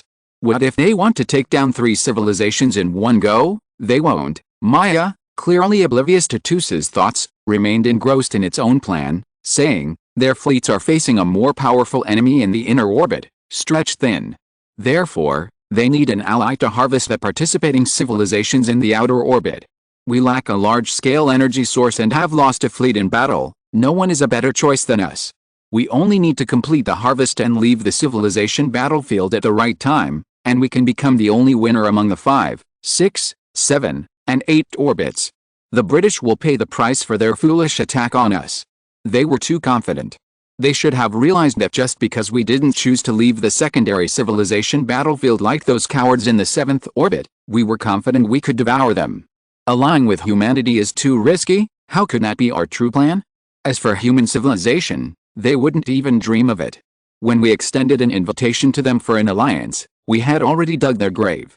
In the orbit of the 8th planet, they terrified me and made me flee in disgrace. I will make them pay with their blood. Maya's pupils reflected the undying starlight in the sky, which, in its eyes, seemed to be the blazing victory light of its civilization. Tuz only glanced at it deeply, saying nothing more. Their exchange ended abruptly. Maya deployed downwards, intending to lull humanity into a false sense of security while keeping a close watch on the human ship's movements. At this moment, the human reconnaissance-class strategic cruiser was docked behind their warship, its 2 triangular behemoths forming a natural shield.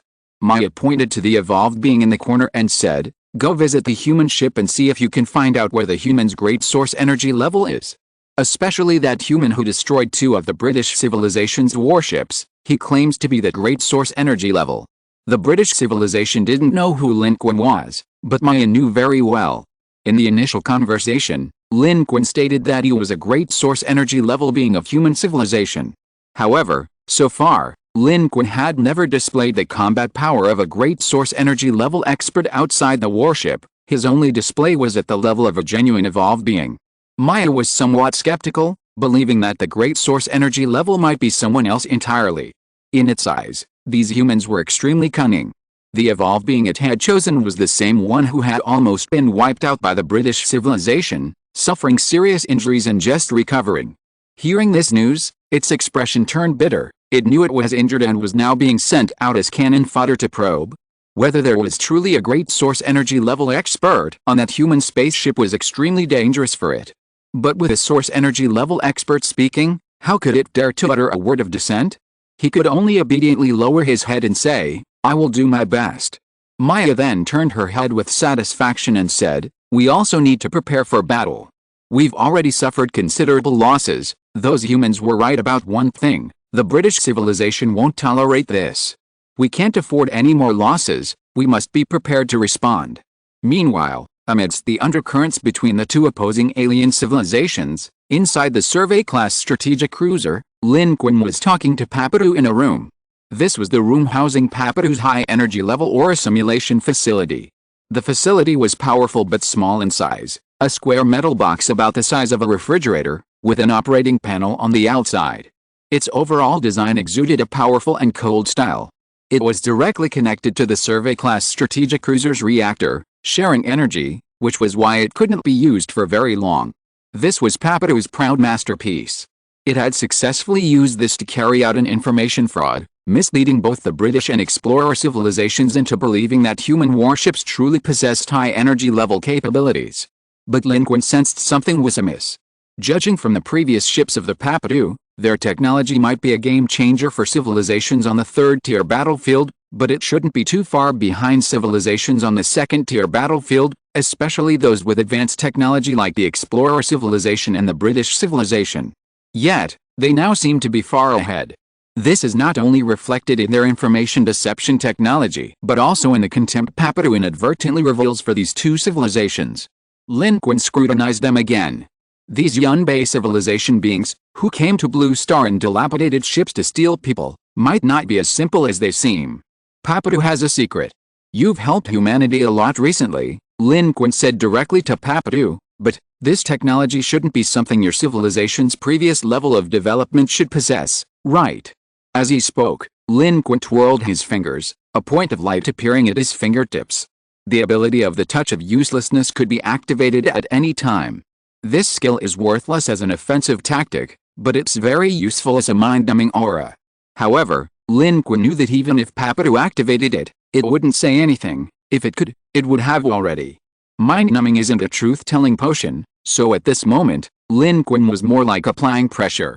Papadu looked at Lin Qun, a weasel-like smile that was both awkward and polite, and said, "Great and sacred son of civilization, nothing can be hidden from you. Please allow me to kiss your terrestrial organs to express my heartfelt submission and reverence. I'm asking you a question." Lin Qun stretched out a hand and pressed Papadu, who was about to pounce, back down, looking seriously into Papadu's eyes. "What exactly is your origin?" "We don't have any origin." Papadu sat on the stool behind it, its weasel tail swaying back and forth. It said, "I told you, we come from a powerful civilization, that's true. As for these technologies, of course, they belong to our civilization." Papadu had indeed said that, but almost everything it said about its civilization and fleet was a lie. Lin Qun looked at it seriously. Papadu's large, bright eyes met Lin Qun's. After a moment of silence, the smile on its face hardened, and it finally said, "Our civilization is truly not weak. We discovered this in a level 1 civilization battlefield ruin. We unearthed a treasure trove of a dominator-level civilization and acquired a lot of advanced technology. Dealing with the Yin clan and the explorer civilization is a piece of cake, isn't it?" Papadu rubbed its hands together and blinked. Lin Qun also looked at it. He didn't ask the foolish question, "If you had it, why didn't you show it sooner?" But he was still skeptical of Papadu's explanation. This answer seemed to make sense. After all, Papadu and its kind claimed to have never entered the civilization battlefield, yet they seemed to know a great deal about the civilization battlefield and even the existence of the children of civilization. Scavenging in the level 1 civilization battlefield might be the source of their extensive information. The Yunbei civilization beings were sometimes overly arrogant and proud, but they were still quite cunning. Papadu had secrets. How much of the information these Yunbei civilization beings had given about themselves since their capture was true and how much was false was a big question mark. Just then, Suji's communication request came through. "Mr. Lin, the explorer civilization has sent an ambassador of condolence. It wants to board our spaceship." The room was quiet, but Papadu heard it too. His cunning eyes darted around, and he immediately said, "They want to test whether we actually possess a great source energy level. Letting them in might expose our weakness, but not letting them in would make us seem even more guilty. Great and sacred son of civilization, what should we do now?" "Suji, let them on board, but only in the cargo hold." Lin Qun lowered his head, glancing at the ready-to-use useless touch skill in his hand, thinking that perhaps it might actually come in handy today. He immediately stood up and walked towards the cargo hold. Behind him, Papadu thought for a moment, then stood up and followed closely behind, saying, "Son of civilization, please rest assured, we will certainly do our utmost for you. All the technology we acquire will be offered to you, little by little." Lin Qun was already somewhat immune to this kind of flattery. He sent Papadu to the bridge while he went to the cargo hold. When he arrived, the group of ambassadors from the explorer civilization were already there, bringing considerable resources. The letting evolve being seemed somewhat nervous, and the Marines from the survey-class strategic cruiser were also present, watching these blue-skinned giants from the explorer civilization. They felt somewhat cramped on this human civilization warship, having to stand hunched over due to their height. Seeing Lin Qun appear only increased their tension. The leading evolved being recognized Lin Qun. He knew Lin Qun was the one who had swiftly destroyed 2 British civilization warships, and was also the one mentioned by Lord Maya, who claimed to be a human being of the great source energy level. Therefore, he was even more nervous. Upon seeing Lin Qun, he immediately adjusted his simultaneous interpretation device, preparing to speak. But just as he was about to open his mouth, he was suddenly horrified. Lin Qun, having just appeared in the cargo hold, had directly attacked them. Lin Qun raised his hand, and a burst of brilliant light shot out, enveloping the group. Damn it! I knew I shouldn't have come. To test a major energy level, wasn't that just suicide? This thought of complaint was the last conscious thought of this unfortunate evolver of the explorer civilization aboard humanity's survey-class strategic cruiser. Chapter 536 Run. Useless. 2 hours later. Inside the triangular behemoth. The towering Maya paced back and forth. Prostrate before him lay the evolved human who had just returned from the survey-class strategic cruiser. The human, trembling with terror, answered, I don't know what happened. I only remember that the human attacked as soon as he appeared, but I was unharmed. My memories of that human ship are chaotic and blurry, as if I suddenly lost my intelligence, as if I'd transformed from a sentient being into a mindless animal. Sir, I've never felt this way before. Even if I was injured, no ordinary person could affect me so easily. This human must be a great source energy level being. He must be a great source energy level being, with extraordinary abilities. That's why we all thought he wasn't. He's playing dumb to deceive us. This is a calculated move. The evolved being was somewhat incoherent. The past 2 hours had been a nightmare for it. It had gone there prepared for possible death, but the outcome was worse than that. The chaos and the feeling of losing its mind during those 2 hours had left its endocrine system in disarray. Most terrifyingly, it didn't know if the beings of human civilization had done anything to it during those 2 hours. When it looked up at the source energy level being before it, Maya was also coldly staring at it, her eyes flashing with contemplation. Are you sure? I'm sure, sir. Such methods are terrifying. I hope you can examine my body. I'm worried that the source energy level being did something to me. The evolved being cried out in fear. Maya, however, seemed not to hear the latter part of its sentence, its pacing finally halting. That human, could he really be their source energy level being? But, and the British civilization both. Meanwhile, aboard the survey-class strategic cruiser, Lin Qun had returned to the bridge. At this moment, danger lurked everywhere, enemy ships lined the area, and with human communication technology, they couldn't contact Blue Star. Although the crew were all battle-hardened warriors, they were bound to be tense in this situation. Lin Qun's presence here was the best reassurance for them. Seeing Lin Qun appear, Suji said, the blood samples we collected from those explorer civilization beings have been sealed by the onboard technical team. Once we return to Blue Star, this will be another valuable resource for us regarding extraterrestrial life. Lin Qun said, good. Has the British civilization fleet made any moves? Suji shook her head. Mr. Lin, do you think the British civilization will send another fleet to attack Blue Star? No. We're right here. If they dare to bypass us and attack, their own planet will be destroyed. Lin Qun said, they think we have a high-level energy source, so they value us. But both the British and the explorer civilization know that our Blue Star's technological strength is very poor, belonging to the bottom tier. Under such circumstances, they won't be willing to change their home. Yes, their planets are ecological planets in good orbits, so they are even more reluctant to give them up. Papadu chimed in. The star in the cloud pattern star system is much larger than the star in the Blue Star system, emitting more light and heat. The fifth planet orbit can still provide sufficient light and heat, allowing the British civilization's ecological planets to maintain a normal ecological environment in this alien star system without artificial means. They only need to influence their planets based on gravity to stay comfortably in the fifth planet orbit. This is the advantage bought with a lot of money. So, should we just wait now? Suji asked. Wait? Lin Qun gazed at the starry sky. The British civilization's warships were relatively small. They had retreated over 200,000 kilometers, and from this position, their fleet was no longer visible, only the vast starry sky. The curtain erected by the British civilization still remained, isolating this place from the outside battlefield. This was the designated battlefield, meaning the war was not yet over. And as Lin Qun said, They needed to wait now. For Lin Qun, each waiting period for the Blue Star human civilization ranking settlement cycle meant an extra few hundred points of income. For the entire Blue Star civilization, that could be tens of thousands of points. Civilization contribution points were accumulating, and some of these points would go to Lin Qun's followers. Neither the human civilization nor Lin Qun was as wealthy as the participating civilizations that had participated in multiple civilization battles. Even a few hundred contribution points were precious to the human civilization. And the value that contribution points could exert in Lin Qun's hands surpassed that of anyone else, even the alien participating civilizations, whose contribution point utilization efficiency was incomparable. Therefore, even just waiting was beneficial to humanity. As long as they were here, there were benefits. In the interstellar battlefield, the pace of time and warfare differs from that of a level 3 civilization battlefield on a planet.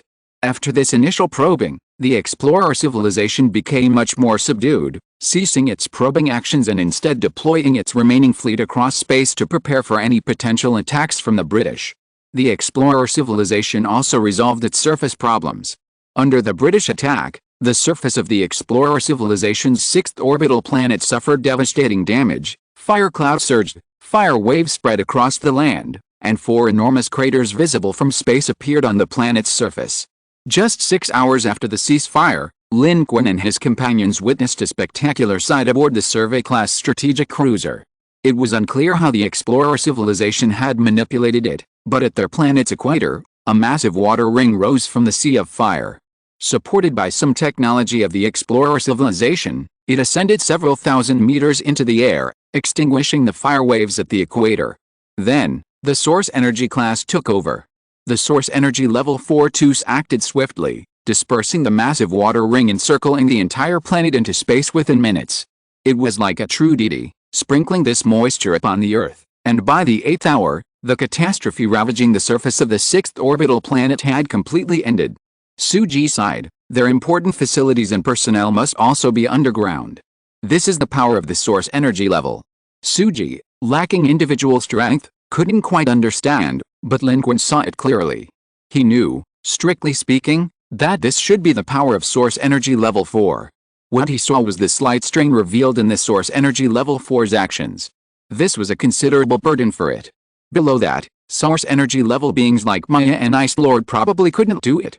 However, the intervention of a Source Energy Level being was indeed shocking, greatly increasing the speed at which the explorer civilization extinguished the flames on its own planet. It also brought considerable shock to humanity. Lin Qun also withdrew his gaze. Source Energy Level. This was Source Energy Level. Although he had killed several Source Energy Level beings, Lin Qun always knew very well what kind of strength a Source Energy Level being possessed.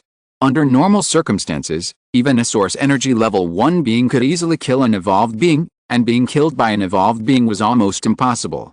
However, Lin Qun had too many cheat codes, all trump card skills from various fantasy worlds, which naturally allowed him to kill Source Energy Level beings, but the strength of Source Energy Level beings was never to be underestimated.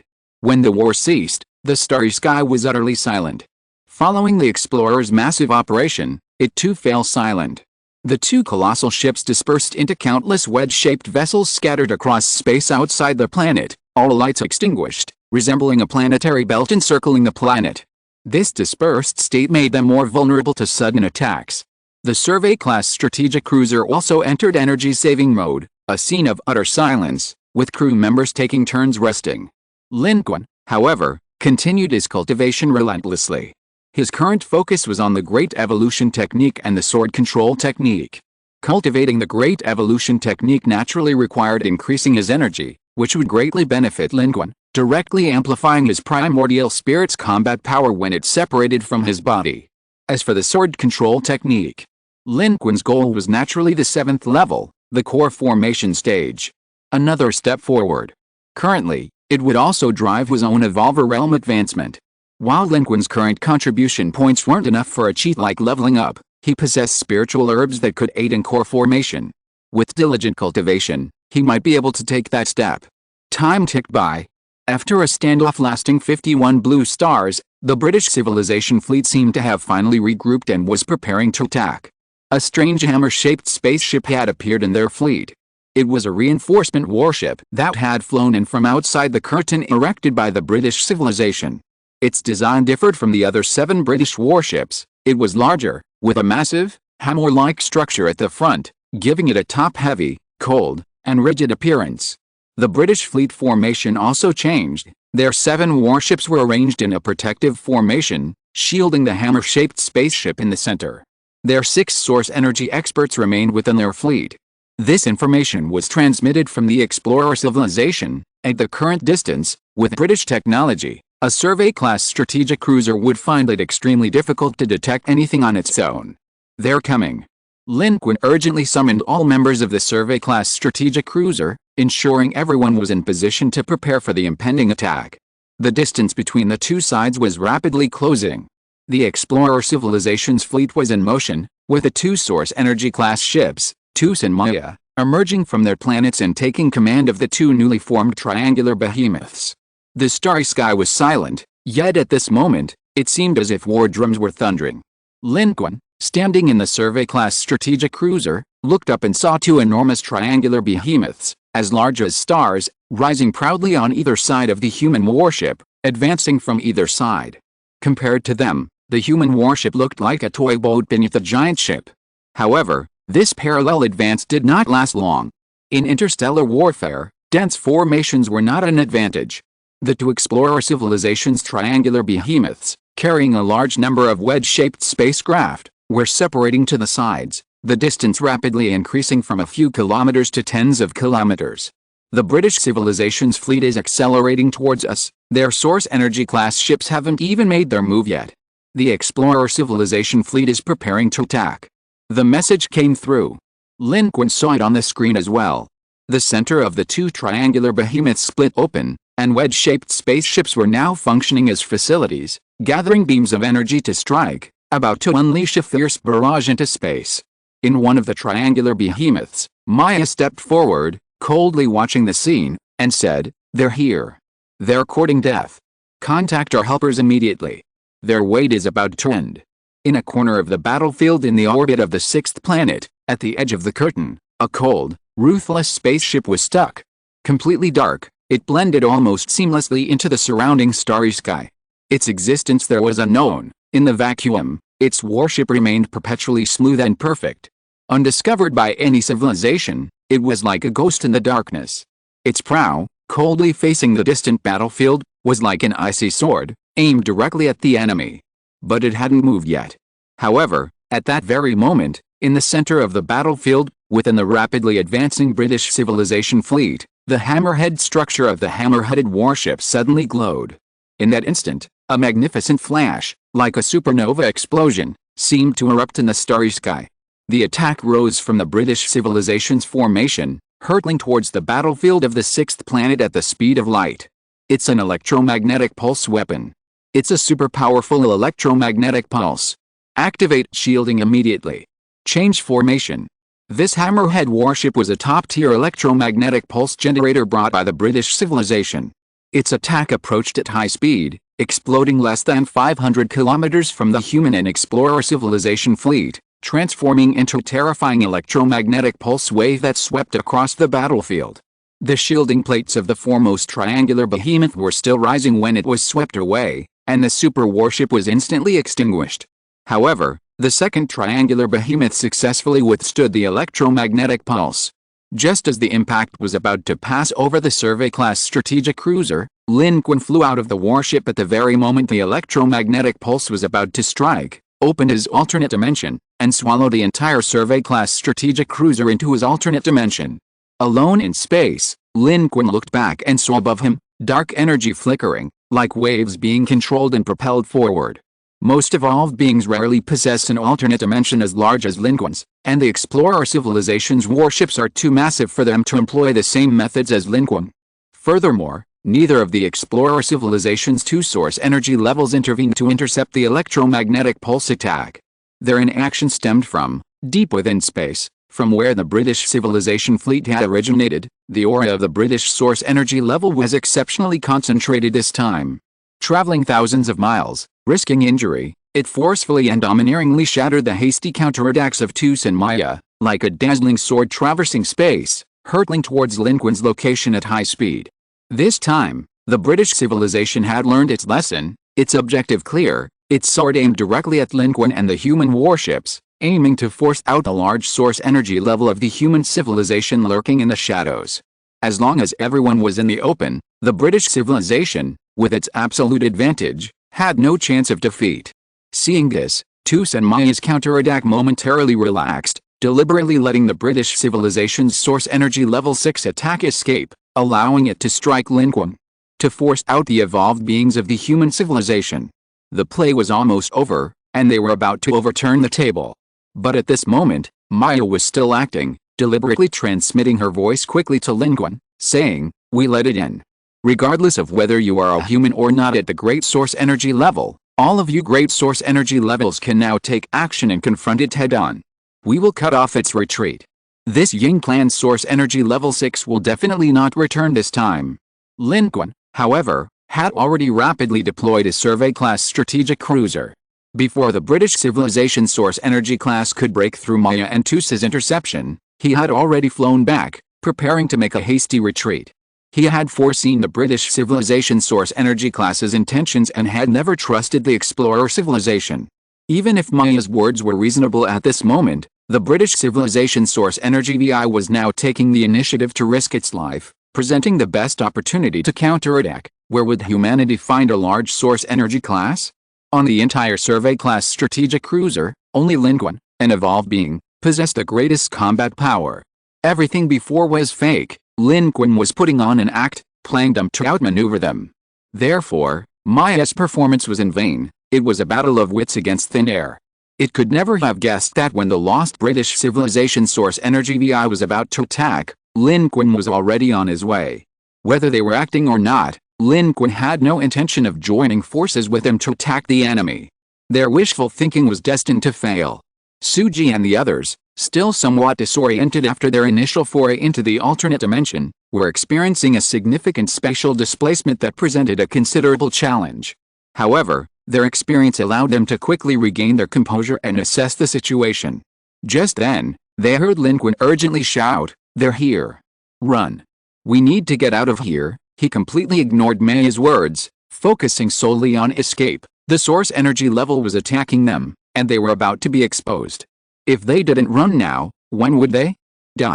Chapter 537. They don't have source energy level. The British civilization's source energy level 6 was the most powerful source energy level Lin Qun had encountered, second only to the four-armed creature of the third cantilever overlord, the true great source energy level. Now, attacking him, why would he want to fight? Running away was the only option. This wasn't the previous life or death battle involving Blue Star and humanity, who had risked their life against a source energy level being. Because the survey-class strategic cruiser had been stored in the alternate dimension in time, it wasn't affected by the pulse and could be used immediately upon being released. Suji and the others were somewhat bewildered, but they always steadfastly supported and executed Lin Qun's orders. Hearing Lin Qun's words, they immediately activated their warship, preparing to jump, but at that moment, they discovered they couldn't jump. At that moment, the starry sky shimmered, like a dazzling curtain of light and backdrop. That was the curtain of the British civilization. They activated the second function of the curtain, locking down space. Currently, within a radius of 300,000 kilometers of the sixth orbital planet battlefield shrouded by the curtain, warp drive is impossible. Unless they leave the curtain's coverage area, there's no way they can escape by warp drive. Suji reacted quickly. Unable to warp drive, she immediately fled at breakneck speed. The survey-class strategic cruiser, already the fastest warship among humans, started moving from its spot, like a streak of lightning, speeding away in the opposite direction. They came here to fish in troubled waters, already prepared to escape, so their reaction was naturally extremely fast. Meanwhile, the surrounding explorer civilization's warships and ships were either still unable to start due to interference from the British civilization's electromagnetic pulse bombs, or they hadn't even reacted, unaware of what was happening, and even less aware of their own superiors' plans. Therefore, they didn't attempt an effective interception, and could only watch helplessly as their human allies' ships recklessly fled in the opposite direction, speeding towards the edge of the battlefield and the curtain. This scene actually stunned both Maya and Tus. Wait, the human spaceship ran away. No matter what, He wouldn't run away, would he? Doesn't that spaceship have a high-level energy? One energy level 6 attacker could kill him, why would he run? Normally, didn't he hear me? Shouldn't he rush out and join us to surround and kill this energy level 6 being from the British civilization? Maya was stunned. It thought its performance was flawless, and its words were reasonable and entirely in the best interests of both sides.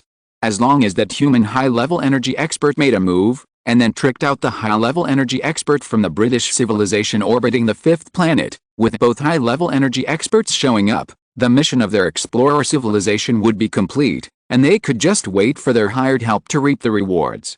At that time, all the top experts of humans and the British would die here, and the British planet and blue star would be easy to harvest, right? Maya thought its plan was perfect, but what exactly happened now? It never expected that these humans would simply turn around and run away, without even a thought of fighting. Did the helpers you invited get discovered by the humans? Tus exclaimed. That's impossible. It's possible the British might discover them, but humans couldn't possibly. Maya was frantic. Both of them were dumbfounded. Only then did Tus suddenly say, then there's only one possibility left. The humans don't actually have a great source energy level. So, at this moment, they can only run. Think about their previous actions. Damn it, they played us? But Maya's expression was still somewhat doubtful. However, Tus's guess seemed to be the only answer to the current situation. The two communicated via telepathy, very quickly, completing the conversation in an instant. At this moment, the source energy user of the British civilization, Ryusuke Shin, was also surprised. He hadn't expected the humans to run so fast, but this time, his attack was determined to break the stalemate. He had also agreed with his own civilization's great source energy user that as long as the opposing great source energy user made a move, his great source energy user would arrive at the battlefield in the shortest possible time. Although it was risky, he might not necessarily lose. However, it hadn't expected that its own act of using itself as bait to lure the human's great source energy level interaction would backfire so spectacularly, with the other side not only failing to act but also fleeing. Was there a trap? Or? Kizan didn't know, and at this moment, it couldn't think about such things. It was charging forward relentlessly, its source energy level attack spanning the starry sky. Its power converged into a single beam, directly piercing the fleeing human survey-class strategic cruiser. This attack, a 1,000-mile dash by Kizan in pursuit of the human warship, wasn't at its strongest level, at most equivalent to a source energy level 1 or 2 attack. But it was enough to destroy a warship, something no evolved being could withstand. It was more than sufficient for interception. Regardless of whether humanity possessed a great source energy level or not, they couldn't possibly stand idly by and watch their only warship be destroyed. Otherwise, how would they return to the orbit of the 8th planet? Kizan's attack was extremely fast, arriving first despite being later, rapidly closing in on the fleeing human survey-class strategic cruiser. At this moment, the survey-class strategic cruiser had to slow down. From the cruiser flew a figure, Lin Qun. He brandished his sword aura. The broken sword of the immortal executioner shone brightly, flashing 5 sword energies. 4 of them directly withstood Kizan's attack, their momentum astonishing. However, Lin Qun's body was also struck heavily, swirling back into his warship before accelerating again. Another sword energy was cleaved by Lin Qun towards the triangular behemoth extinguished by the electromagnetic pulse of the British civilization, a final attempt to gain some contribution points. Then, continue the escape. At this moment, the human survey-class strategic cruiser was running away faster and more decisively than a rabbit. Without looking back, it was fleeing at full speed. Once it was out of the curtain, free from interference, and able to contact Blue Star, it would surrender and run away. Even if the explorer civilization wanted revenge, it would be useless. It could only rage helplessly at the air.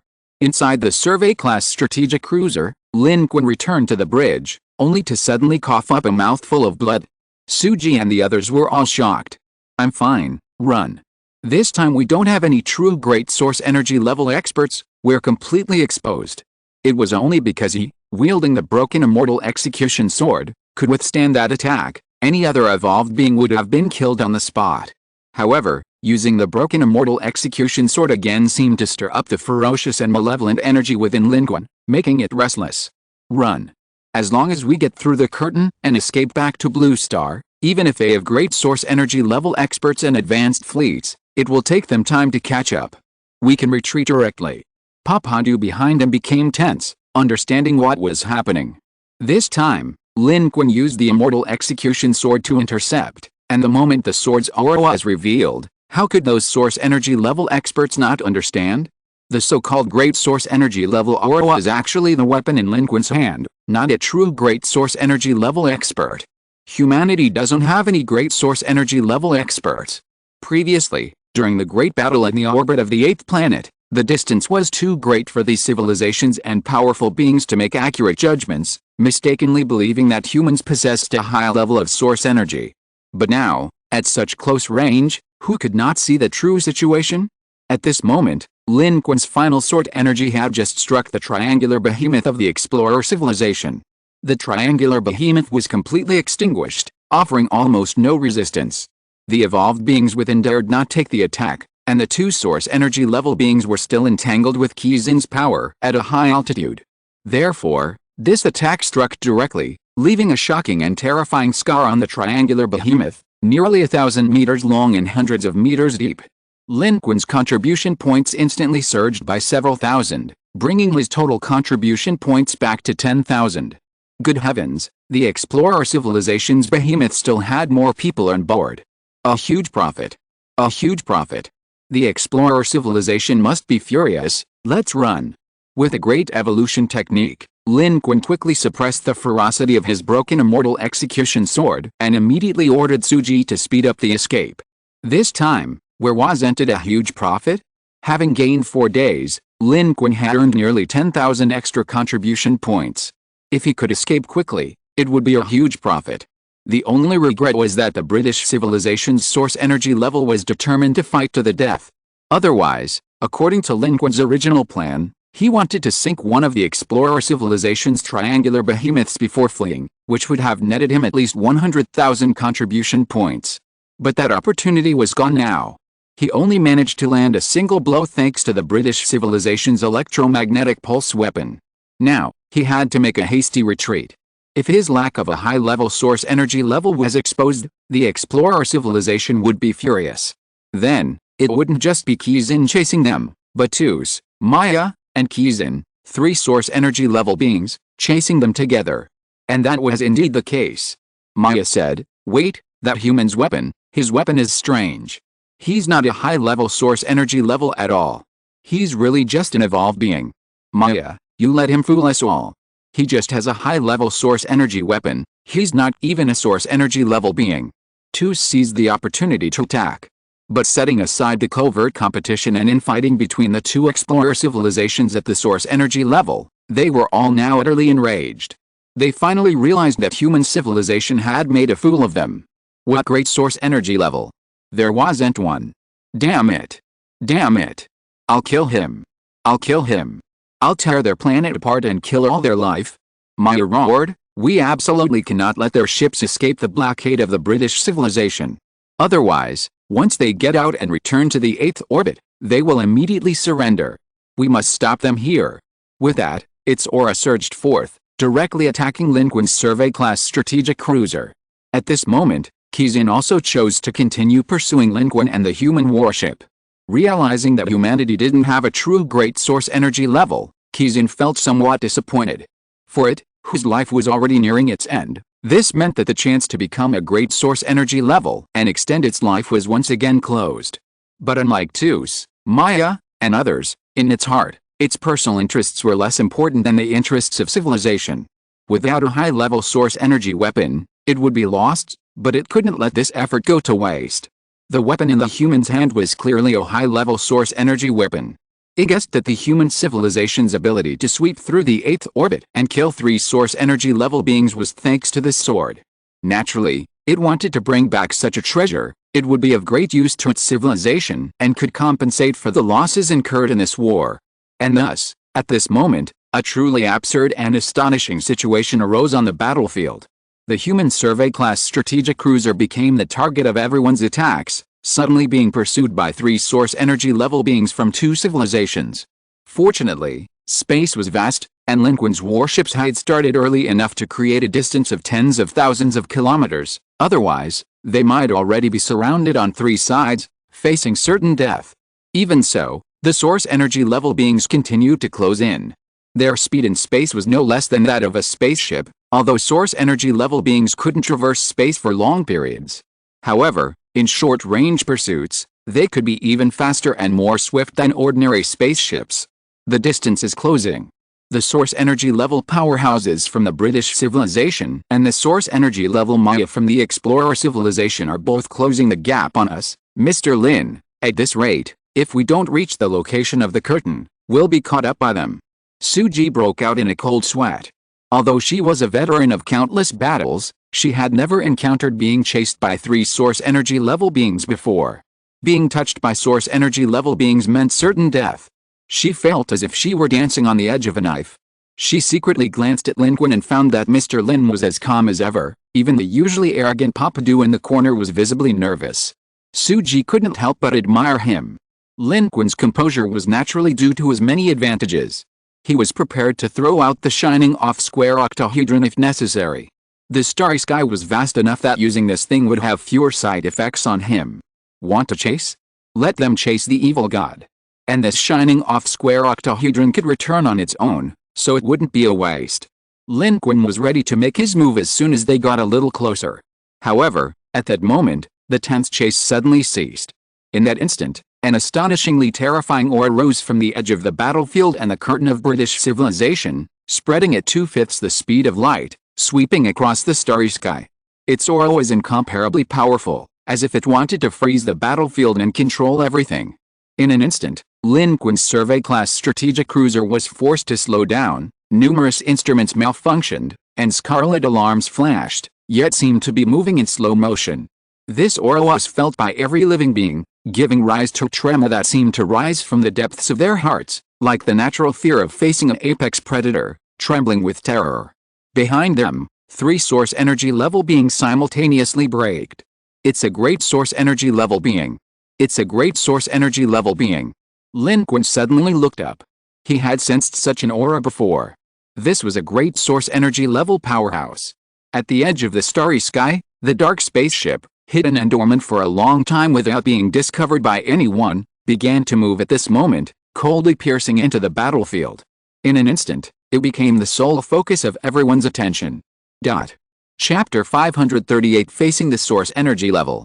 Mr. Lin, the energy source is at the edge of the British civilization's curtain system, 120,000 kilometers away from us. It's a high-speed spaceship, and it's rapidly approaching. We've never detected it before. We're trying to obtain images of its warship. Inside the survey-class strategic cruiser, the radar was indicating the enemy's location. At this point, pinpointing it was impossible. The powerful energy level's reaction swept across the starry sky, tracing its location, revealing the enemy without a doubt. Lin Qun stood on the bridge, looking at the icon displayed on the radar. The enemy was advancing rapidly at 500 kilometers per second, and this was probably not even its maximum speed. The enemy warship was slowly entering the battlefield, now displaying itself impressively across the entire battlefield, as if announcing its arrival. The survey-class strategic cruiser was forced to stop, its progress now slow, at about 1 times the speed of sound on Earth. This wasn't too slow on a planet, but in a space battlefield of this scale, such speed was no different from moving through quagmire. But the greatest pressure wasn't on this human warship, but on the 3 energy levels in the field. Their pursuit of Lin Qun and the human survey-class strategic cruiser ended at this moment. The 3 source energy class ships simultaneously ascended, standing at opposite ends of the dark starry sky, and the fleets they represented quickly ceased movement. The fleets were in sync with the source energy class ships.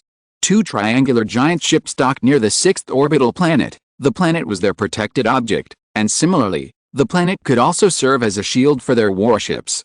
The British civilization fleet had already rapidly slowed down, ceasing its advance. Although the 3 source energy class ships had just been chasing Lin Qun and the human warships, the distance between them was considerable, each concentrating its own power, now positioned at 3 ends of the battlefield, all looking towards the direction of the suddenly appearing large source energy class ship. Everyone knew that the battle situation had completely changed at this moment.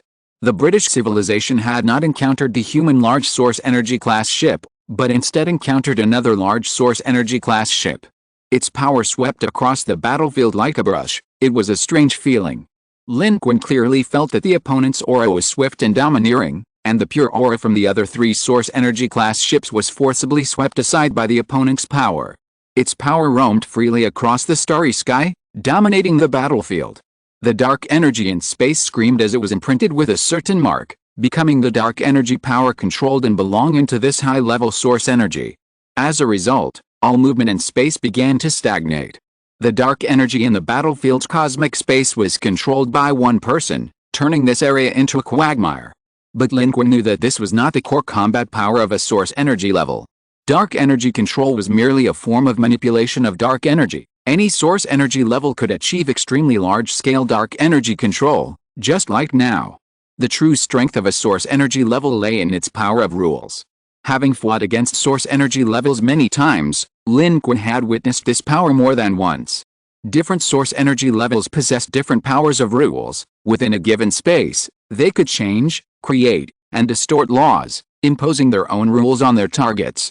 Faced with this power, any life below the source energy level was essentially fighting against the world.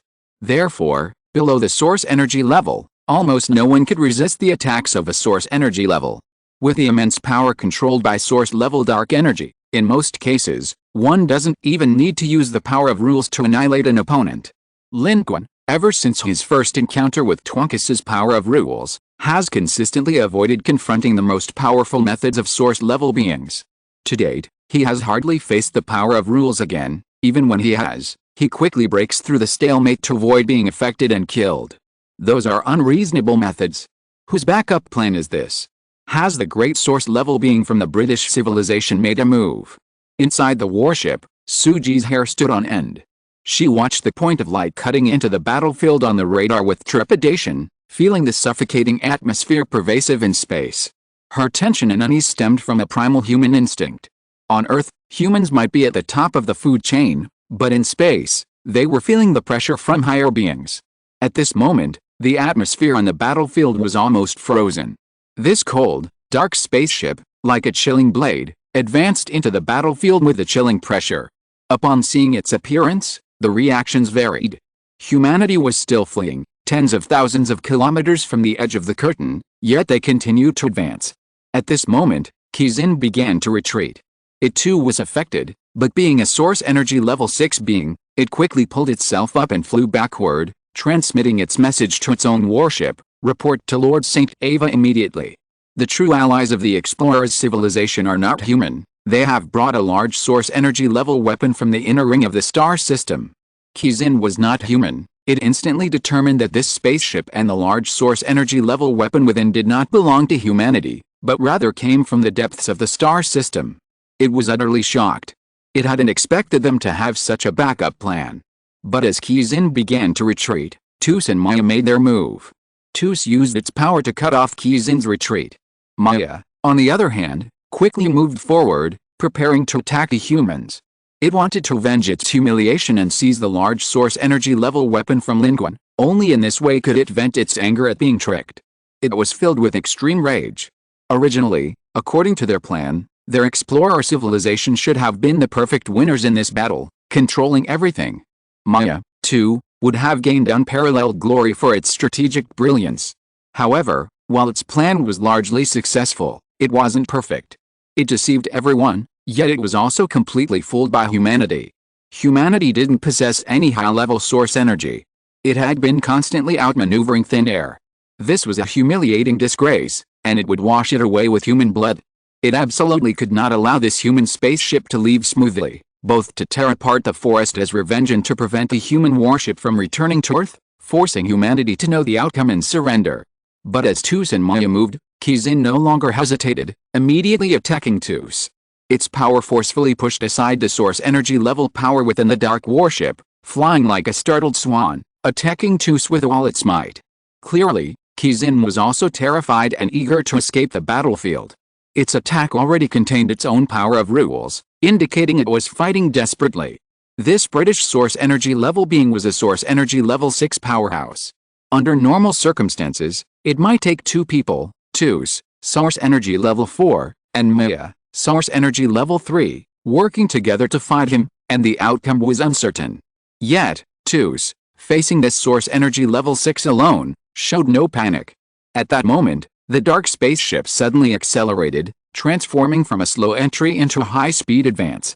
The aura of the large source energy level controlling the battlefield rapidly contracted into a single line, its range shrinking dramatically, encompassing the British civilization's source energy level 6 being, Kizin, as imposing as a mountain, pressing down with all its might, instantly creating a powerful suppression of Kizin. Consequently, the constraints on the human survey-class strategic cruiser decreased rapidly, and its speed increased again, accelerating rapidly from double speed, like a bolt of lightning, fleeing into the depths of space without looking back. Take a quick getaway was the thought of everyone on the ship at that moment. And with a three-way battle, it became clear at this moment which side this large source energy level being an ally of. It attacked the British civilization's source energy level, it's helping the explorer civilization. This isn't a large source energy level civilization of the British. This explorer civilization is cunning. Their alliance with us is a pretense. Their real intention is to bring in a large source energy level civilization from another civilization to reap the battlefield. Suji gritted her teeth. She had also noticed the changes in the battlefield situation, but what worried her even more was the approaching Maya at a life or death speed. The distance between them was getting closer and closer. From the beginning, humanity had never intended to cooperate properly with the explorer civilization, and the explorer civilization was clearly the same. From the start, they had their own plans, never intending to truly cooperate with humanity, only wanting to wipe them out in one fell swoop. And now, everyone's cards were laid bare, no one was pretending anymore, and they were directly confronting each other. Papadu said, "This guy is at least at source energy level 8 or higher, definitely not someone who just achieved it. The explorer civilization probably wants to sell humanity and the British race as a package deal before they'll make a move. Moreover, this great source energy level being has likely been lying low for a long time, waiting for our great source energy level to act. Now that they've discovered we don't have a great source energy level, they've made their move directly. However, it does have the strength to dominate the battlefield. Son of civilization, we don't have a great source energy level, it's best to run for our lives. But, from which inner ring participant civilization does this great source energy level being come?" Lin Qun understood this perfectly well, even without Papadu's reminder. A true great source energy level being had made a move. The opponent's aura even seemed stronger than the four-armed great source energy level being of the third cantilever overlord that Lin Qun had faced. At this moment, the opponent was launching a fierce attack, and in the distant starry sky, a scene truly resembling an inverted Milky Way appeared. All the dark energy in the entire space manifested in this state. The opponent had drained all the dark energy around Kizin, creating a dark energy-free zone for it, greatly restricting its abilities. Meanwhile, the cold, dark spaceship was still accelerating. When it completely approached Kizin, it would be the moment this source energy 6 of the British civilization perished. The British civilization fleet in the distance was retreating. Now the situation seemed to have reversed, with the explorer civilization's triangular behemoths advancing in a line to try and hold back the British civilization's fleet. However, the fleets were far apart, and their movement took time, far slower than the speed of the competition between the top-tier combat forces here. Of course, at this moment, while this powerful being from some unknown participating civilization attacked Kizin, humanity had a chance to escape. They were still accelerating. Ahead lay the curtain of the British civilization. Once they broke free of the curtain, the survey-class strategic cruiser could directly jump away. Given the current chaos of the 6th orbital planetary battlefield, they were temporarily unable to venture into the 8th planetary orbit, giving humanity ample time to surrender and leave. However, could they really escape smoothly? Lin Qun didn't know, but with a powerful being attacking, he dared not recklessly throw away the shimmering partial trigonal octahedron. If he threw it out to attract the powerful being's attention, and the star control spread, causing the survey-class strategic cruiser to slow down, even without the powerful being's intervention, Lin Qun estimated that he and his entire crew would be devoured by the evil god before they could escape. He dared not use the shimmering partial trigonal octahedron. Lin Qun, however, had already clenched numerous other cards in his hand, ready to be used at any moment. Just then, when they were less than 20,000 kilometers away from the curtain of British civilization, Suji suddenly said, "It has disappeared. We have lost a location of Maya." Hearing this, Lin Qun was startled. Almost simultaneously, the aura of Maya, one of the three strongest source energy beings from the explorer civilization, vanished from his senses.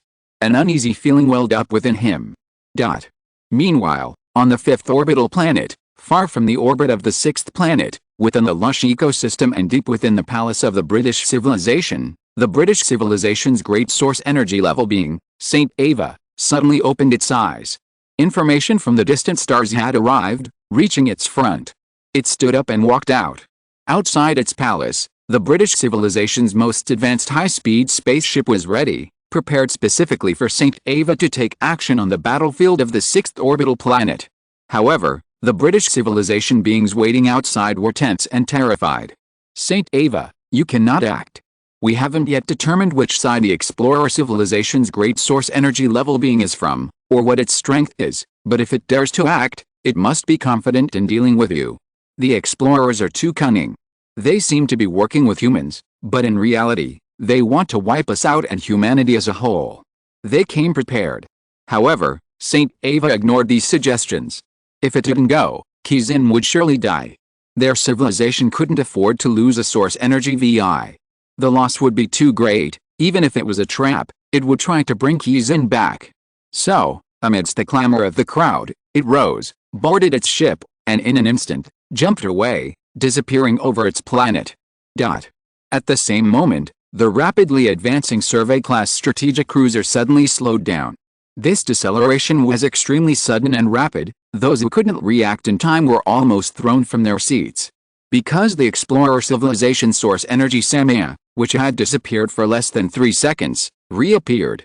It briefly vanished, seemingly using some kind of teleportation-like technique, and in an instant, appeared directly in front of the survey-class strategic cruiser, its single eye blood red, its face twisted with rage, like a bolt of lightning, moving at incredible speed, directly ramming into the survey-class strategic cruiser.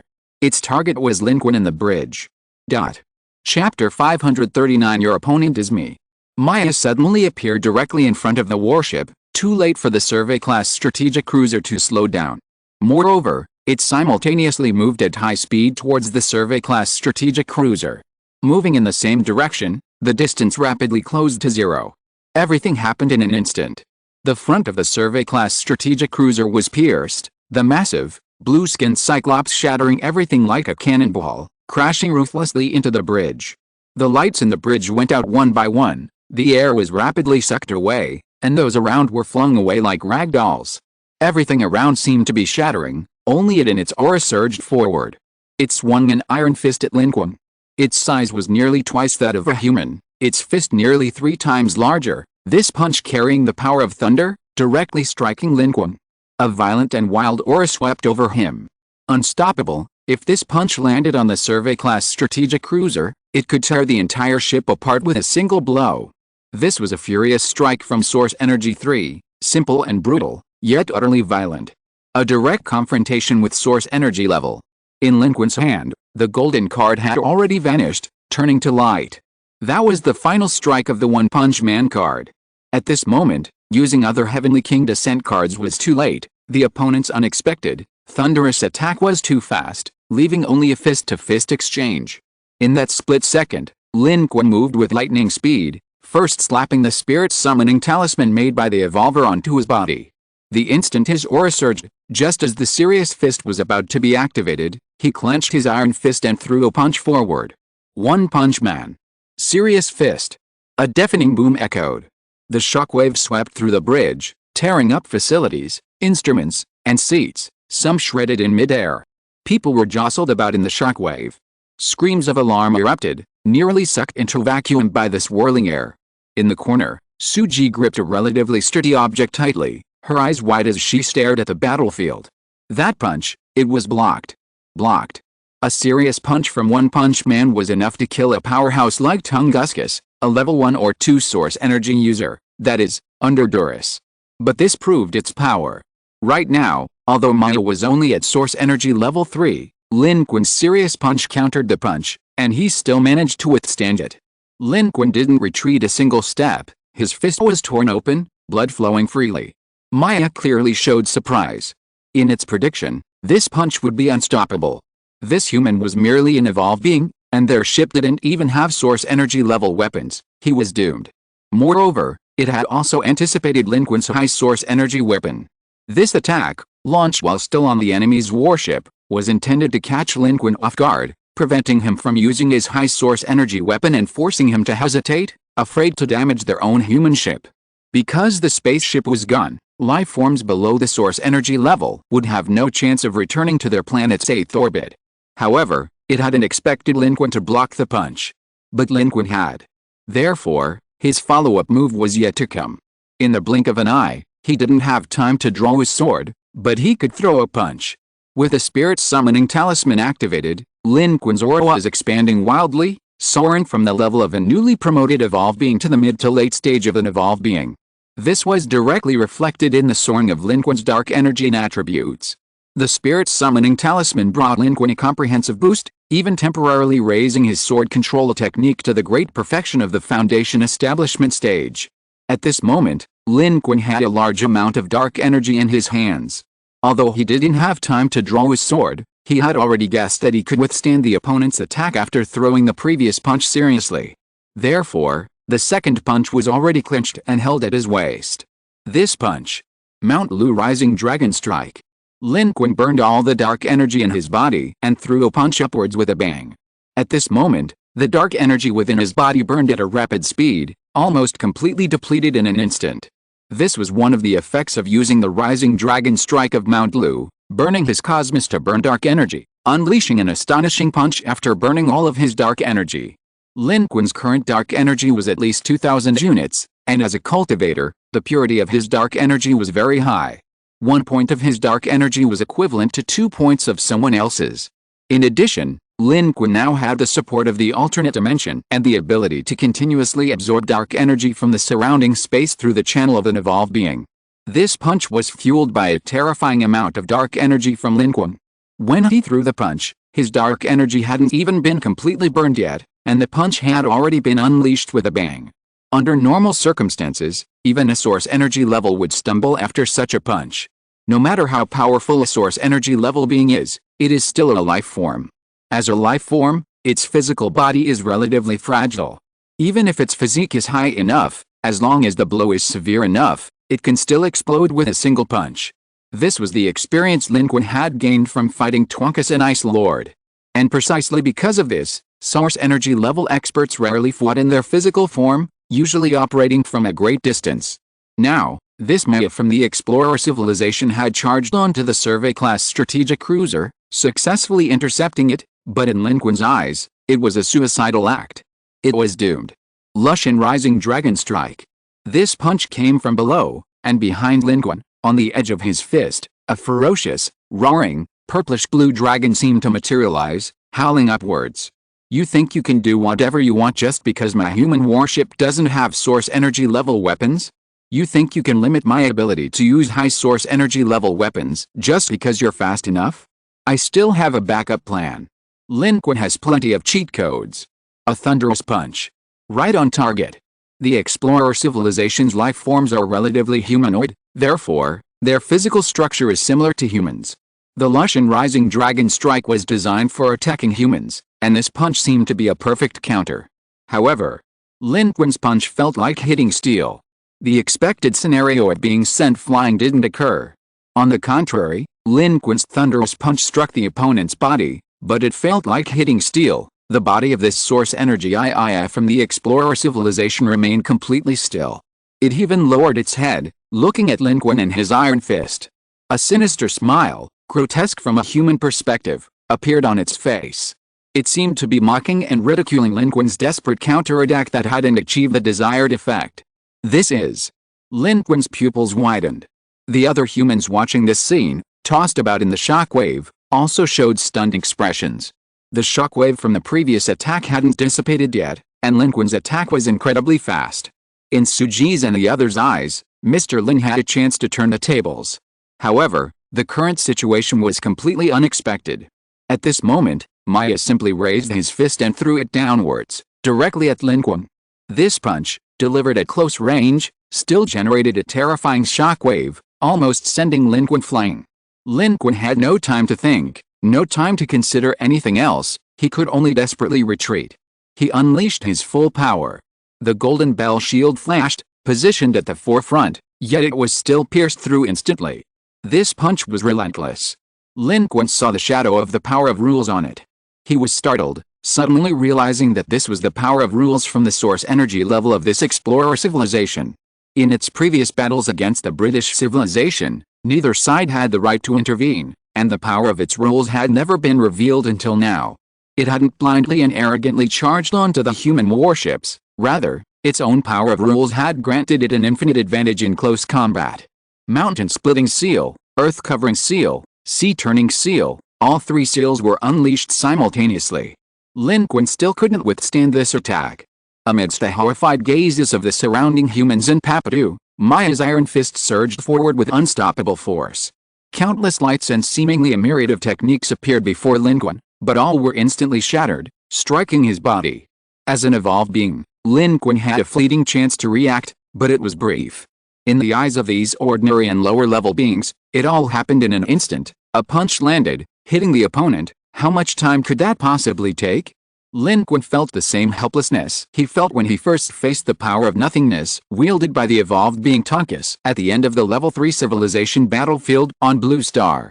Then, as if struck by a powerful blow, his body was blasted downwards through the immense force, piercing through 3 decks before landing in the weapons preparation room of the survey-class strategic cruiser. Maya didn't even glance at the humans around it. In its eyes, the only threat on the entire ship was this one evolved human. Kill him, destroy the ship, and the humans here wouldn't be able to scout ahead. Once they wiped out the British here, it could launch a surprise attack, conquering 2 civilizations in quick succession, leaving them no chance to surrender before being completely wiped out. But Maya suddenly sensed something, raised its hand, and wiped its chin, finding only blue blood. It glanced at it and snorted coldly. Then, Maya leaped down from the crater it had created by striking the forest. A deafening boom echoed. Dust billowed as its massive body landed directly in the preparation room. There was no one there. It strode forward. Its voice echoed in the preparation room, its rage audible even through the simultaneous interpretation device. Useless humans, being deceived by you is the greatest shame of my life. Without a great source energy level, you dare to pretend? Do you really think we're all fools? You think that just because you killed a few source energy levels with a great source energy weapon, you, an evolved being, can rival source energy levels? I'm telling you now, that's absolutely impossible. You can't even shake me. How can you fight me? My power of rules is absolute power. At close range, below the great source energy level, even a source energy level 5 or 6 strong, if I seize the opportunity, I can smash them to pieces, let alone you? You do have some methods to make me bleed, but that's all. Now, it's your death day. Your civilization should still have some ordinary source energy levels, right? Aren't they coming to your rescue? Or are they not here at all, just sent you to your death? Why aren't you saying anything, human? Aren't you very good at talking? Maya was indeed not arrogant. Although it was extremely angry, as a source energy level 3 life form, it was impossible for it to act rashly. Its attack, fueled by rage, also considered the possibility of other source energy level beings or those who could threaten it on the survey-class strategic cruiser. It dared to come up because the power of its rules was different from other source energy level life forms. The closer it got, the stronger it became. It desperately wanted to engage in close combat. Of course, source energy level being stronger than itself wouldn't give it that opportunity. So, although it could crush source energy level 5 or 6 powerhouses, it simply wouldn't have that chance. Even against source energy level beings of similar strength, it was easily outmaneuvered. But its power of rules could be used to its fullest extent against weaker life forms, demonstrating absolute suppression. Moreover, its voice continued, but its movements never stopped, giving Lin Qun no chance to use other methods. It launched a preemptive attack, suppressing him relentlessly from the start, regardless of whether he was weaker or stronger. If he couldn't use his backup plan, it was useless.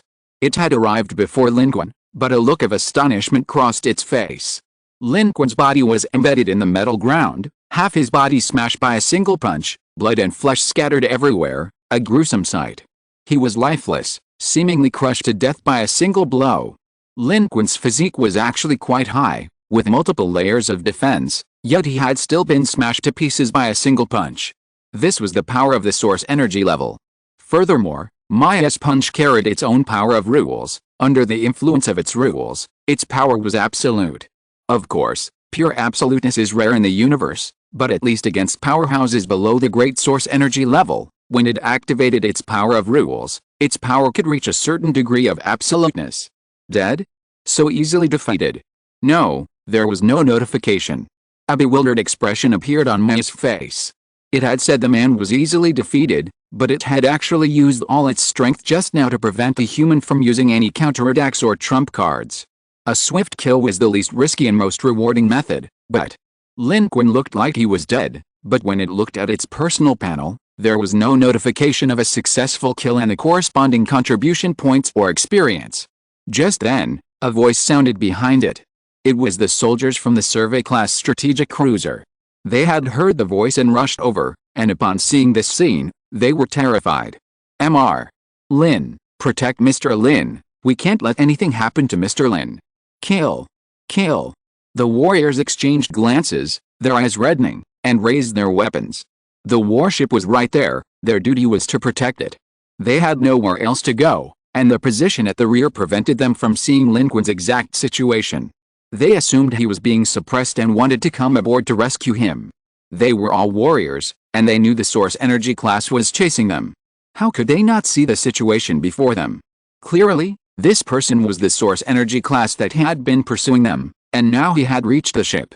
Even Mr. Lin was no match for him. They were even less likely to fight this blue-skinned giant. But their eyes were bloodshot. They would never abandon Lin Qun. Even if defeat was inevitable, they would try. They would never give up on Mr. Lin. You're courting death. A ferocious expression appeared on Maya's face.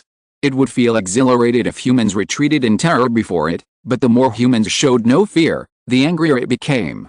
These mongrels, so weak, how dare they toy with it? How dare they not fear it? They even dared to charge at it.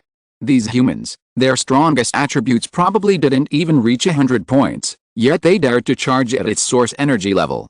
To Maya, this was utter humiliation. Maya was enraged and turned around abruptly. It only needed one punch to reduce these humans to ashes. But as it took a step, it suddenly sensed something and whirled back. You really didn't die. The ability to resurrect, you have so many tricks up your sleeve. At this moment, Lin Qun staggered to his feet from behind it. Maya's punch was terrifying. Even with Hercules' 12 trials, Lin Qun hadn't been able to revive immediately. His flesh was still growing in the darkness, but he could already move. And that was enough. Maya had missed its best opportunity in its first attack, failing to kill him before he had a chance to retaliate. Now, it was time for his counterattack. Maya would pay a bloody price for the humans who had killed. He immediately stood up, roaring, "Your opponent is me." With that, he opened his alternate dimension, catching Maya off guard and swallowing the source energy level Maya of the explorer civilization, disappearing in the blink of an eye. Between him and Maya, who would win, who would live, who would die, only now would they know. Maya had failed to strike in one blow. Lin Qun had been resurrected. Catching his breath, this moment marked the beginning of the reversal. If you are listening to this novel on a channel other than Fanfic World, it means it was downloaded and re-uploaded without effort. We warmly invite you to visit our channel, Fanfic World. There you will find the original version of this story and many other novels of various genres. We look forward to seeing you dive into a world of incredible novels. Chapter 540 I'll Kill You. This was one of the few times Lin Qun directly faced the core rule power of the source energy level. It once again demonstrated the absolute gap between source energy level and those below it. When facing source energy level beings, one should try to avoid their rule power as much as possible, killing them before they can utilize it. This was the reason for Lin Qun's repeated victories. Besides using the immortal slaughtering sword formation to annihilate the two source energy level beings on 8-3 dwarf planet, he also killed Tonkus and Ice Lord in the same way.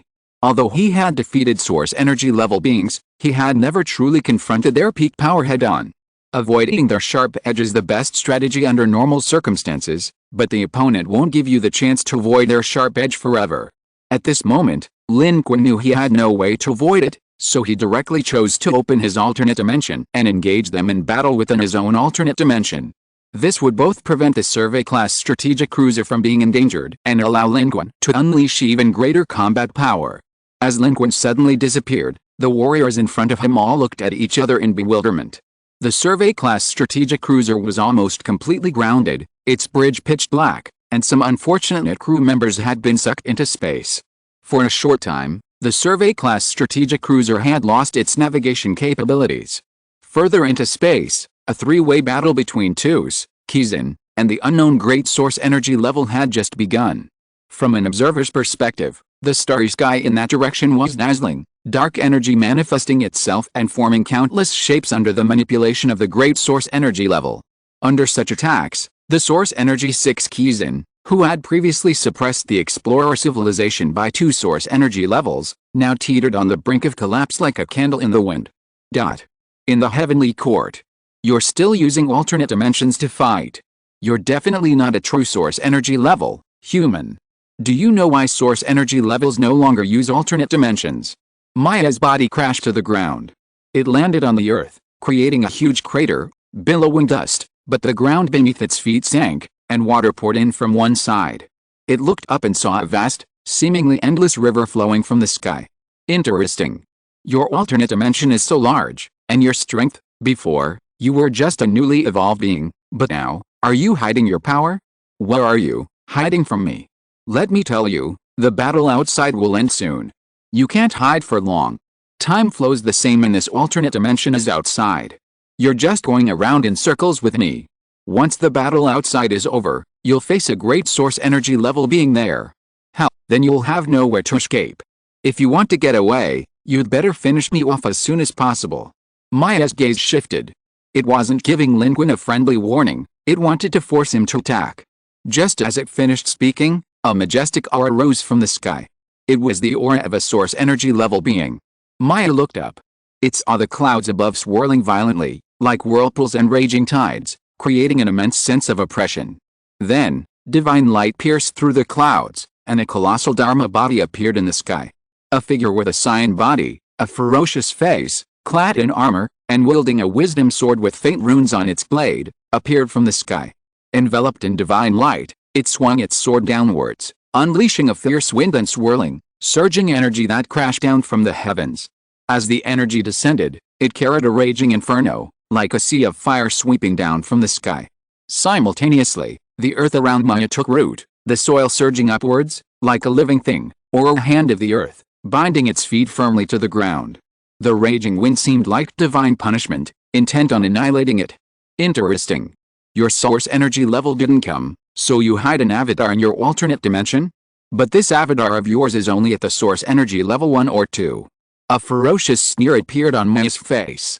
It stepped forward, forcefully breaking free of the earth's hand binding it. Then, it clenched its fist and punched upwards. The raging fire and fierce wind were shattered in the sky. Immediately afterward, it took another step forward, its foot stomping on the earth. The ground trembled as if an earthquake had struck, and the ground beneath its feet burst open. The yellow river on one side breached its banks, surging forth with towering waves that almost instantly submerged its body. Then, amidst the raging waves and turbulent waters, it soared into the sky, throwing another upward punch. The heavenly king of growth in the sky once again swung his sword downward, its blade shimmering with spiritual light, and boundless Sanskrit characters flowing from it, forming a terrifying wind that swept downward. But this seemed unable to stop Maya. It moved upward, its fists pounding out, each punch from its massive body seemingly possessing immense power. All of the heavenly king of growth's attacks were blocked. It appeared to be striking the heavenly king of growth's body, but in reality, taking advantage of the moment when the heavenly king of growth turned to defend, it reached out and grabbed the ankle of the heavenly king of growth's avatar, pulling him back to the ground.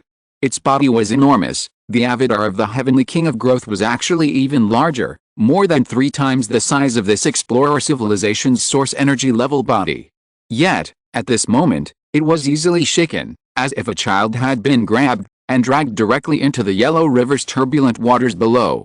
Rocks pierced the sky, and waves crashed against the banks. The river water rose dozens of meters high.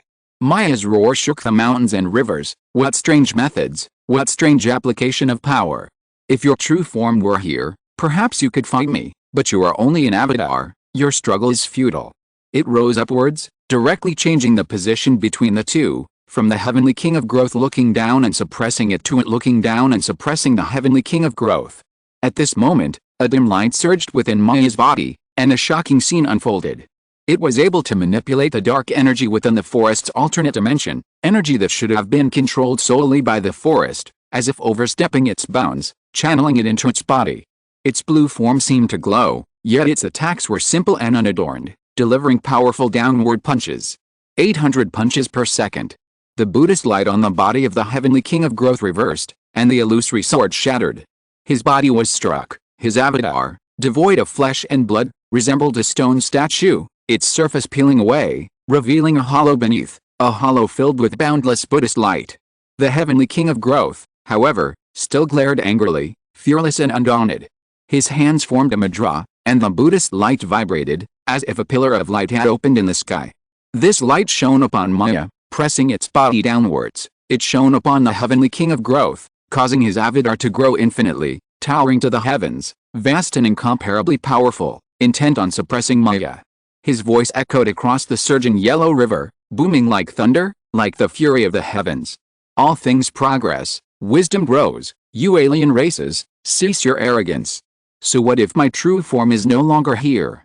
The human race prospers, its foundation endures for millennia, the heavenly court, Buddhism, and Taoism remain undying. How can we allow such desecration? Today I offer my Dharma body to suppress you. His face and eyes shone with the golden light. Among the four heavenly kings, the King of Growth signifies protecting all beings and universally guiding them to increase their wisdom. At this moment, his Dharma body had grown to its limit, his entire body seemingly ablaze. But what burned was not flames, but the light of Buddhism, boundless Dharma power. The power of his Dharma body reached its peak at this moment, intending to suppress Maya at the bottom of the raging yellow river. Maya's fists shot forward, 800 punches per second, forcefully resisting the suppression of the King of Growth, blocking all the Buddhist light that enveloped him. At this moment, Maya was also surprised. It had never seen such a method before. Although this avatar possessed the strength of the source energy level, it did not master the power of rules, but instead had a power system that it had never heard of or seen before, seemingly capable of truly suppressing it. If your true form were here, you could suppress me, but you are merely an avatar. Let's see how long your power can last. Maya roared to the sky, now resembling an ancient demon, suppressed by the Buddha's light, its single eye bloodshot, its fists flailing wildly towards the heavens. Its power of rules was incredibly strong, drawing energy from the entire space to enhance itself, setting its body to absolute power. Absolute power. Not just power. Absolute defense. Absolute speed. Absolute violence. Relying on this rule, it forcefully broke through the suppression of the Heavenly King of Growth, determined to wear down the Heavenly King of Growth's avatar until its power was completely extinguished. In that case, the suppression would naturally end without a trace, and no one could stop it anymore.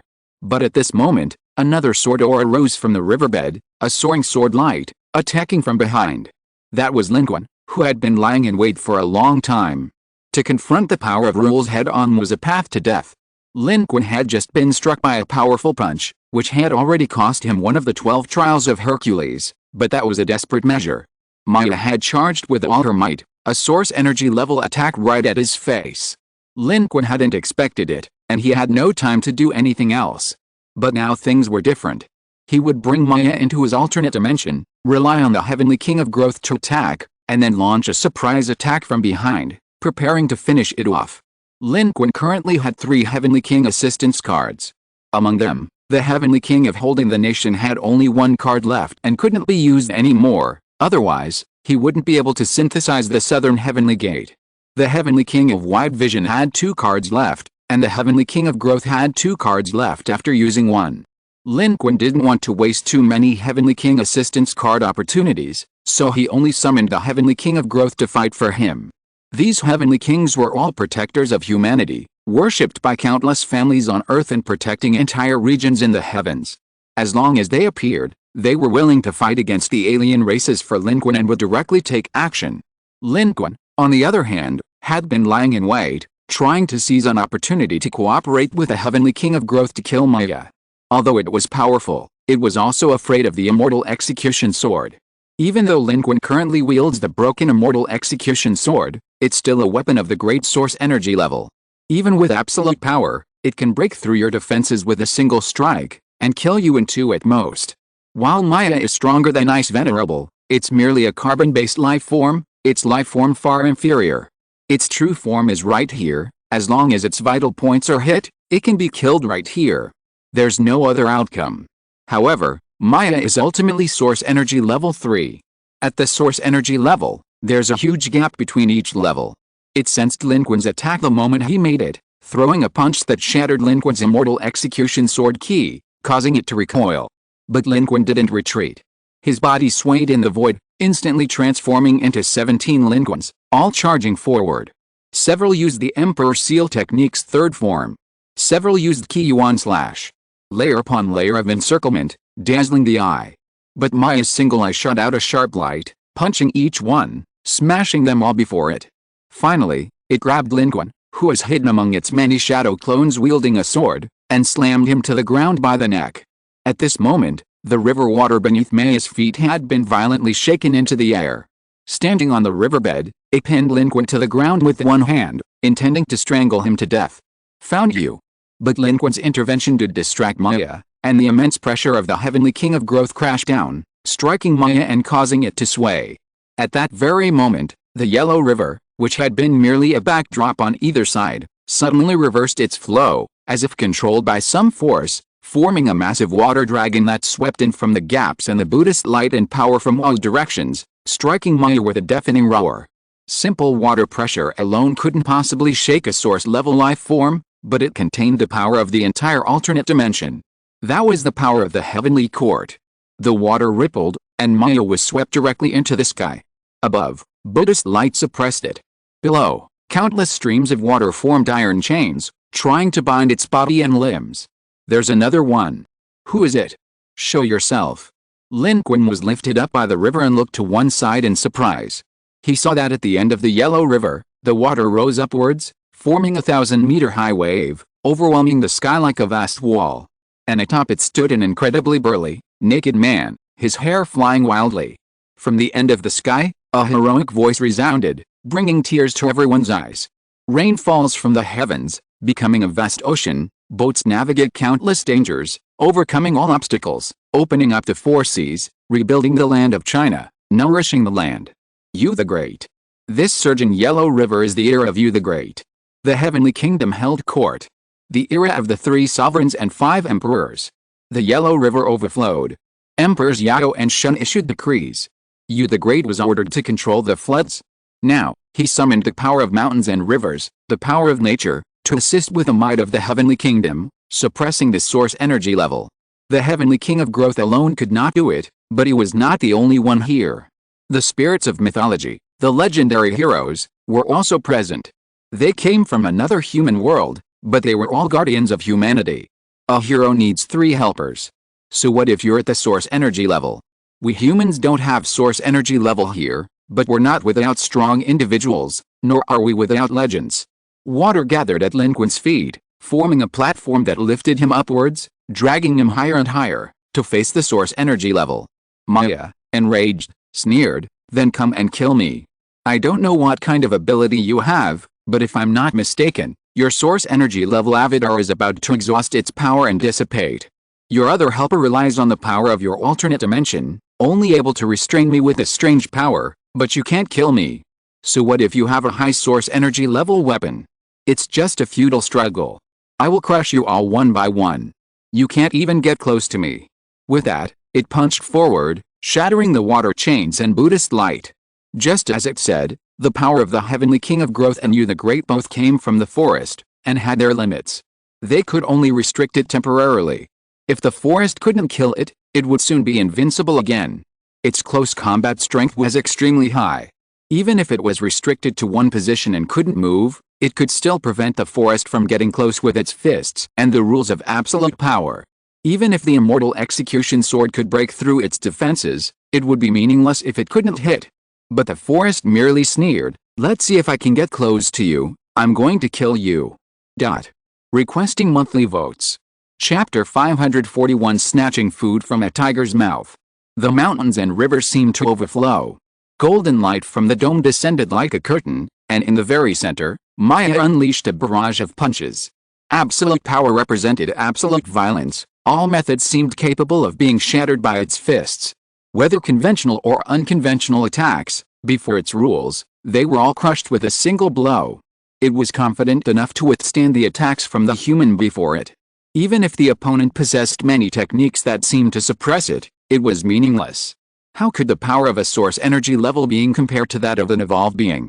If this stalemate continued, the final result could only be that the human, having exhausted all its methods, would perish, and the ultimate victor would still be it.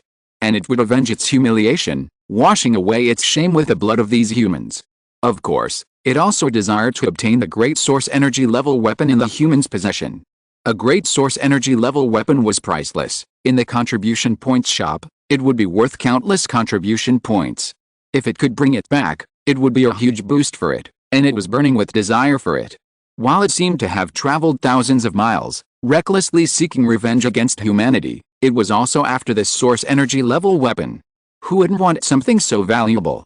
At this moment, it stood firmly in the center of the world, throwing a powerful punch. Head-on, the human once again charged with his sword, the source energy level weapon glowing with a crimson light. It sneered, "You're just an evolved being. Even if I gave you a source energy level weapon, you wouldn't be able to use it effectively." Just as it said, Lin Qun's attack was shattered by its punch. Lin Qun coughed up blood, staggering backward, his sword energy shattering. But his figure didn't pause for a moment, rapidly rising upwards. With the strength of an evolved being, Lin Qun's speed was extreme, reaching the first cosmic velocity under normal conditions on Earth, exceeding 23 times the speed of sound.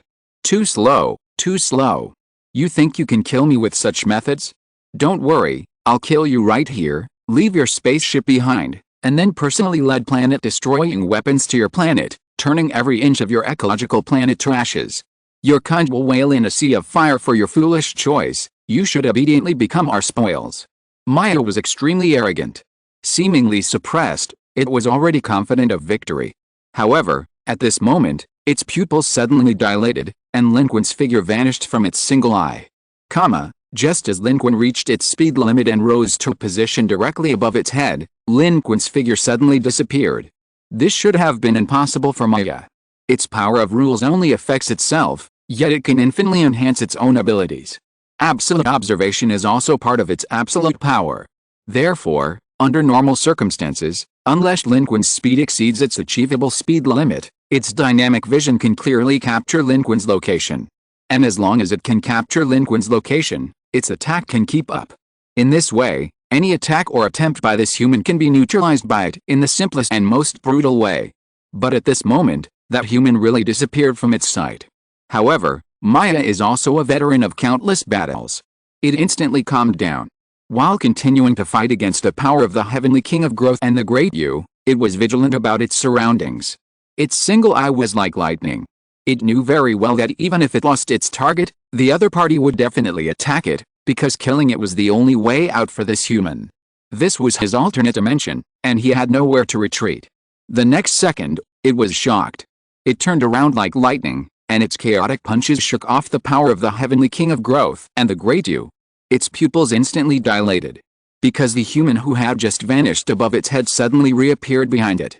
Moreover, Lin Qun's speed here reached 46 times the speed of sound, an unbelievable speed. By the time he was discovered, he was already in front of it. He crashed headfirst into its chest. "I'll kill you." Blue blood splattered. The blade of the immortal executioner's broken sword pierced its chest with unstoppable force. Even a body of absolute strength couldn't withstand the piercing of this ancient divine sword. This was Void Assault. Lin Qun wasn't just too fast for Maya to keep up with.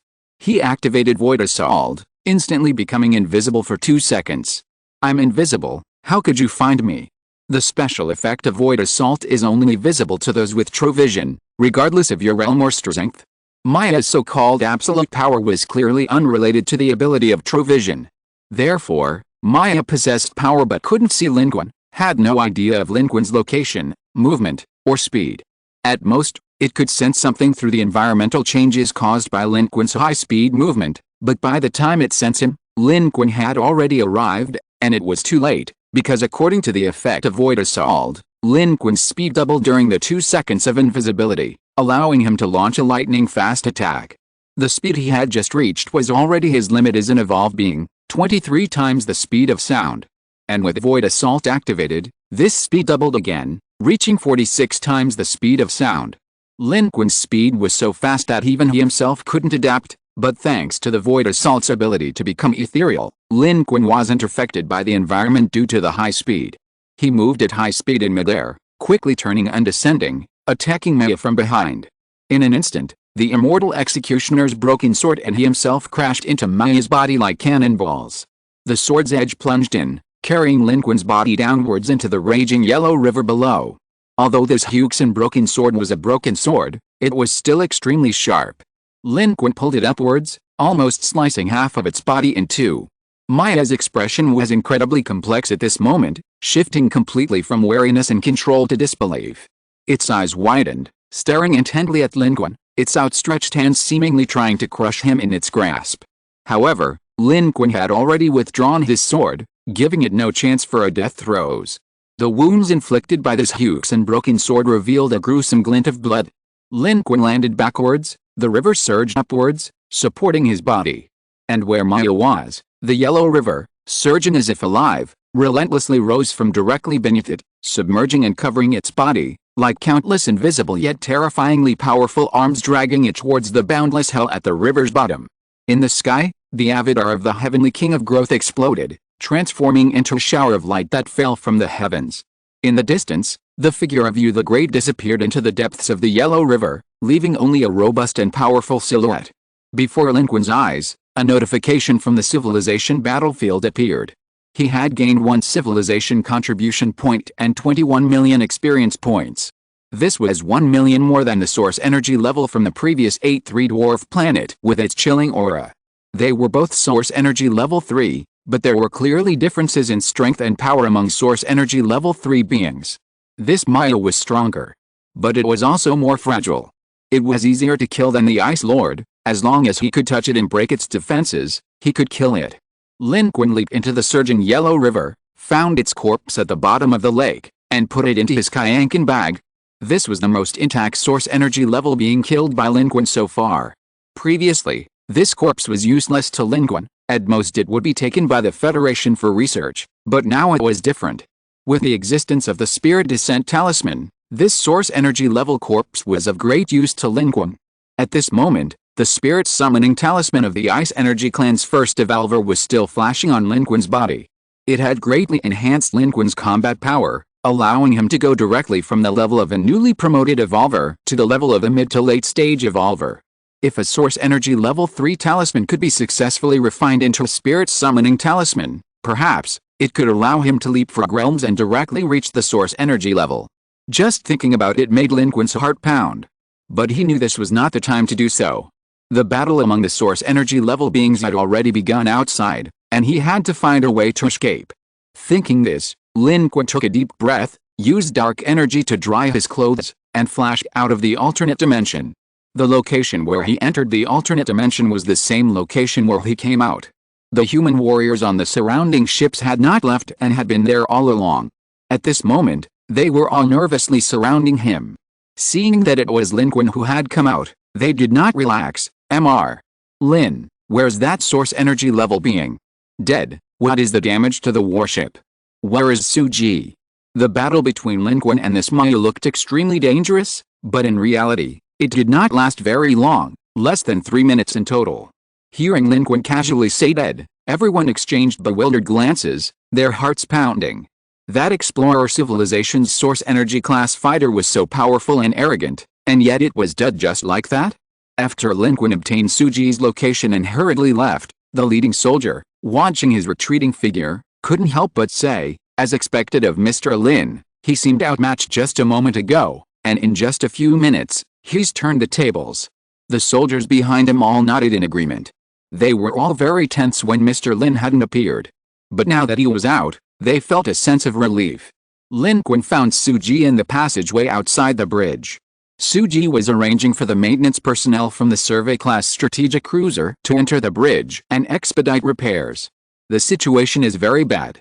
That explorer civilization's source energy class fighter crashed into the warship head-on, penetrating at least 3 decks. A large amount of equipment has been damaged, but the most critical damage is to the bridge. The bridge is basically unusable now, all the facilities are destroyed. Suji's brows were furrowed. Lin Qun's heart sank upon hearing this. Can we still jump? Suji shook her head, saying, the jump engine isn't actually damaged, we can start it manually. However, the accompanying navigation and operating systems are completely destroyed. Even a slight error in manual input could shift our location by hundreds of millions of kilometers. We can't pinpoint exactly where we'll jump to. The only thing we can do now is travel at full speed. Jumping is practically impossible. Without jump navigation, jumping is impossible. Their spaceship could appear anywhere. Every location in the universe is constantly changing, especially on a planet like Earth. Without computer assistance, manual positioning, even a slight error could lead to a huge mistake. Lin Qun and his crew might not only be unable to quickly return to Earth, but could even end up in an even more distant location. How long will the repairs take? At least half an hour, maybe longer. That's assuming we only restore our warp navigation system, Suji said. I've already sent people to manually start the warship's engines. We should be able to move again soon. At this moment, the bridge was breached, and the oxygen had been pumped out. Without life support, Suji and the others couldn't return to the bridge. The universe was vast. Without a spaceship, movement was impossible. Lin Qun didn't answer. He went to the edge of the porthole and looked out. Lin Qun wanted to observe the great source energy level that had made the move. Without the observation system's replication, he couldn't see much, only the distant location of the 6th orbital planet, the starry background turning crimson, and sensing unimaginably terrifying energy fluctuations. The battle over there was still ongoing. Moreover, the great source energy level had definitely made its move. Everyone was fighting desperately. Lin Qun killing Maya would undoubtedly cause a huge uproar. Right now, the battle over there wasn't over, and he was relatively safe here, but once the battle ended, the explorer civilization and their allies would never let him go. Having killed Maya and toyed with the explorer's civilization, they were bound to kill him. Maya wanted his broken immortal slaying sword, let alone the true great source energy level being brought in by the explorer's civilization. Half an hour. If the source energy level hadn't gone all out, there might have been a chance. But now, the great source energy level brought in by the explorer's civilization was attacking. They wouldn't waste time with a group of beings below the great source energy level. Their attack was deadly. The Yingzhou civilization's source energy level was in dire straits, forced to fight desperately. How long could a battle between source energy level beings last? Half an hour was too long. And half an hour was a conservative estimate. It might take even longer. If they continued forward in this state, even if they flew out of the curtain, unable to jump, being caught would be the only problem. A great source energy level, a source energy level 4, and the explorer's fleet. Their dilapidated spaceship, plus Lin Qun, even with all their methods, was probably no match. So, they could only. How long will it take us to return to the vicinity of the 6th orbital planet? Lin Qun turned to Suji. About 3 to 5 minutes, no longer. Only our control center is damaged, our power modules and engines are intact. Suji knew her warship intimately and answered without hesitation. Halfway through, she showed surprise and said, Mr. Lin, you don't mean to. That's right, I want to go back and seize a spaceship from the explorer's civilization. That way, we'll save the most time and effort. Lin Qun silently calculated in his mind. Suji said, but, those source energy level ships over there, if we go like this, aren't we just throwing ourselves into the lion's den? Also, even if we seize the explorer's spaceship, we don't know how to fly it. I do, I can do it. Leave it to me, son of civilization. This explorer's civilization's technology isn't very advanced, I can fly it.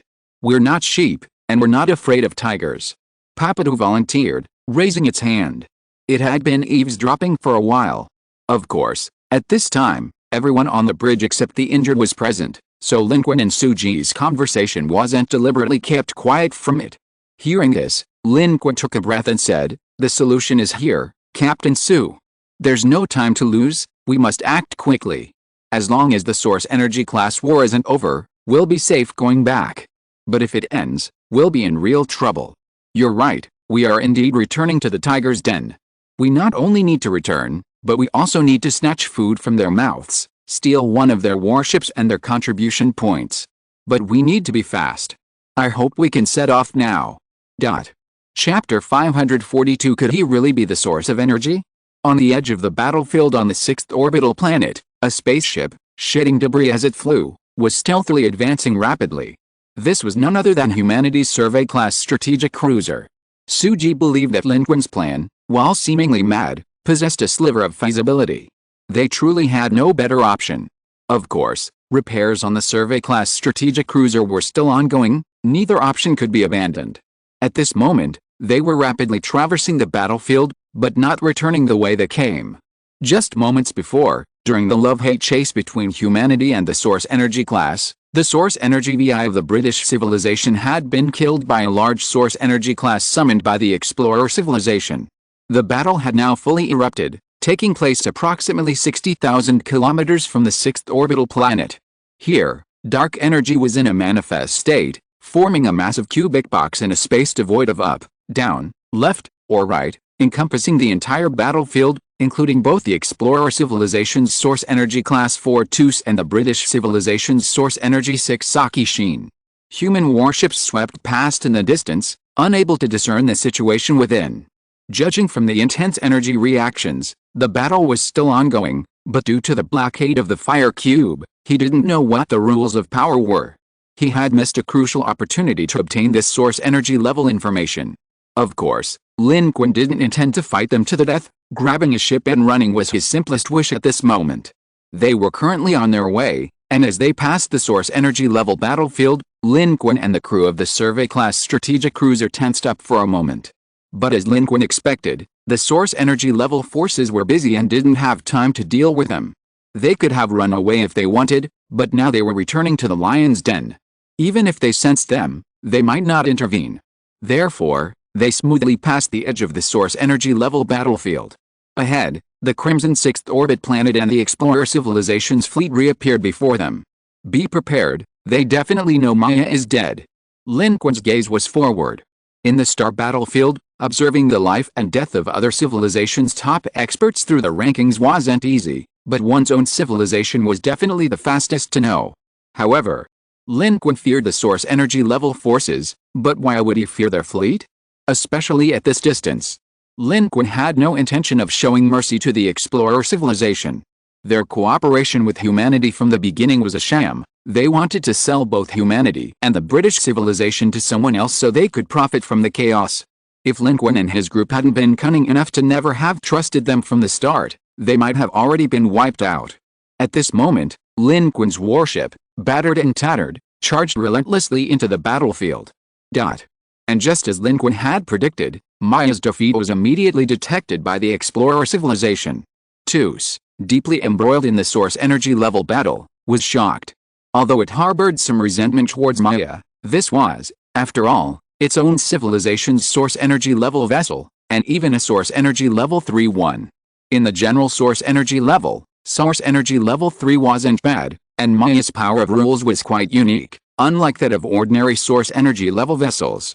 Yet, despite all this, Maya, chasing after the human spaceship without source energy level power, was killed instead?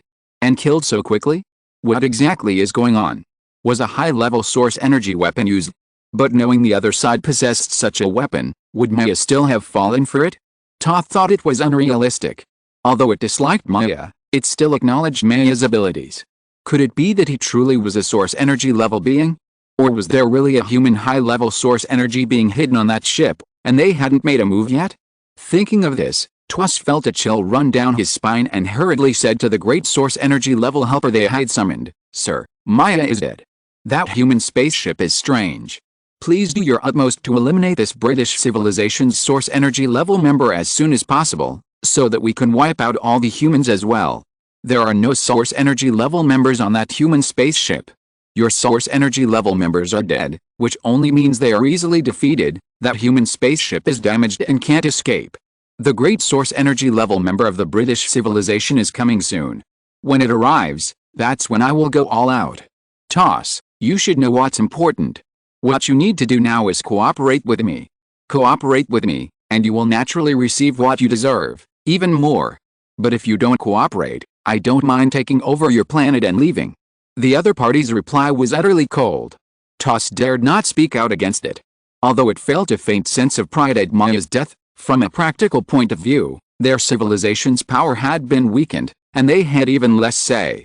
To eliminate the British civilization and reap the rewards from the two participating civilizations orbiting the 8th and 5th planets, they needed the power of this great source energy level.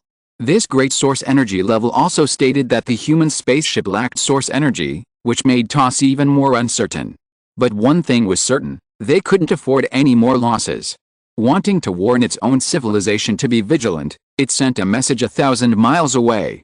Regardless of whether the human spaceship possessed source energy or not, it wanted its own fleet to temporarily avoid confrontation. Once its own battle was over, it could then destroy the human spaceship.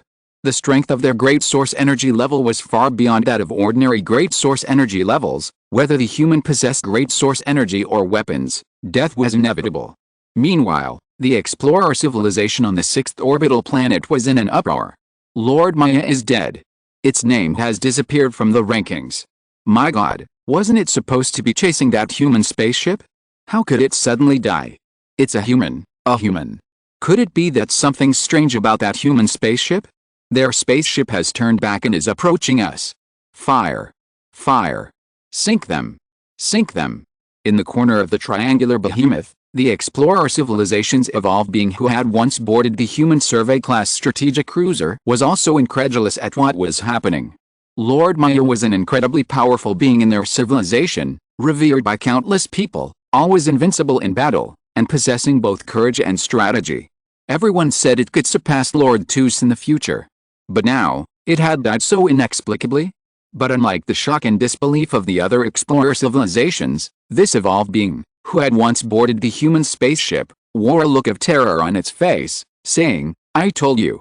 I warned him. The humans on that spaceship really did have source energy level beings. It was a source energy level being that attacked me, interfering with my mind, but Lord Maya just wouldn't believe it. Just wouldn't believe it." Since returning from the human spaceship, it had firmly believed that there must have been a source energy level being on that ship. However, with the subsequent changes in the situation, no one was willing to believe it, especially after both Tus and Maya, two source energy level beings from the explorer civilizations, had made their judgments. And now, it seemed to prove that everything it said was true. At this moment, its judgment as an evolved being also had a certain influence, causing a new wave of panic on the bridge of their triangular behemoth. There really is a source energy level being. Humans really do have source energy level beings. Only a source energy level being can kill another source energy level being. Lord Maya was so powerful, yet he died silently in that human spaceship.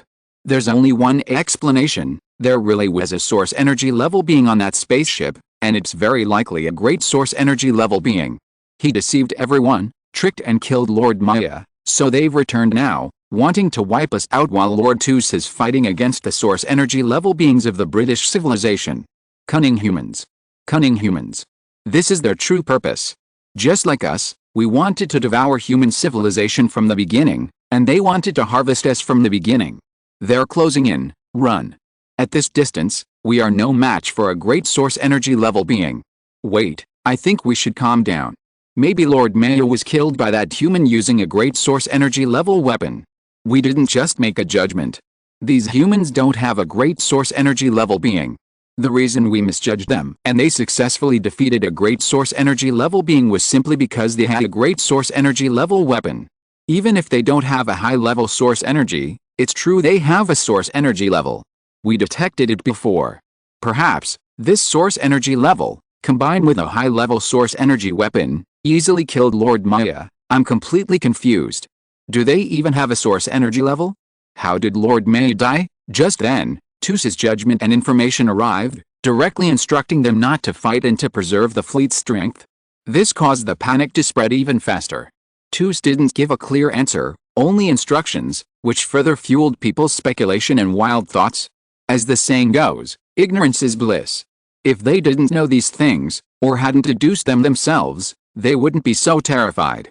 But now that they had deduced the truth, Coupled with the confirmation from their own source energy level experts, they were even more convinced that the human ships had at least one source energy level, and they were even more panicked. If they really had a high-level source energy, their current distance was extremely dangerous. After much internal debate, the explorer civilization's inhabitants grew increasingly confused. Each had their own judgment about the human spaceship, casting a large question mark over it. Fortunately, Tus's timely order provided direction. If they didn't know, weren't clear, or didn't understand, they wouldn't take risks. Regardless of whether that human spaceship carries a source energy level vessel, if they can eliminate Lord Maya, they could potentially destroy our fleet. Following Lord Tus's orders, prioritize preserving the fleet. We must retreat quickly and create distance. Therefore, even before the human fleet arrived, the explorer civilization's fleet retreated in unison. Following their own judgment and the orders of their own source energy level vessel was always the right thing to do. The triangular behemoth and numerous wedge-shaped ships retreated hastily, quickly creating distance and launching a chaotic barrage of attacks. While these attacks had some impact on the human warships, they posed no real threat. This scene was exactly the same as when Lin Qun and his team arrived in their survey-class strategic cruiser. Wherever their ship went, enemy warships retreated in disarray, as if avoiding a plague, leaving everyone dumbfounded. What? Have they gone mad? Why are they all retreating? Aren't they going to abandon the planet? Suji was somewhat bewildered. According to their estimates on the way here, the biggest risk on this return trip was naturally whether the source energy class would attack them, and the second biggest risk was how to successfully seize a ship from the explorer civilization's fleet. The explorer civilization's fleet had 2 giant ships and countless wedge-shaped spacecraft, while humanity only had 1 warship. If they resisted with all their might, it would be difficult for humanity to even get close. They would likely be riddled with bullets halfway there. Lin Qun was an evolver, not a source energy class, so the chances of successfully raiding and seizing the ship across a distance of tens of thousands of kilometers were slim. Therefore, on the way, they replanned, intending to bypass the enemy fleet, use the massive planet as cover to avoid enemy attacks, land on the 6th orbital planet's homeland, and see if they could seize a ship on the surface to fight back. But now, before they could act according to plan, they discovered that the plan seemed completely useless. They didn't even need to evade, the enemy fleet simply fled. The Son of Civilization destroyed one of their source energy level ships. They naturally assumed we had source energy level ships here. Perhaps not a large source energy level ship, but even one source energy level ship at this distance could still pose a danger to their fleet. And compared to their precious space fleet, planets are nothing.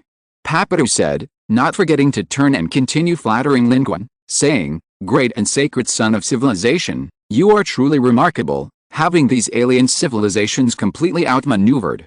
A distance of tens of thousands of kilometers, for evolved beings, this is an insurmountable chasm of death, a very long war distance, but for a source energy level ship, it is achievable. This long distance suddenly becomes not so far, therefore, they naturally fled, fearing the loss of their precious fleet. Their planet's surface had already been repeatedly bombarded by the British civilization, leaving few visible key facilities. Under these circumstances, abandoning the surface to preserve the fleet was the best option." Seeing this, Lin Qun roughly guessed the explorer civilization's thoughts and judgment. He knew that the explorer civilization's assessment wasn't as simple as Papadu's flattery, it was more likely a forced retreat out of caution due to uncertainty. Despite this, a half-smile appeared on Lin Qun's face. The explorer civilization seemed somewhat comical. But he knew this was the wise move. His and his human spaceship's behavior was indeed strange, it was better to be safe than sorry. Personal risk-taking might result in personal death, but the risks to the fleet and the entire civilization was unacceptable. Lin Qun simply said, "This is an opportunity. Beach landing, we'll grab a spaceship and run." Chapter 543 God's Fight. Early observations of Planet 6-1, the only competing planet in the 6th orbit, by humans on Earth suggested it possessed a thin atmosphere, likely composed largely of ammonia and carbon dioxide, with relatively low oxygen levels. Scientists once speculated that life there might have relied on ammonia and carbon dioxide for unique biological metabolism, possibly representing conventional carbon-based life. Now, however, the planet has no atmosphere at all. It was wiped out in the earlier attack by the British civilization. Most of its surface defenses were also destroyed, and as the war progressed, the majority of the explorer civilization's personnel and facilities moved underground. This was the most prudent surface defense strategy a civilization would employ against a more powerful one. And now, this situation provided Lin Qun with a convenient opportunity. The British civilization's effective ground defenses were almost completely destroyed, and its fleet had chosen to retreat. This meant that Lin Qun's warships would face no effective resistance in landing on the surface of this red planet, as easily as landing on a barren planet uninhabited by any civilization. Although the Survey-class strategic cruiser was rammed by Maya, the damage to the hull itself was not significant, only the damage to the bridge affected the ship's functionality. At this moment, the Survey-class strategic cruiser was rapidly approaching the surface of the planet. A barren wasteland. On the ground, small black dots were rapidly disappearing underground. These were the surface life forms of the explorer civilization. Relying on their flesh and blood, they couldn't keep up with the speed of Lin Qun's fleet's retreat. At this moment, the explorer civilization life forms that were originally active on the surface had not yet had time to all transfer back underground. And these people directly became Lin Qun's target. The Survey-class strategic cruiser advanced, directly finding the location of what appeared to be an underground facility of the explorer civilization. Multiple turrets rotated, bombarding the surface with debris. At the same time, the lower deck doors of the Survey-class strategic cruiser opened, and Lin Qun's figure plummeted from the sky, rapidly descending amidst the explosions, landing in the underground fortifications blasted open by the cruiser. This was a landing pad located in the shallow underground level, mainly for parking wedge-shaped spacecraft. Normally, there was a proper exit here, but it had already been destroyed in the previous battle. As Lin Qun landed, many explorer civilization beings opened fire on him, their faces filled with terror as they retreated while firing. Lin Qun simply glanced around. All these blue-skinned giant beings collapsed backward with a thud. He strode forward. The structure above his HUD shattered one by one from the bombardment of the Survey-class strategic cruiser, huge fragments crashing to the ground. This wedge-shaped spacecraft's airfield was collapsing spectacularly.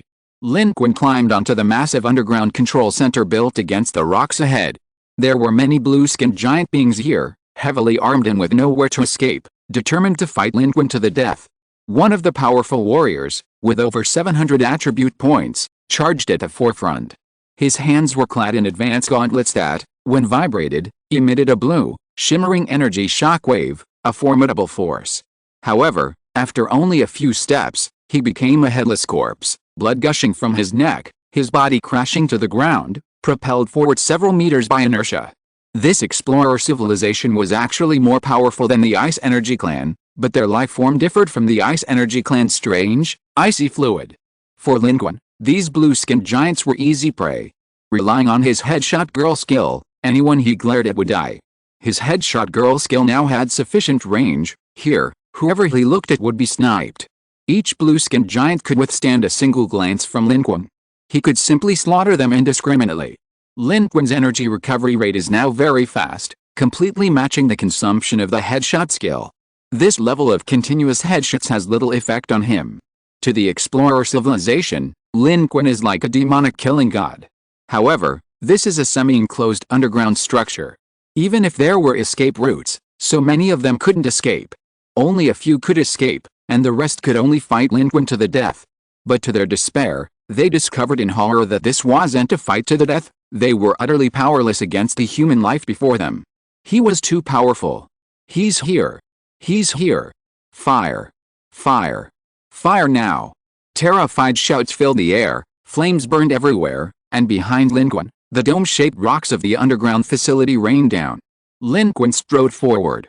The turrets on both sides of his control center rotated, attempting to fire at Lin Qun. Heavy weapons were also ready. Unfortunately, Lin Qun drew Excalibur, and its flash briefly illuminated the entire underground facility of the explorer civilization. The control center, hundreds of meters high and connected to the mountainside, was sliced in two by the blinding light, one half collapsing layer by layer. The heavy weapons, before they could even fire, were engulfed in the flash, exploding one after another. Countless blue-skinned giants perished in the blast radius. Meanwhile, Suji's voice rang in Lin Qun's ears from the Survey-class strategic cruiser, Mr. Lin, we've scanned this area. This facility covers 6 kilometers. There isn't a single usable aircraft. Lin Qun's perception corroborated the survey-class strategic cruiser's scan results. He took a deep breath, leaped into the air, and charged towards the half of the control center that hadn't completely collapsed. As he crashed into its core, Lin Qun's gaze swept around. The surrounding blue-skinned giants fired at him in panic and confusion, but the attacks couldn't even penetrate his defenses. Lin Qun flicked his wrist, unleashing a mountain-splitting seal that shattered the resisting explorer civilization lifeforms along with the wall behind them, sending them exploding outwards. He then grabbed a lifeform on the ground that appeared to be the commander of this facility, saying, "Where on this planet are there any more warp-in ships? I absolutely won't tell you, human. You killed Lord Maya, and you still want to escape? You absolutely cannot find a single ship on this planet." The blue-skinned giant lifeform was actually taller than Lin Qun. Now, being lifted up by Lin Qun, who was half suspended in the air, it struggled desperately, its face contorted with rage. However, its harsh words and expression couldn't conceal the deep fear in its eyes for Lin Qun. How could it not be terrified? This human had killed their source energy level beings and had swept through their ranks with unstoppable force, invincible and devastating. Who wouldn't feel fear? But in response to its lack of cooperation, Lin Qun merely sneered and activated the touch of trash. 5 consecutive trash. The blue-skinned giant commander's expression rapidly went blank, the ferocity on his face completely crumbling, replaced by fear. He screamed, even losing control of his bladder, crying, "Don't kill me! Don't kill me! I'm terrified! God! Are you really a source-level lifeform? I know, 521 kilometers west of here, there's a batch of wedge-shaped ships under repair. You might find what you're looking for there. Just please don't kill me. God! What did I say? Devil! You're a devil! Oh no, I told you everything!" Lin Qun released his grip. The blue-skinned giant commander slumped to the ground. It was still within the influence of the touch of uselessness. Under the effect of the intelligence-lowering aura, it seemed to have forgotten how to walk normally, crawling forward on its hands and feet, relying on instinct to try and escape from the human-killing god behind it. The touch of uselessness wasn't very effective against powerful life forms, but it was quite useful against such small fry. Watching this scene, Lin Qun increasingly felt that Papadu was not as simple as he thought.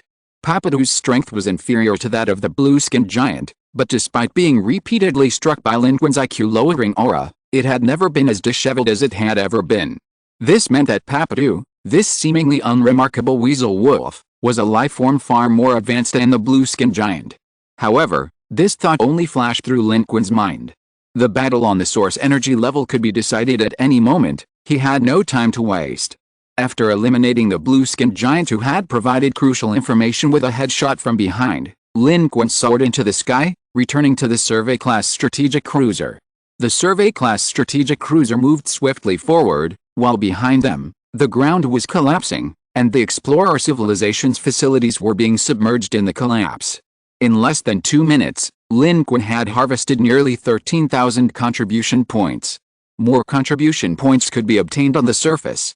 But this was not the time to ponder these things. The survey-class strategic cruiser was advancing rapidly. They flew at low altitude and were attacked by some remnants and facilities of the explorer civilization, but these were insignificant and didn't require Lin Qun's intervention. The survey-class strategic cruiser's cannons could easily fire and quickly eliminate the threats. They didn't even need to fire, simply maintaining their speed was enough to shake off most of the attacks. Suji said, "The British civilization's earlier bombardment of this planet was a great help to us. The explorer civilization's surface forces are now almost zero, otherwise, we could never have traversed the surface of this planet like this." Papadu nodded. "The son of civilization is truly wise and powerful, having foreseen everything. Once we seize their spaceship, we can leave this place." But just then, Lin Qun felt a sudden tremor in his heart and looked up. The Crimson Planet has no atmosphere, and the starry sky can be seen from any point on its surface. Therefore, looking up from here, one can also see the location of the source energy level battlefield, but because the distance is too great, all one can see is a cluster of colors in the distant starry sky. For example, just now, that location was a burning band of fire, but that was still astonishing enough to be visible at such a distance, showing the vast range of that great source energy level being's attack. Of course, that band of fire was not actually a band of fire, but a fiery cube space created by the Great Source Energy Level Helper invited by the Explorer civilization, used to lock down the Yingzhou civilization's Source Energy 6 keys in, but from the ground, it looked like a band of fire. And just then, on the outer edge of that band of fire, a rainbow of green, white, and yellow suddenly appeared, building a magnificent bridge from the depths of the starry sky, spreading at almost the speed of light, instantly crossing the galaxy and connecting to that band of fire. The fire band in their field of vision seemed to have been severely impacted by the tricolor rainbow. What should have been a complete cubic structure of fire seemed to have been blown apart, and the fire band formed a larger, thinner ring in their field of vision, spreading backward.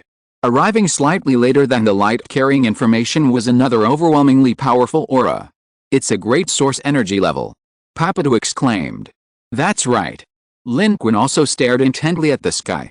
The distance there was too great, even with his perception, he couldn't detect the specific situation there.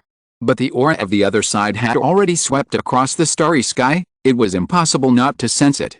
It should be a great source energy level from the British civilization. They can't bear to sacrifice a source energy level 6 user, they've come to rescue it. Let alone a source energy level 6 user, even an ordinary source energy level expert is an extremely precious resource for a conventional interstellar civilization, let alone a source energy level 6 user. Even if the British civilization had a great source energy level user, they wouldn't be willing to let a source energy level 6 user perish here. It's truly a battle of gods. Looking at the changing lights in space above, Suji couldn't help but sigh. Even from this distance, she could feel the intensity and terror of this battle. Being in it must be extremely dangerous.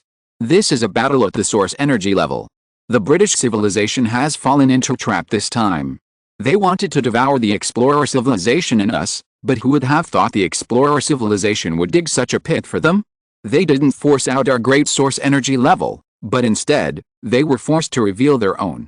The British civilization's source energy level 6 warrior hasn't died yet. It's probably because the helper the Explorer civilization hired is holding back, waiting for the British civilization's great source energy level to arrive before killing them all. Papadu analyzed with great seriousness.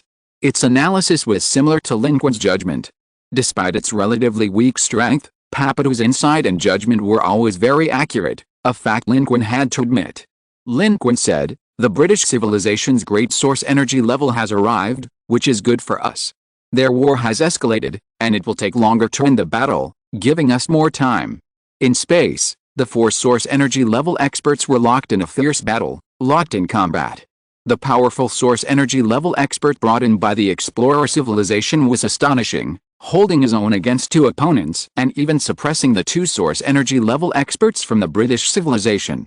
Meanwhile, the Explorer civilization's source energy level expert, Tus, seemed more like a facilitator, not actively fighting, but only responsible for blocking the retreat route, preventing the 2 British source energy level experts from escaping. Killing these 2 British source energy level experts was their primary objective in this battle. Since the enemy had come, how could they let them leave so easily? At the same time, on the 6th orbital planet, Lin Qun and his group also found the wedge-shaped spaceship repair facility mentioned by the blue-skinned giant commander. Chapter 544 Refining Source Energy Level. Lin Qun and his group encountered almost no obstacles in their advance. The severely damaged surface of the Explorer civilization's participating planet lacked any effective defenses against humanity. Knowing that human ships possessed power capable of eliminating source energy level beings, even if they had such beings, they dared not show themselves. Meanwhile, the Explorer civilization's fleet in space had retreated. To protect themselves, they couldn't indiscriminately bombard their own planet. Doing so might not be successful and would instead result in the deaths of many of their own people and facilities. This repair facility was larger than the landing site Lin Qun and his group had just discovered. This was likely because there were multiple similar wedge-shaped spaceship landing sites, but such repair facilities were relatively rare. However, this repair facility also seemed to have been affected by the previous battle. A third of it had collapsed, thick smoke billowed, and visible flames were rising in many places. This made the repair facility look somewhat dilapidated, but the blue-skinned giant commander, under the influence of the touch of trash ability, hadn't lied. Even before approaching, Lin Qun's senses had already detected a large number of wedge-shaped spacecraft docked here. The Explorer civilization's warships were also complex in form, yet also quite uniform. The simplicity stems from the fact that their spaceships, despite their variations, all ultimately boil down to one type of wedge-shaped aircraft. The complexity arises from the fact that, although they possess only one type of aircraft, multiple wedge-shaped aircraft can be combined to form various shapes and functions of spaceships. However, Lin Qun frowned. They're destroying the spaceships here. We need to hurry. The fact that the human spaceships had encountered problems and were now attempting to seize one for their escape was no secret, based on the actions of the humans and the information relayed back by TUS. Seeing the human survey-class strategic cruiser flying straight towards them, they had naturally already begun their operation. They realized that their ground forces couldn't stop Lin Qun and the survey-class strategic cruiser, so the best method was to directly destroy the spaceships here, forcing the humans to return empty-handed. Without a spaceship capable of warp jumps, they would be trapped here, and waiting for the source energy level battlefield to decide the victor would mean certain death. The explorer civilization was also cunning, choosing not to fight Lin Qun and waiting for the stronger beings to eliminate them. However, Lin Qun and his team arrived quickly. Survey-class strategic cruisers are known for their speed, and the vacuum environment here made them even faster. Flying over the repair facility, the survey-class cruiser opened fire, destroying several of its gun emplacements. It then blasted open a door hidden beneath the rock layer and descended to the ground. Lin Qun emerged from within, sweeping across the battlefield like a whirlwind. The explorer civilization's lives were slaughtered in droves. They were no match for Lin Qun, and none could withstand his onslaught. However, they launched 2 nuclear weapons from distant space, approaching at high speed. Before they could get close, the survey-class cruiser intercepted them at a distance, detonating them in the vacuum above the planet's surface, having no impact on the area. Lin Qun continued deeper, destroying the repair base's self-destruct system. The explorer civilization's efforts to destroy the spacecraft here were thus declared a failure. However, they had indeed destroyed quite a few wedge-shaped spacecraft earlier. Inside this repair facility, there were at least 70 wedge-shaped aircraft. Currently, only 23 remain. Under the protection of the Marines aboard the survey-class strategic cruiser, Papadu moved swiftly, flitting between several wedge-shaped aircraft, discovering only 12 were operational. He eliminated several explorer civilization beings who were causing trouble on these aircraft, and Papadu successfully took over. How long will it take? Lin Qun asked, boarding the wedge-shaped aircraft Papadu was on, while staring at the incomprehensible writing on it. At this moment, the area around the repair facility was already engulfed in flames. Lin Qun had harvested another 15,000 contribution points here, bringing his total to over 30,000. In the world of the strong, contribution points were indeed everywhere. But this was all the contribution points he had. The remaining explorer civilization beings had either fled or hidden from the start. Aside from the necessary saboteurs and a few military personnel, there were actually very few explorer civilization workers in this repair facility. 5 minutes at most. I've seen the technology the explorer civilization passed on to Blue Star before. I understand it very well. Papadu was rapidly intervening in the system, altering the core parameters of the explorer civilization's spacecraft. It knew this unknown spacecraft from an unknown civilization as if it were its own. It seemed to be able to read the script that Lin Qun couldn't understand at all, without the aid of a translation device. Its series of operations were extremely swift, leaving the human crew members of the nearby survey-class strategic cruiser stunned. They exchanged glances, their eyes filled with indescribable complex emotions. Lin Qun didn't say anything, but continued with the deployment. The personnel on the survey-class strategic cruiser were transferred en masse to the 12 available wedge-shaped spacecraft. Suji remained on the survey-class strategic cruiser. She would set up autopilot for it, allowing it to leave the explorer civilization's participating planet from another direction. The automatic repair system was still operating. If it could successfully fly out of the Veil's range, and if the warp drive could be repaired, it would warp back to Blue Star. We're desperately short of spaceships. I don't want to abandon this one. We've all gone to the explorer civilization's spaceship. Maybe the alien civilization won't attack this empty ship, and even if they do, it can still draw some attention to us, Suji said, a hint of reluctance on her face. She loved this spaceship. But now, she had to abandon it. Compared to the spaceship, people were more important. In fact, the repair process of the survey-class strategic cruiser was not going smoothly, and the repair time was longer than expected. It was destined to be abandoned. After setting the final procedures, Suji also boarded the wedge-shaped aircraft. At this time, Papadu's operation was also completed. From one of the wedge-shaped aircraft, it directly and manually remotely controlled the other 11 wedge-shaped aircraft to take off simultaneously from the repair shop, ascend into the air, and splice together. These explorer civilizations' wedge-shaped aircraft were designed this way from the beginning, so the whole process was very smooth. Papadu was as skilled as if it were a native explorer civilization's blue-skinned giant pilot. 12 wedge-shaped spacecraft were assembled into a small cone-shaped spaceship. During the assembly, the armor opened and coupled, a series of operations that dazzled the surrounding humans. We've only ever seen the external changes and docking of their spaceships in space. We never imagined the inside was like this. Compared to them, our technology is truly far inferior, Suji exclaimed. The explorer civilization, as a participant in the 6th orbit, was naturally far more powerful. Their energy level was one aspect, but their technological strength was even more crucial.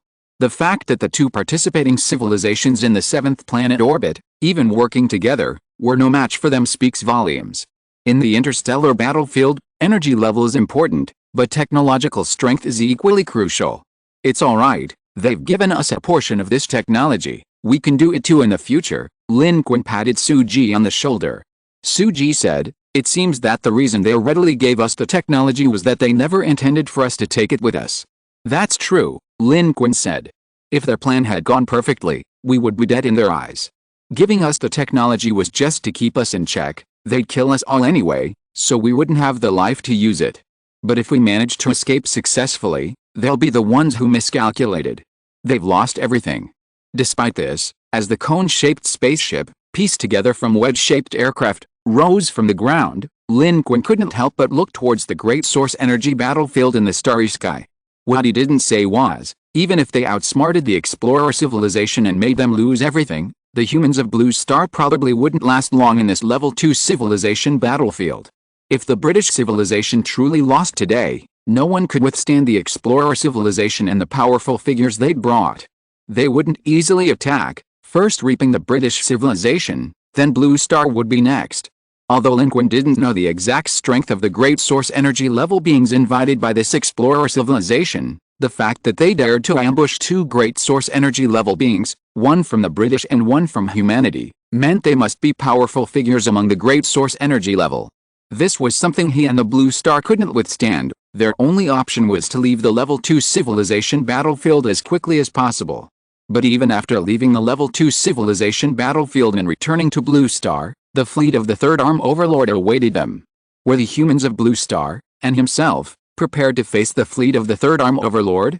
This time, Lin Qun had gained many powerful cards and broadened his horizons during his entry into the level 2 civilization battlefield, further enhancing his own strength and finally achieving Evolver status. Even so, Lin Qun wasn't confident. The Third Arm Overlord's fleet possessed superior technology, surpassing even the British civilization, and they had 3 source energy level beings, one of whom was a great source energy level being. However, at least after passing through the level 2 civilization battlefield, Lin Qun and the humans of Blue Star would no longer be at the mercy of others. If they truly left the level 2 civilization battlefield, facing the fleet of the Third Arm Overlord wouldn't be as utterly powerless as before. Lin Qun could only hope that the spoon demon he left behind when he arrived at the level 2 civilization battlefield would have a sufficient impact on the 4-armed source energy level being. Otherwise, even if Lin Qun acquired many new abilities upon their return, the situation might not be entirely in humanity's favor. The outcome was still uncertain. However, Lin Qun had another major gain from this trip, which could potentially become another powerful tool. That was that he had obtained the strength of Source Energy 3 Maya.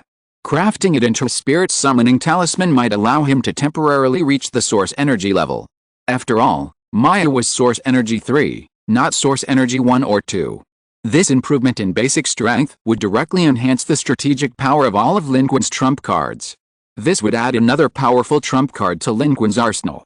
Meanwhile, in the distance, the Source Energy level battle continued. Lin Qun and his group dared not delay for a moment. Their hastily assembled cone-shaped spaceship quickly rose from the depths of the repair yard, avoiding the explorer civilization fleet in space, preparing to escape. Behind them, The pre-programmed survey-class strategic cruiser also automatically flew in the opposite direction from Lin Qun and his group. The individual beings of the explorer civilization were enormous, far exceeding the size of humans, therefore, their spaceships were more than sufficient for human use. Meanwhile, on the bridge of the cone-shaped spaceship, Lin Qun said, "You all retreat along the original route. I'll go to the back to do some things. Unless the source energy level intervenes, don't disturb me." Suji and the others nodded solemnly. Suji even dispatched 2 warriors to protect Lin Qun.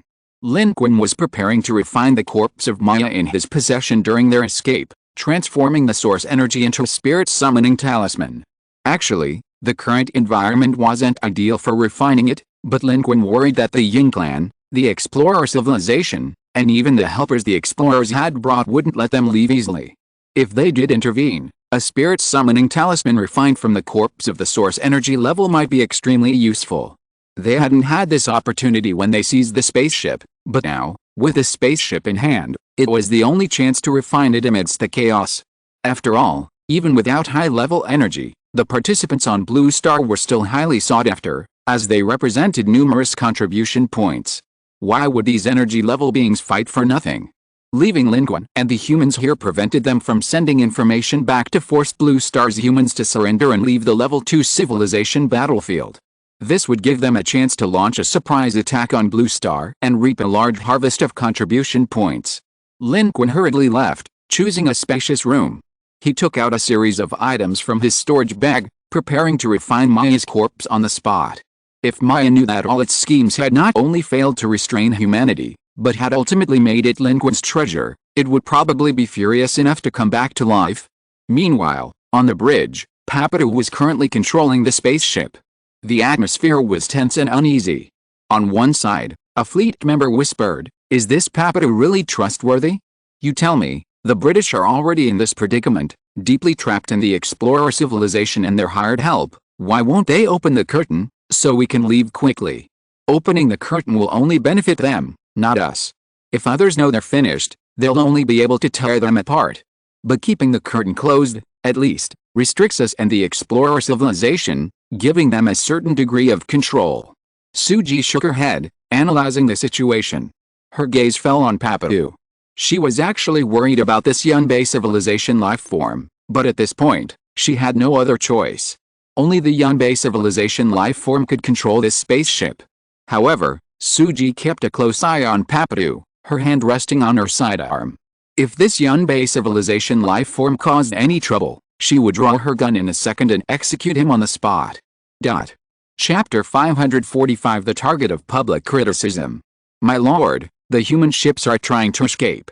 They've landed on my planet and stolen one of our ships. In the source energy level battlefield, Tus urgently sent a message to his spies. At this moment, the battle here was reaching its climax.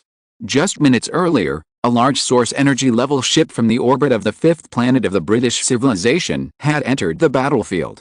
Its ship passed through the curtain passage opened for it by the British civilization, jumping into the battlefield. Because of the presence of the large source energy level ship, this British ship was exceptionally brave, directly jumping into the source energy level ship's control area within the dark ship that Tus had summoned. Then, the scene Lin Qun and the others witnessed appeared. A 3-colored rainbow spanned the starry sky, dispelling the fiery cube of the large source energy level ship within the dark ship. Severely injured, Kizan rose from within, flying back to the British ship. It encountered their great source energy level Saint Ava here, and said, it came prepared. Its power of rules hasn't manifested yet, but it's at least a source energy level 9. Its target is you. We must retreat immediately. Saint Ava also wanted to retreat. The explorer civilization had revealed its trump card, clearly intending to devour humanity and the British. It came here to take Kizan away, but unexpectedly, it was locked in a deadly battle, and the opponent didn't give it a chance to retreat. As it appeared, the tricolor rainbow shattered the flame cube, and at the same time, the great source energy aura within the dark spaceship began to expand exponentially. The dissipated visible dark energy flame cube formed an even larger ring in the vast expanse of space, where dark energy converged and intertwined, dyeing the entire sky red, magnificently sealing off all directions and blocking all paths of the British civilization's spaceship. Simultaneously, Tus intercepted from behind. The combined power of the two great source energy levels of the British civilization possessed similar abilities: vigorous vitality, related to the power of rules, capable of nurturing all things, even developing them into life forms within their own civilizations, though lacking thought and perception, like living puppets in name only. Now, their combined power clashed with a great source energy level within the dark spaceship, only to be suppressed by overwhelming force. Despite its attempts to break free, it remained trapped in the opponent's blockade. The great source energy level of the British civilization felt a chill run down its spine. It could clearly sense that the opponent's power was significantly more domineering, and it was clearly at a disadvantage in the struggle for control of dark energy within the space. The opponent hadn't even used the power of rules, yet already held a decisive advantage. Because energy is conserved within a fixed space, a source energy level user who controls the battlefield controls all the dark energy within that space. The reach of dark energy is the reach of a source energy level user's perception and power. Therefore, source energy levels can manifest their forms on a macroscopic scale and become invincible in an entire region of space, even forcing interstellar fleets to retreat. Consequently, battles between source energy levels are essentially battles for dark energy within a fixed space. Whoever controls the dark energy within that fixed space of the battlefield is naturally invincible. As one side gains more, the other loses. If one has sufficient dark energy and the other lacks it, and their strength is somewhat inferior, the side unable to control dark energy will ultimately perish. How can one fight without a source of energy? The explorer civilization's request for human assistance was a pretense. The source of their confidence lay in the large source energy level of this dark spaceship. Currently, the British civilization's large source energy level user has already seen its weakness in this brief exchange.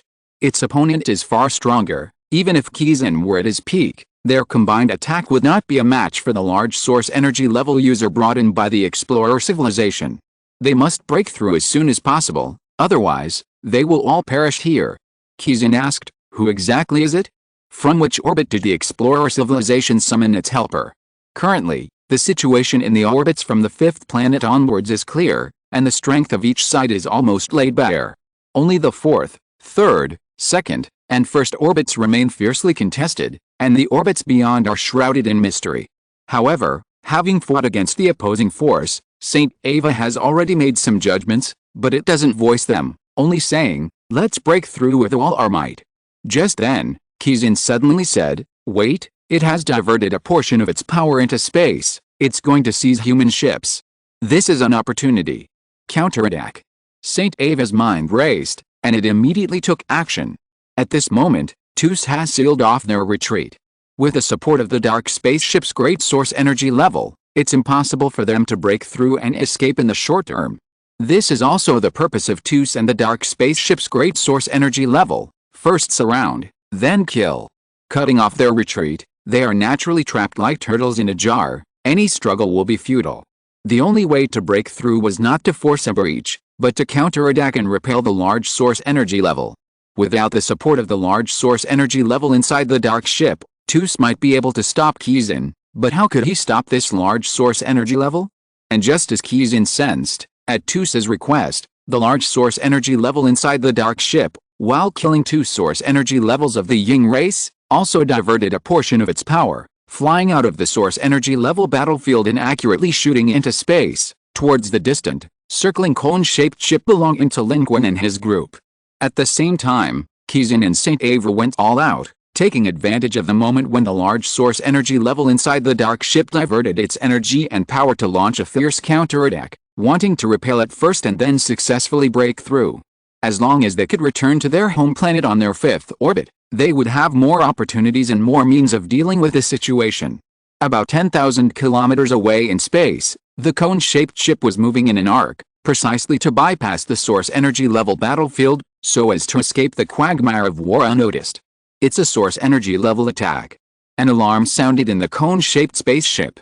The explorer civilization's spacecraft had detected a source energy level attack, and Papadu, Suji, and the others all paled. Papadu urgently changed direction, trying to escape. But even though the cone-shaped spaceship came from the explorer civilization and was very fast, a source energy level attack might not be able to catch up. This wasn't a source energy level pursuit, but an attack from a source energy level attack, or even a greater source energy level attack. Should we ask Mr. Lin for help? Suji was sweating profusely. They didn't know much about the cone-shaped spaceship, but there was no doubt that it couldn't possibly have any means to withstand a greater source energy level attack that could traverse the entire starry sky. It seemed that only Lin Qun could withstand this attack on the entire spaceship, otherwise, if the spaceship exploded, they would all be finished. Without the spaceship, Lin Qun couldn't traverse the starry sky either. Papadu shook its head. It's not the last moment yet, don't disturb the sun of civilization.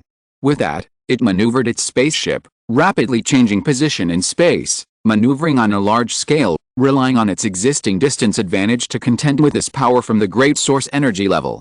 In the universe, space is an advantage. With spatial distance, they still have room to maneuver. The great source energy power of the dark spaceship chased the conical spaceship in space, while Papadu flew in circles, trying to shake it off completely. However, this caused the conical spaceship to completely deviate from its course. The distance to the edge of the curtain no longer shortened, but instead it continued to circle within a large area, almost without any progress. At the same time, it manually activated the information deception weapon taken from the survey-class strategic cruiser, deliberately inputting a mirror data. Sensing, it perceived an aura from the conical spaceship that was exactly the same as the others, sweeping towards it.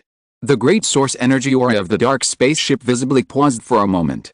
But it quickly saw through it, and the power continued to advance, chasing the conical spaceship, closing the distance further and further. However, Papadu seized this opportunity during the pause, instantly accelerating and breaking free from its previous circling predicament. Piloting its cone-shaped spaceship, it shot forward like lightning, briefly widening the distance once more. The dark spaceship's high-energy aura, reacting only then, caught up, and the distance it had just narrowed was widened again. Papadu immediately activated its information deception device. This series of actions left Suji and the others bewildered. This spaceship was alien. They couldn't understand its language or operating system, but they could clearly see the results and actions. Currently, the cone-shaped spaceship was once again shaking off its pursuers, heading straight for the edge of the curtain.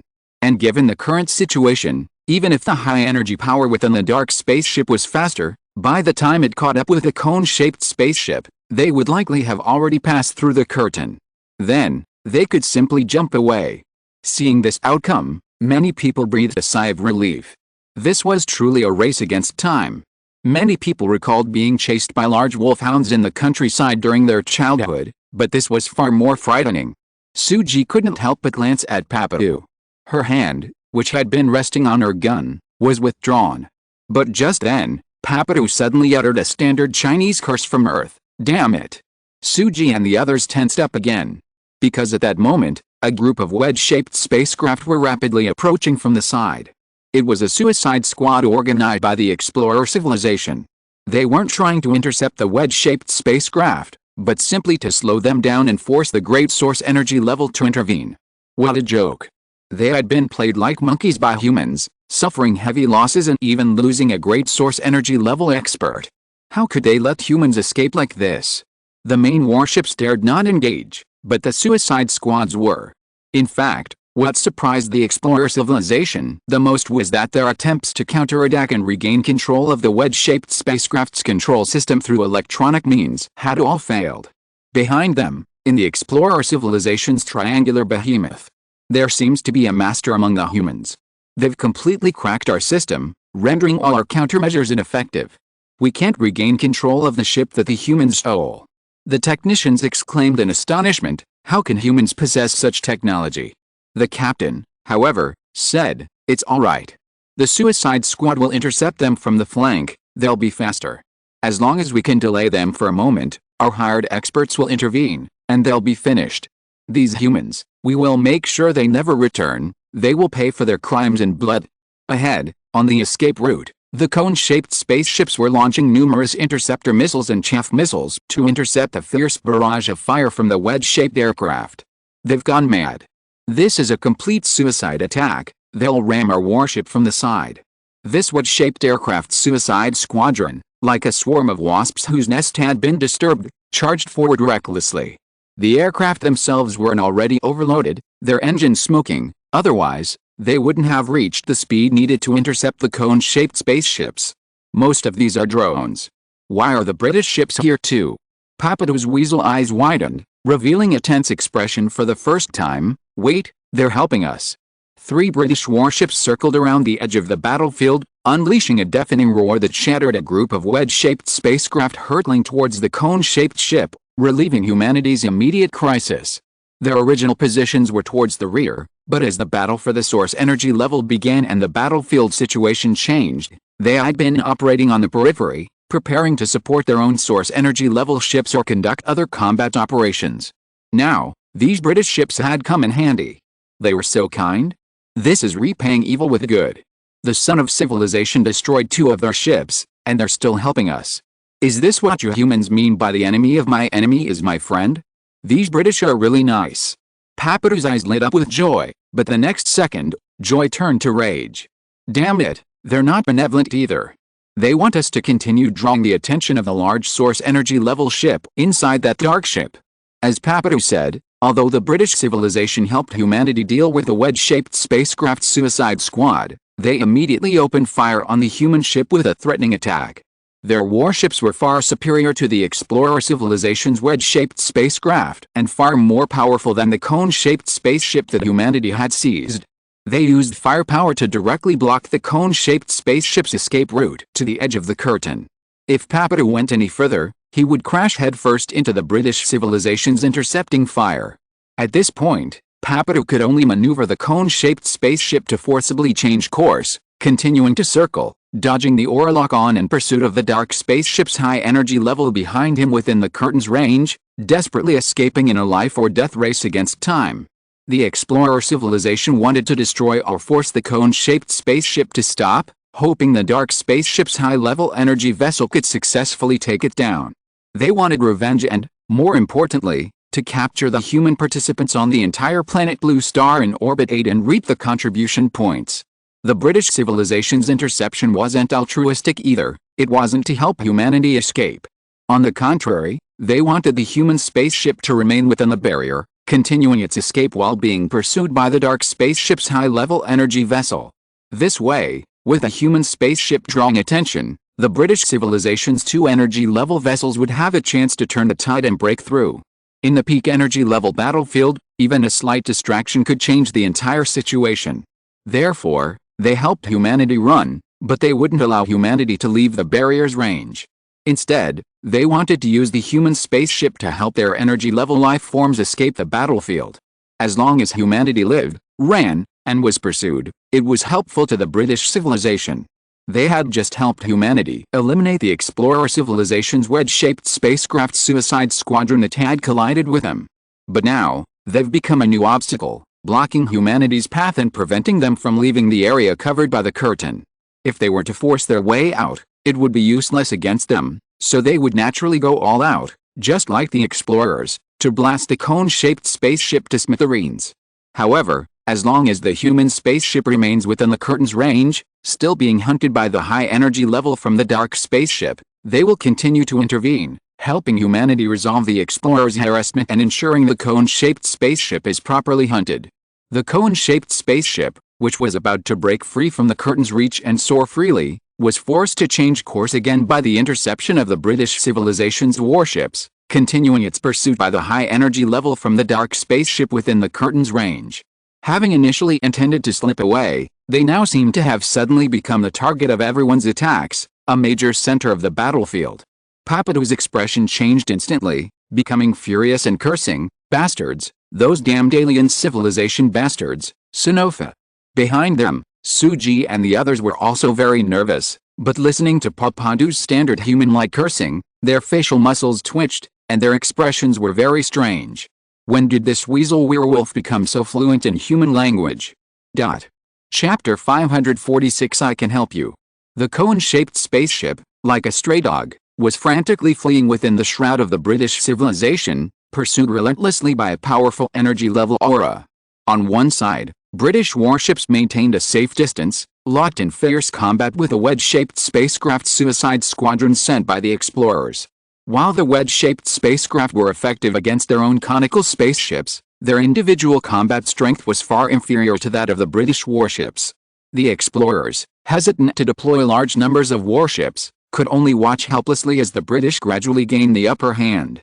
The British also suspected that Maya might have been killed by humans, and that the humans on the cone-shaped spaceship were suspicious, but now, with their 2 energy level units deeply involved in the battle, they couldn't afford to worry about such things. They were far more anxious than the explorers, so they immediately joined the fray, while maintaining their distance from the human conical spaceships, only attempting to intercept any possibility of the humans leaving the shroud. Behind them, aboard the explorer civilization's triangular behemoth, the captain said, "Ignore them. These British civilization beings are trying to use this human to distract the great source energy level we invited. It's pointless. On the contrary, they're helping us confine these humans here. No matter how fast these humans run, they can't outrun the pursuit and lock-on of a great source energy level expert. As long as they are in this space, they're doomed." This is also why the explorer civilization's reaction to the British obstruction wasn't very intense. The fact that the humans didn't leave the curtain's coverage area and return to Blue Star in the stolen cone-shaped spaceship was, in a way, their objective achieved. Inside the cone-shaped spaceship, Lin Qun also felt a violent shaking and turning of the ship.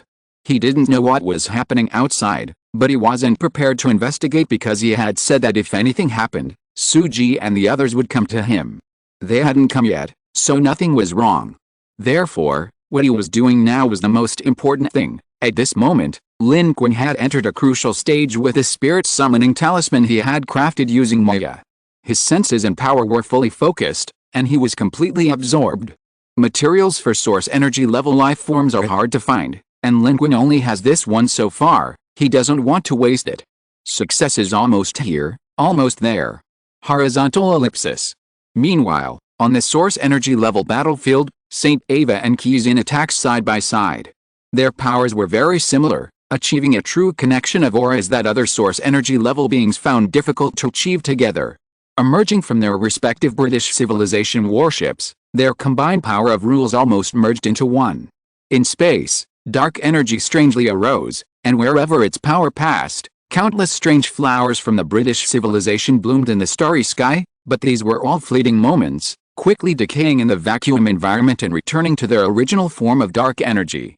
But this was a bridge. Their power was unleashed with all their might, striking the dark spaceship directly. Their target, however, was the large source energy level being inside. The surface of that dark spaceship was smooth and sharp, spotless in the cold starry sky, giving off an extremely cold and murderous feeling. At this moment, however, on the surface of the spaceship, a particle of the ship's armor structure subtly changed under the influence of the source energy level rules of the British civilization. It was incredibly transforming from inorganic to organic matter. Under the influence of these rules, everything applicable to this particular location of the armor changed, influenced by a set of rules independent of the current physical system. Consequently, a vibrant flower grew on its armor, blooming in the starry sky under the infusion of power, only to wither rapidly as the power was withdrawn. But this tiny change affected the dark spaceship. Its hull was in a stable state, an advanced warship mode providing high speed, stealth, and powerful defensive and energy absorption capabilities. Now, this stable state was being broken, causing the entire dark warship to flicker. And at that moment, a magnificent aura rose from within the warship. The high-level source energy level that had entered the battlefield aboard this powerful spaceship finally emerged, appearing on the battlefield. Its entire body was covered in the shadowy warship, exuding a cold and murderous aura. The specific life form beneath the armor was invisible, but from a human perspective, it possessed a head, long, narrow arms, and multiple lower limbs. Its overall life form style, like its armor and the shadowy warship, conveyed a chilling, ethereal feeling of being one with the stars. It flew out of the warship, instantly becoming the target of Qin and Saint Ava.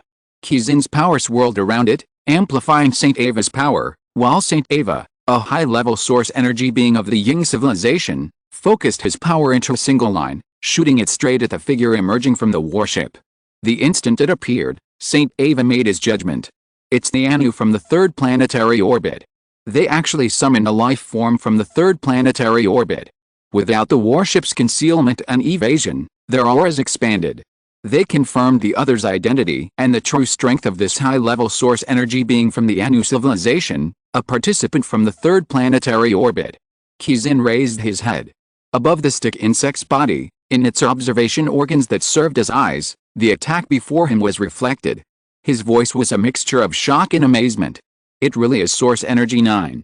The path of Source Energy is fraught with difficulty, each step like ascending to heaven. The higher the level of Source Energy, the more powerful it is, but also the rarer it becomes. Although their great Source Energy level is Source Energy 8, Source Energy 9 is still an unimaginable level for them. Even Saint Ava has only just achieved Source Energy 8, Source Energy 9 is an unimaginable level. Source Energy 9 is practically invincible among Source Energy levels. Apart from some exceptionally powerful civilizations and life forms, it is almost impossible to see life forms above Source Energy 9. As for the Overlord level, even a supercluster might not produce a few, so it's not even worth considering. And it's as it should be. The opponent dared to come here from the orbit of the third planet and dared to ambush two great Source Energy levels, so naturally, they must have such strength. The third planet's orbit belongs to the civilization vying for victory in the current battle for the second-level civilization of the Cloud Pattern star system. Among the second-level civilizations, it is a top-tier existence, naturally possessing such combat power. And in its gaze, their final attack was fiercely aimed at the sky. The helper the Explorer civilization brought, the great Source Energy level, has slowed its pursuit of us. Papadu frowned. What happened? Everyone was also bewildered. Suji said, it must be a change in the Source Energy level battlefield. The British civilization forcibly kept us within the curtain, making us chase after that great Source Energy level aura. It must be to help their Source Energy level, perhaps. Papadu was changing direction again. While it spoke, its hands didn't stop moving. This was an opportunity. It tried to use this opportunity to completely shake off the great Source Energy level aura chasing them, and from the front, in a detour, bypass the British civilization warship that had been watching them closely, and completely pass through the curtain. But their action seemed to have been anticipated by the commander of the British civilization warship. The cone-shaped spaceship accelerated, but the British civilization's warships had already begun accelerating ahead of it. Their warships were superior in performance to those of the Explorer civilization, quickly overtaking and continuing to block the cone-shaped spaceship's path. Simultaneously, they launched a large number of space torpedoes, attempting to intercept the cone-shaped spaceship's advance. Just then, someone inside the cone-shaped spaceship exclaimed, "Look!" People's pupils were being illuminated in orange-red.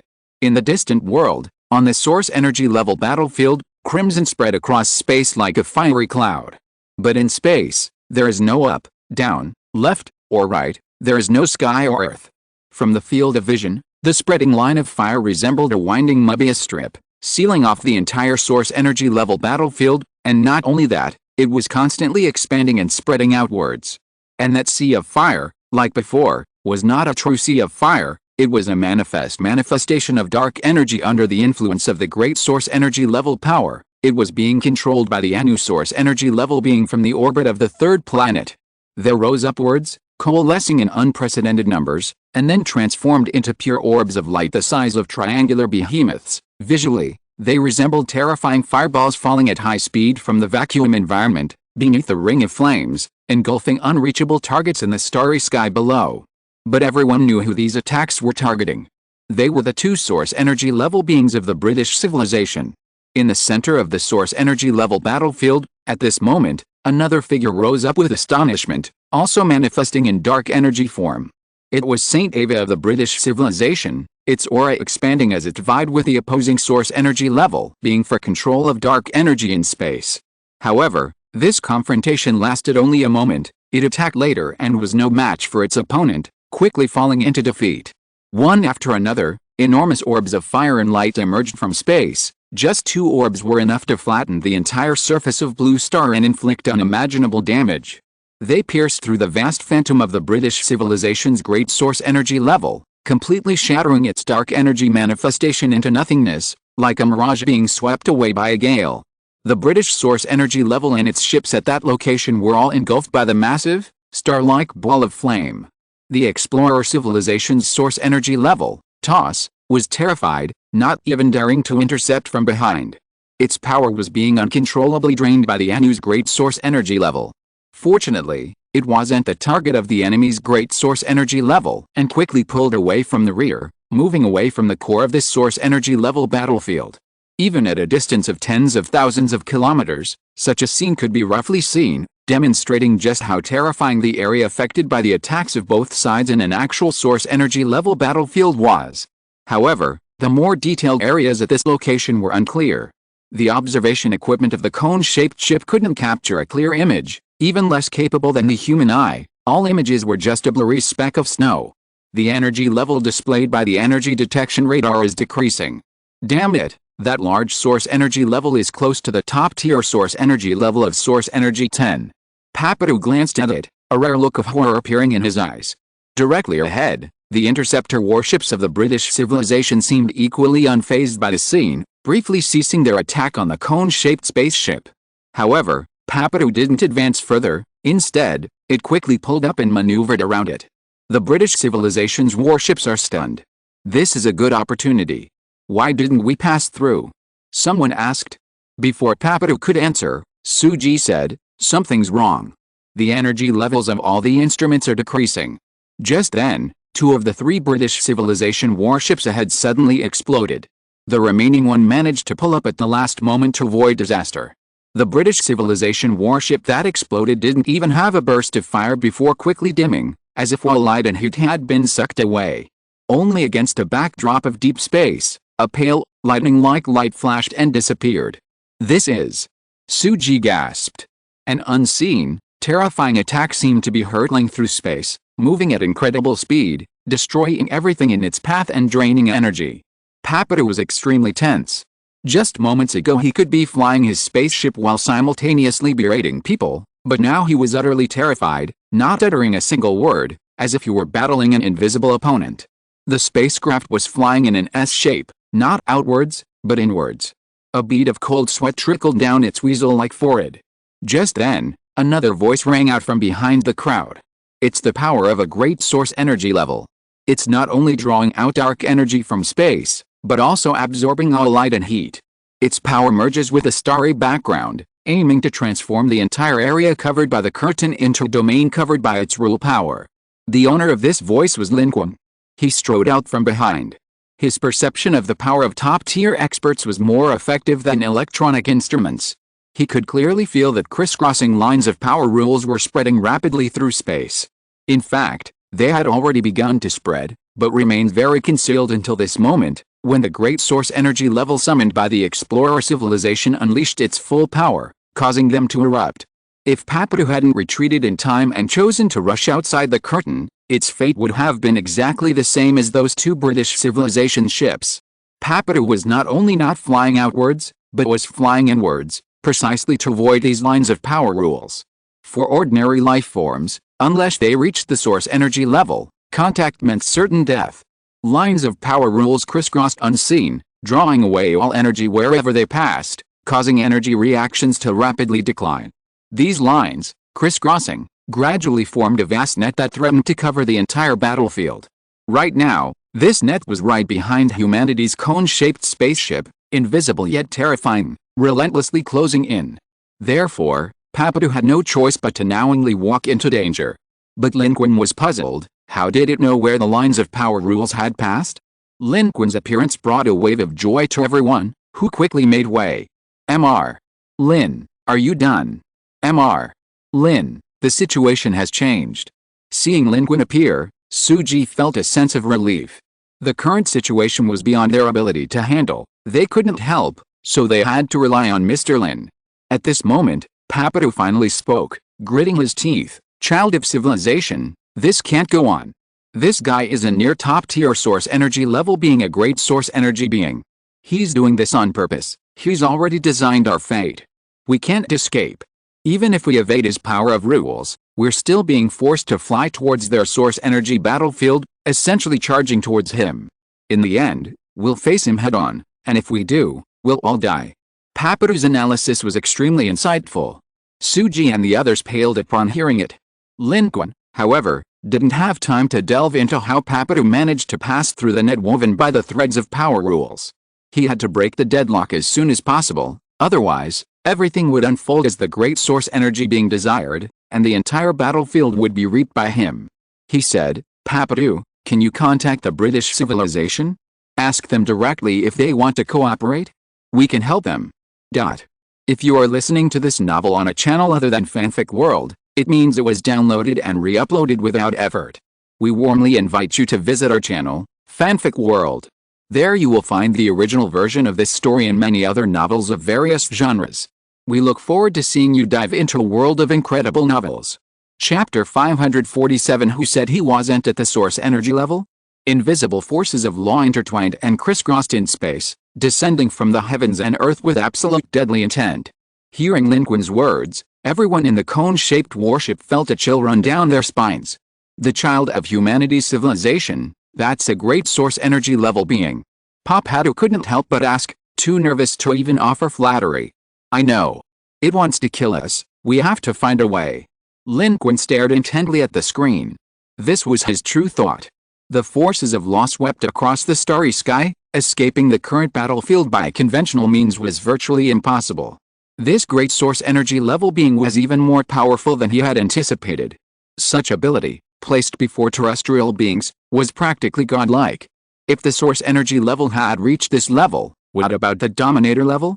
Lin Qun didn't know, and now wasn't the time to think about such things. Right now, he had completed the spirit summoning talisman he had crafted using Maya, adding another trump card to his hand, naturally giving him some confidence. They don't want me to leave? Fine, then I'll cooperate with the British civilization's source energy level and see if I can make your efforts futile. Relying on the spirit summoning talisman of the Maya level, Lin Qun's own strength might also be able to temporarily reach the level of the source energy realm. Combined with his numerous methods to simultaneously raise his level, and with the cooperation of 2 Source Energy Realm members, including the Great Source Energy Realm member from the British civilization, it's not impossible to counterattack. Not necessarily aiming for a complete victory, but breaking the deadlock is highly probable. As the saying goes, the enemy of my enemy is my friend. The British civilization's Source Energy Realm members are in dire straits, and they are also eager to break the deadlock.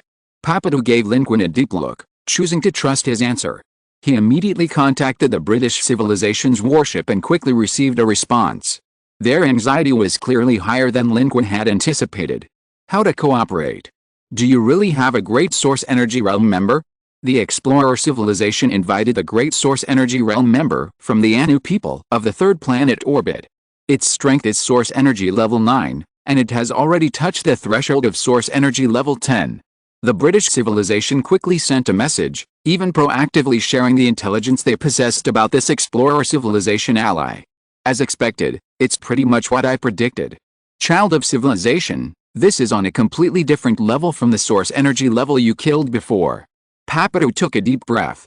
At this moment, it was piloting its spaceship with all its might, trying to avoid the net of rules woven by the Anu Great Source Energy level in space. However, the cone-shaped spaceship was also rapidly falling towards the core of the source energy level battlefield. The battlefield of crimson flashes was already upon them. All life within it seemed insignificant, but the manifestation of dark energy controlled by the power was astonishingly exaggerated. The rising crimson world was like a celestial curtain floating in space. Lin Qun saw that the dark energy was rapidly gathering in multiple directions in space. The scene was like the formation process of a planet, only accelerated many times. The dark energy twisted and shaped in rotation, turning into huge meteorites of varying sizes, accompanied by the surging power of the Anu Great Source Energy level in the center of the Crimson World. They rained down from the sky like cannonballs, some as small as a typical mountain on Earth, others as large as half a moon. In space, they moved at high speed from multiple positions, rushing towards their targets, their energy dissipating behind them, forming long, trailing streaks of light. Their target was another tiny figure in a corner of the cosmos. The 2 source energy level beings of the Ying civilization, Qizan, severely injured, and the great source energy level being Saint Ava, also wounded, fought left and right, attempting to escape, but the vast net formed by the power of the rules and the overwhelming attack combined to create an insurmountable barrier, locking it in the very center. The spaceship it brought had already been annihilated in the attack, and all other life forms below the source energy level inside were shattered in the recent destruction. At this moment, a portion of the great source energy level power of the Anu people was splitting into 2 crimson energy orbs, each the size of a mountain, rising and falling rapidly in space towards the cone-shaped spaceship. Behind the cone-shaped spaceship was an invisible web of rules, relentlessly pursuing it. Faced with the attack, it could only grit its teeth and move forward. Visually, it looked as if the human cone-shaped spaceship had deliberately crashed into the attack. Behind it, Tus had retreated more than 3,000 kilometers. It was not considered an enemy by the Anu Great Source energy level, and its aura could still roam within the dark energy control zone of the Anu Great Source energy level. Although it could not attack, it could still perceive the situation on the battlefield. Seeing the humans being driven into a desperate situation, it was overjoyed, thinking, "This time, let's see how you pull any tricks. If you really have a source energy level, you should make your move. These humans are doomed." Regardless of whether these humans have a source energy level or not, even if they have a great source energy level, they are no match for the Anu Great Source energy level. At this moment, danger lurked everywhere, and the situation was extremely critical. The cone-shaped spaceship was even illuminated by the enemy's attack. Lin Qun's message to the British civilization, edited by Papadu, had just been sent. The message was incredibly simple, containing only 6 words: "Fight your way out." The British civilization was stunned. How can these humans fight their way out? They don't have a great source energy level, do they? Without a great source energy level, aren't they doomed? They quickly relayed the message to their Saint Ava. Saint Ava said, "They might also want to use us. I'm trying to find a way to break through. If they really want to cooperate, and have real experts, they'll show themselves, and there will be cooperation. If not, without a source energy level, even if they want to use us, they're doomed." Inside the cone-shaped spaceship's bridge, Lin Qun directly told Papadu, "Slow down." At that moment, he stepped forward, slapping the newly crafted Maya's spirit summoning talisman onto himself. In that instant, Lin Qun felt as if the flow of the surrounding world had slowed down. Time and space stretched infinitely in his perception. The spirit summoning talisman, crafted from the 3rd level of source energy by Maya, was forged at an ideal time. The power within Maya's corpse hadn't completely dissipated, thus sealing nearly 80% of Maya's power. This far surpassed the spirit summoning talisman Lin Qun had previously crafted using ice energy. Most importantly, Maya was a source energy level being. The instant Lin Qun used the spirit summoning talisman, he felt a strange power enter his body, unlike any power he had ever encountered before. It resembled dark energy, yet was not quite. It existed in a fluid state, like mercury flowing into the body, filling blood vessels and everything within. But it didn't bring death. Instead, it brought cleansing and biochemical transformation. Under the influence of the spirit summoning talisman, it could be perfectly absorbed by Lin Qun instantly, becoming part of his power. In that instant, with the entry of the spirit summoning talisman's power, Lin Qun felt the world before him suddenly open up. Everything around him became clear. Hundreds and thousands of pathways to becoming an evolved being opened. He knew his guess was correct. Relying on the spirit summoning talisman that sealed his source energy level, his combat power was skyrocketing, breaking through the evolver realm and reaching the source energy level. He felt as if he had become part of the surrounding world. He was the world, and the world was him. At this moment, he even sensed the existence of another dimension. As an evolver, Lin Qun could connect to the evolver's other dimension and vaguely sensed that the other dimension was a spatial bubble in the universe, a bridge established by biological evolution. But until this moment, the instant he was pulled up to the source energy level with the help of the spirit summoning talisman, Lin Qun felt that his consciousness seemed to rise at this moment, looking down from a macroscopic angle he himself didn't know, seeing this bubble belonging to him, the evolver. However, this bubble was strangely falling downwards. Lin Qun could feel that if he let it fall, it would shatter at the bottom of the dark, eternal starry sky, like a soap bubble, and he would completely lose his other dimension. He didn't understand what was happening and instinctively wanted to catch it.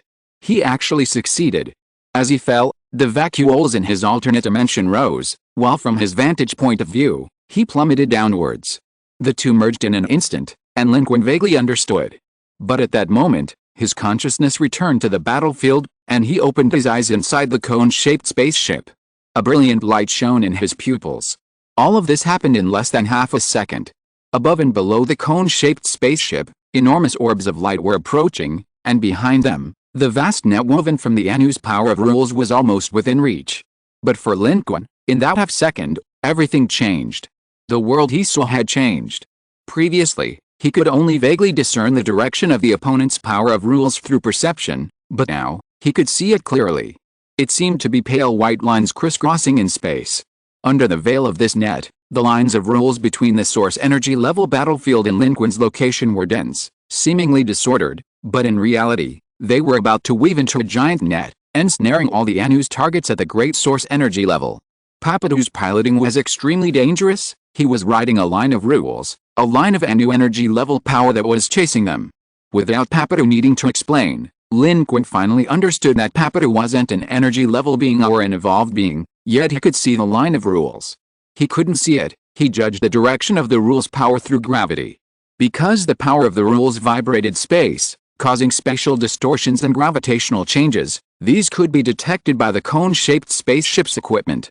Therefore, Papadu managed to evade it perfectly. But this was even more astonishing. Lin Qun hadn't used the spirit summoning talisman to reach the energy level and couldn't see these things at all. With his biological body, he couldn't detect changes in gravity either. Even with the aid of equipment, Papadu would need a very clear understanding of the gravitational changes caused by energy level power to accurately locate and quickly evade the deadly rules power in the complex gravitational landscape. This weasel werewolf was definitely not simple. But now was not the time to think about these things. The moment Lin Qun achieved the source energy level, his thoughts flew about like countless loose threads, yet at that moment, they perfectly converged into a single line. The power of the source energy level enveloped him. He felt this power gathering within his body like a storm. It was the power of the source energy level. He was searching for the power of rules. The hallmark of the source energy level, and the key to distinguishing it from evolved beings. Lin Qun hadn't entered the source energy level through normal means. He didn't know if he possessed the power of rules, what it was, or how to use it. But Lin Qun didn't find it quickly. He only discovered that, perhaps due to the spirit summoning talisman and his cultivation, his power at the source energy level was even purer, of higher quality than most of the source energy level beings he had ever seen. Right now, he seemed to have little time. The attack from the Anu's source energy level beings was imminent. At this moment, their cone-shaped spaceship, in dire straits, had become the focus of attention on the battlefield. Both the British and the explorer civilizations believed that the spaceship and the humans on board were doomed. At this very moment, on the battlefield, a magnificent aura of source energy was rising from within the humans' cone-shaped spaceship. This aura, while not particularly powerful, was extremely pure.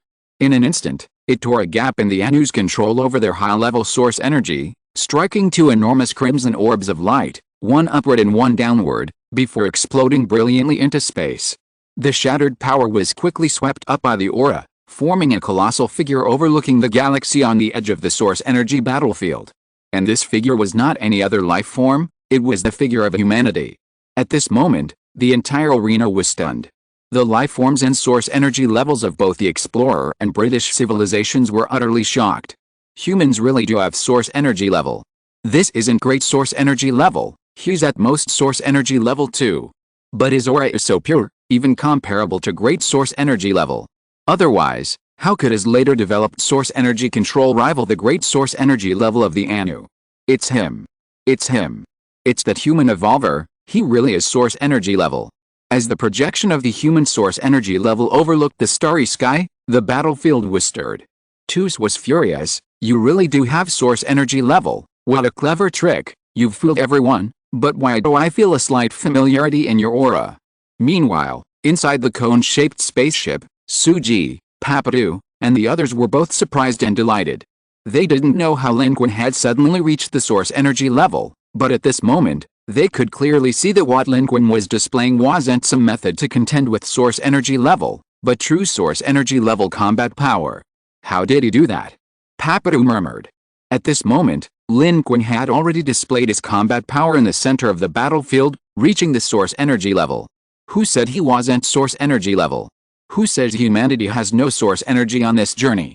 The moment his enormous star projection appeared, his true form rose like a rainbow from the cone-shaped spaceship, unleashing his sword and charging towards the center of the source energy battlefield, his blade aimed at the Anu's invincible great source energy level. Requesting some monthly votes. Chapter 548 The Power of Heaven's Collapse. Lin Qun charged out, leaving only a voice inside the cone-shaped spaceship. Negotiate with the British, get them to open the curtain, then keep your distance, don't get too close. The ANU's great source energy level power is astonishing. Anyone below the source energy level who gets close is dead. Lin Qun only has this one spaceship, and he absolutely cannot lose it here. At this moment, the source energy projection he displayed opened up a space, briefly controlling the dark energy in this area, and keeping the ANU's great source energy level power and the net of rules outside. Lin Qun's figure had already flashed out. The power of the spirit summoning talisman was being poured in, but it was also being consumed. Lin Qun knew that even if he briefly reached the source energy level now, he was probably no match for this ANU great source energy level. Therefore, Lin Qun's idea remained unchanged. He only wanted to break through. But on a battlefield of this level, breaking through couldn't be done by simply running away.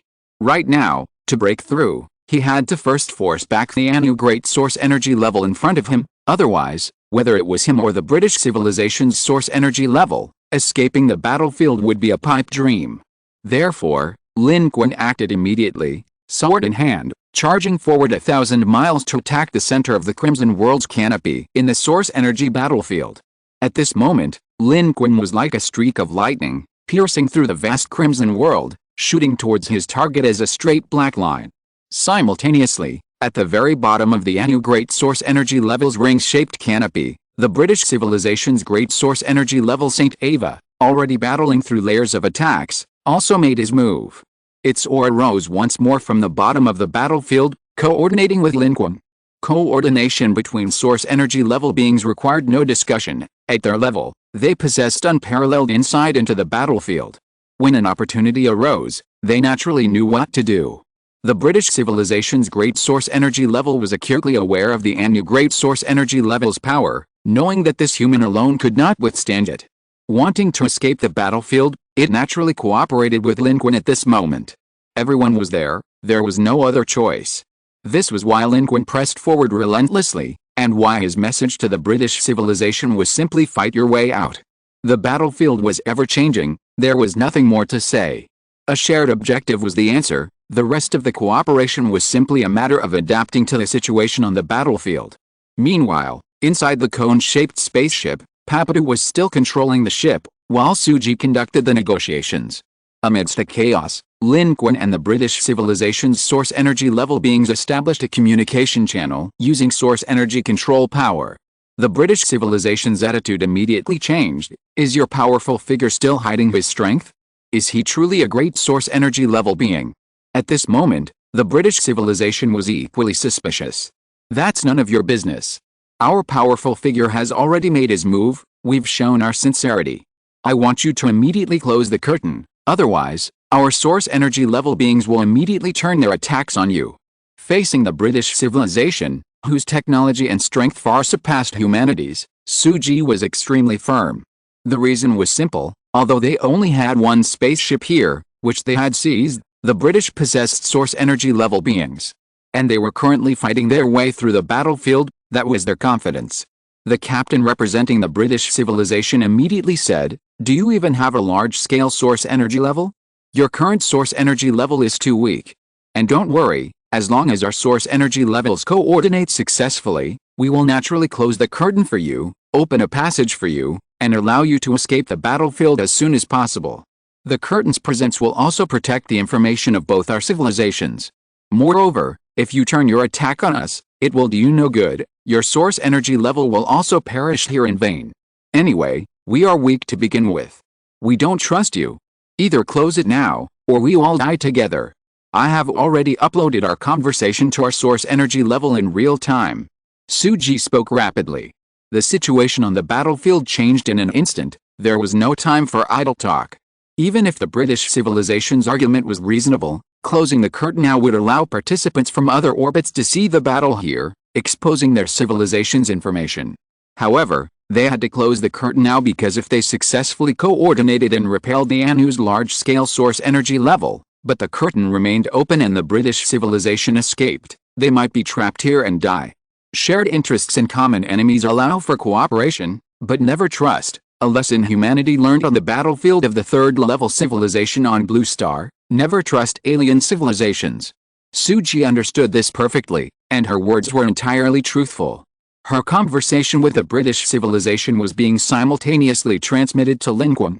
Lin Qun cooperated with Suji, his forward momentum suddenly slowed, and the power of Saint Ava of the British civilization, who had initially risen alongside him but was later in position, suddenly surpassed his and surged to the forefront. Seeing this, the British civilization representative could no longer remain still. They possessed a great source energy and a source energy level 6 power. They couldn't afford to lose. We'll close the curtain now. You can leave at any time, but this is not a good thing. The entire starry sky will witness our battle here, and the true nature of our civilizations will be revealed. The British civilization's captain chose to back down. The source energy level battlefield was ever-changing. This human source energy level being could become the key to breaking the deadlock, or it could become the final straw that broke the back of their British civilization. Under these circumstances, they had no choice, and indeed, had to make a decision immediately. The invisible curtain that the British civilization had spread across the entire battlefield of the sixth orbital planet, spanning hundreds of thousands of kilometers, began to close at this moment. Papadu was probing, but this would take time. On the battlefield, Lin Qun declared, "This concerns their high source energy level, they dare not compromise." At this moment, Lin Qun launched his attack without hesitation. With a broken sword of Zeuxin in hand, a vast sword aura erupted from it. 1, 2, 3, 4. Amidst the surging sword aura, it was as if the Zeuxin sword formation had once again appeared on the battlefield. Having reached the source energy level, Lin Qun's speed was even greater. In short distance dashes, his speed approached the full speed of a true warship, like a survey-class strategic cruiser in space, so fast that even Lin Qun himself could barely react. He was truly like a bolt of lightning, piercing through the battlefield of tens of thousands of kilometers, straight through the edge of the Mobius strip, and heading straight into the inner circle. In that brief pause, the great source energy level power of the British civilization had already surpassed Lin Qun's current position, rising at an even faster pace. It had now overtaken Lin Qun and was heading towards the center of this crimson world.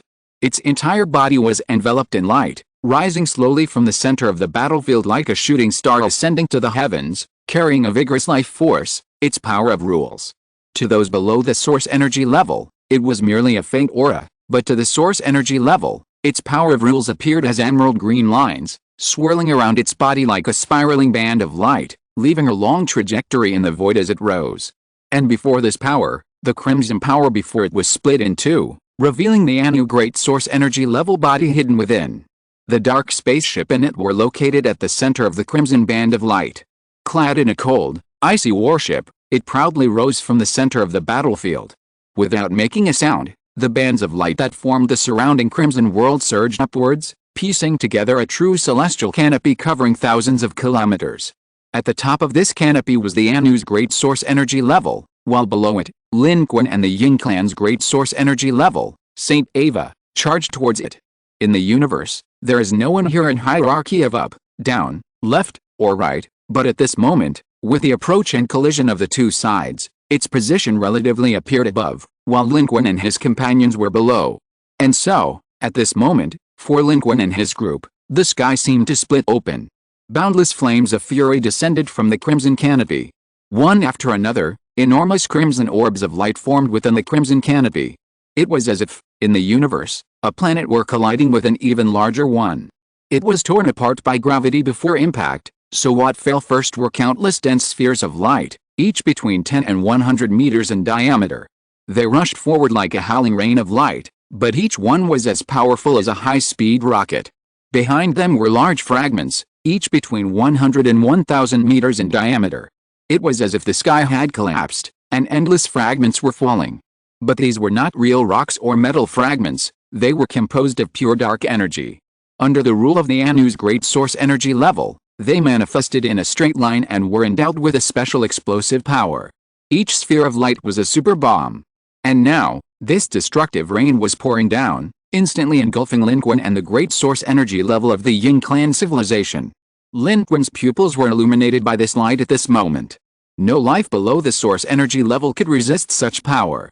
Such an attack could even directly wash away a planet, completely destroying a planet the size of Earth. But at this moment, all those facing this attack were source energy. The great source energy of the British civilization rose upwards, enveloped in its own energy light. The entire life form resembled a shooting star, shattering all the attacks, large and small, It crashed into the starry sky. Some exploded brilliantly, while others were used by it, reorganized and gathered by its rules, becoming part of its power. Therefore, the trail of light behind it grew increasingly dazzling, illuminating the starry sky. Lin Qun, facing such attacks, appeared somewhat disheveled.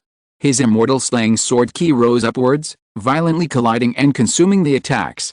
The smaller attacks were manageable. Their small size and the considerable scale of the immortal slaying sword ki allowed him to directly shred them, exploding them in the starry sky.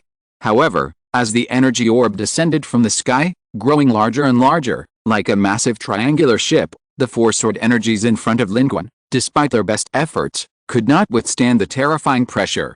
Two sword energies exploded in the air, while the other two were swept back and scattered in all directions. A massive orb of light, like an endless mountain range, descended upon Lin Qun. It struck with a deafening roar. On the battlefield behind, Qizhen, who had been retreating and sustaining injuries, watched this scene. He's dead? He really isn't a great source energy level being? No. However, in the next instant, the enormous meteorite orb of light shattered with astonishing force, like a supernova explosion. Countless rays of light and energy surged and swirled in space, and in the next moment, Lin Qun's figure rose from a sea of light waves at an even faster speed than before, soaring into the sky. As if nothing could stop him. The broken sword in his hand, the immortal executioner, unleashed an even more dazzling and brilliant sword aura. 6 soaring sword energies circled around Lin Qun, rising into the sky. He seemed completely unharmed by that attack. Lin Qun had finally found his power of rules. Or, strictly speaking, it wasn't his power of rules. It was Maya's power of rules. Absolute power. The instant Lin Qun was struck by the Anu's great source energy level attack, he realized that his power of rules had already been activated. He didn't need to search for it at all. His source energy level was achieved through the spirit subduing talisman refined by Maya. Therefore, his power of rules at this moment was naturally not his own, but Maya's. Maya's absolute power was now at Lin Qun's disposal. And absolute power was the most suitable for Lin Qun, a non-source energy level life form who had forcibly ascended to the source energy level. He might not have been able to understand other forms of rule power, since he wasn't a true source energy level being, in a rush, who knew how to use source energy level abilities. Maya's abilities were relatively much easier to use. Sword energy surged, a fist aimed at the sky. Lin Qun was like a god of death, unstoppable, rising in tandem with the great source energy level of the Ying clan civilization, and the Anu's great source energy level was drawing ever closer. Before him, an even larger energy meteorite crashed down, a colossal energy entity the size of the moon, engulfing him and the entire great source energy level of the British civilization. This was an attack containing boundless and terrifying power. Lin Qun's body instinctively slowed down, and in front of him, the great source energy level of the British civilization was already suspended in midair, its figure as small as a firefly before this attack. But even a firefly can shake a star. Its power suddenly spread out, and in Lin Qun's vision, its power of rules unfolded in countless directions, forming a huge net that held the massive energy meteorite from below, and then penetrated inward. An unbelievable scene unfolded on the battlefield. This destructive attack from the great source energy level of the Anu was directly dissolved into nothingness before the power of the great source energy level of the British civilization, Saint Ava. The crimson falling star emitted a vibrant, emerald green flash, and then, before Lin Qun, it began to turn into plants in concentric circles from the outside in. Countless strange flowers bloomed. Some blossomed, others burned and withered. Behind this lay a struggle for control of dark energy, a battle between the Anu's great source energy level and the British civilization's great source energy level for control of this area of dark energy. Either neutralize the attack, or unleash a devastating blow. But the attack from Saint Ava of the British civilization created an opportunity for Lin Qun. His body rapidly ascended diagonally, instantly entering the void attack's ability, becoming invisible, doubling his speed. The instant he disappeared from everyone else's sight, Lin Qun surged forward at terrifying speed, directly confronting the Anu's great source energy level. Chapter 549 The First Emperor. The time wasn't up yet, and Void Strike hadn't gone on cooldown. Theoretically, it could be used twice more. Lin Qun's original speed was already comparable to that of a survey-class strategic cruiser. In Void Strike mode, his speed doubled. If he were to race against a survey-class strategic cruiser under these conditions, he could easily leave them far behind. Even the more advanced warships of the British and explorer civilizations would only be left in Lin Qun's dust. Coupled with the enhancement of stealth ability, this was a divine skill for surprise attacks. Stealth and acceleration meant the opponent wouldn't even have the chance to predict, allowing him to directly attack. Right now, Lin Qun was doing just that.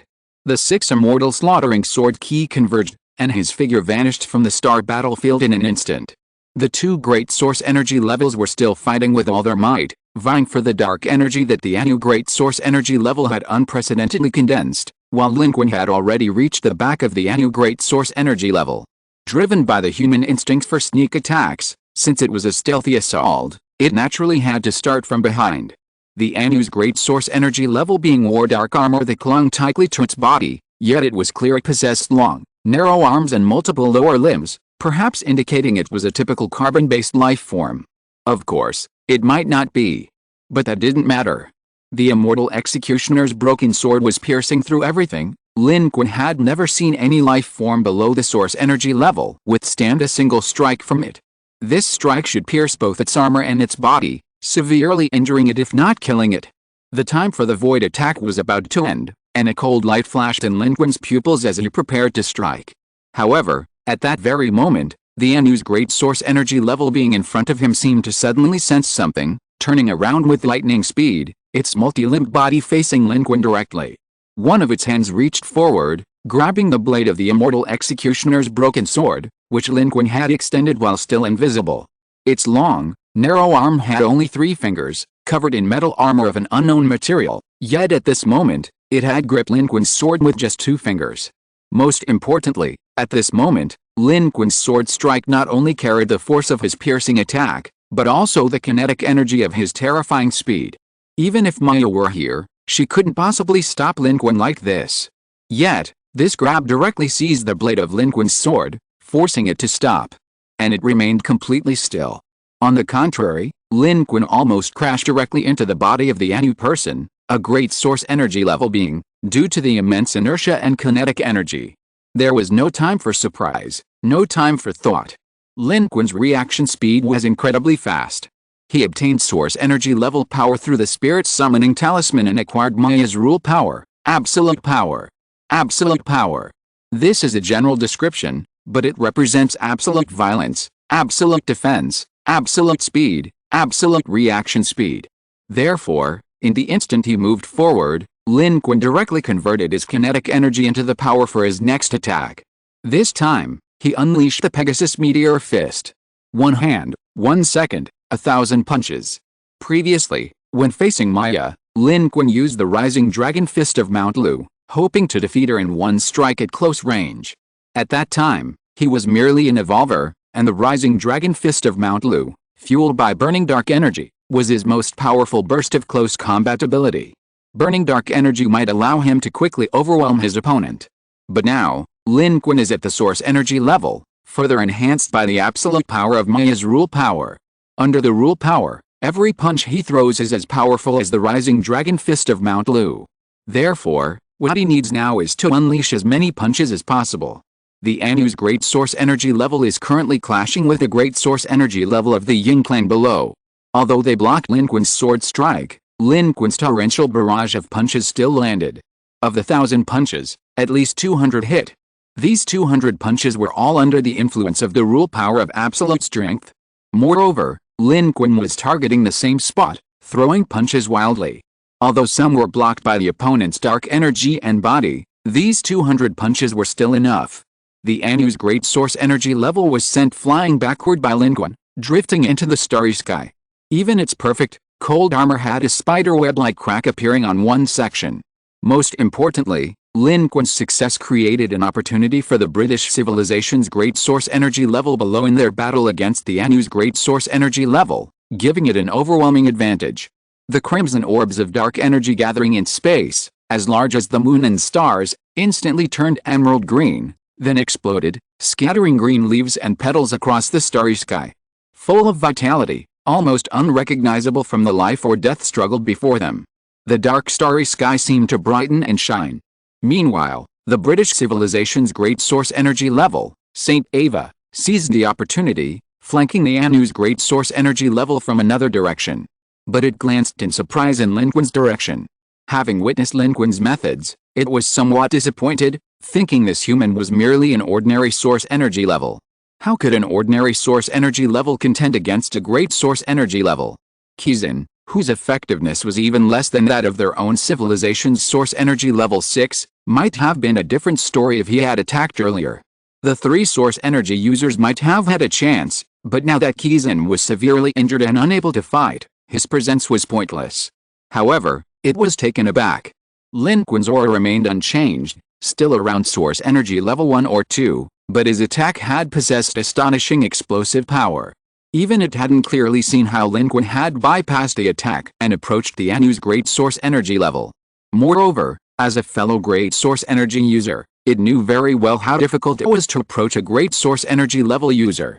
Despite its surprise, Saint Ava seized the opportunity, joining forces with Lin Qun to launch a combined attack, aiming to severely injure the Anu's great source energy level user.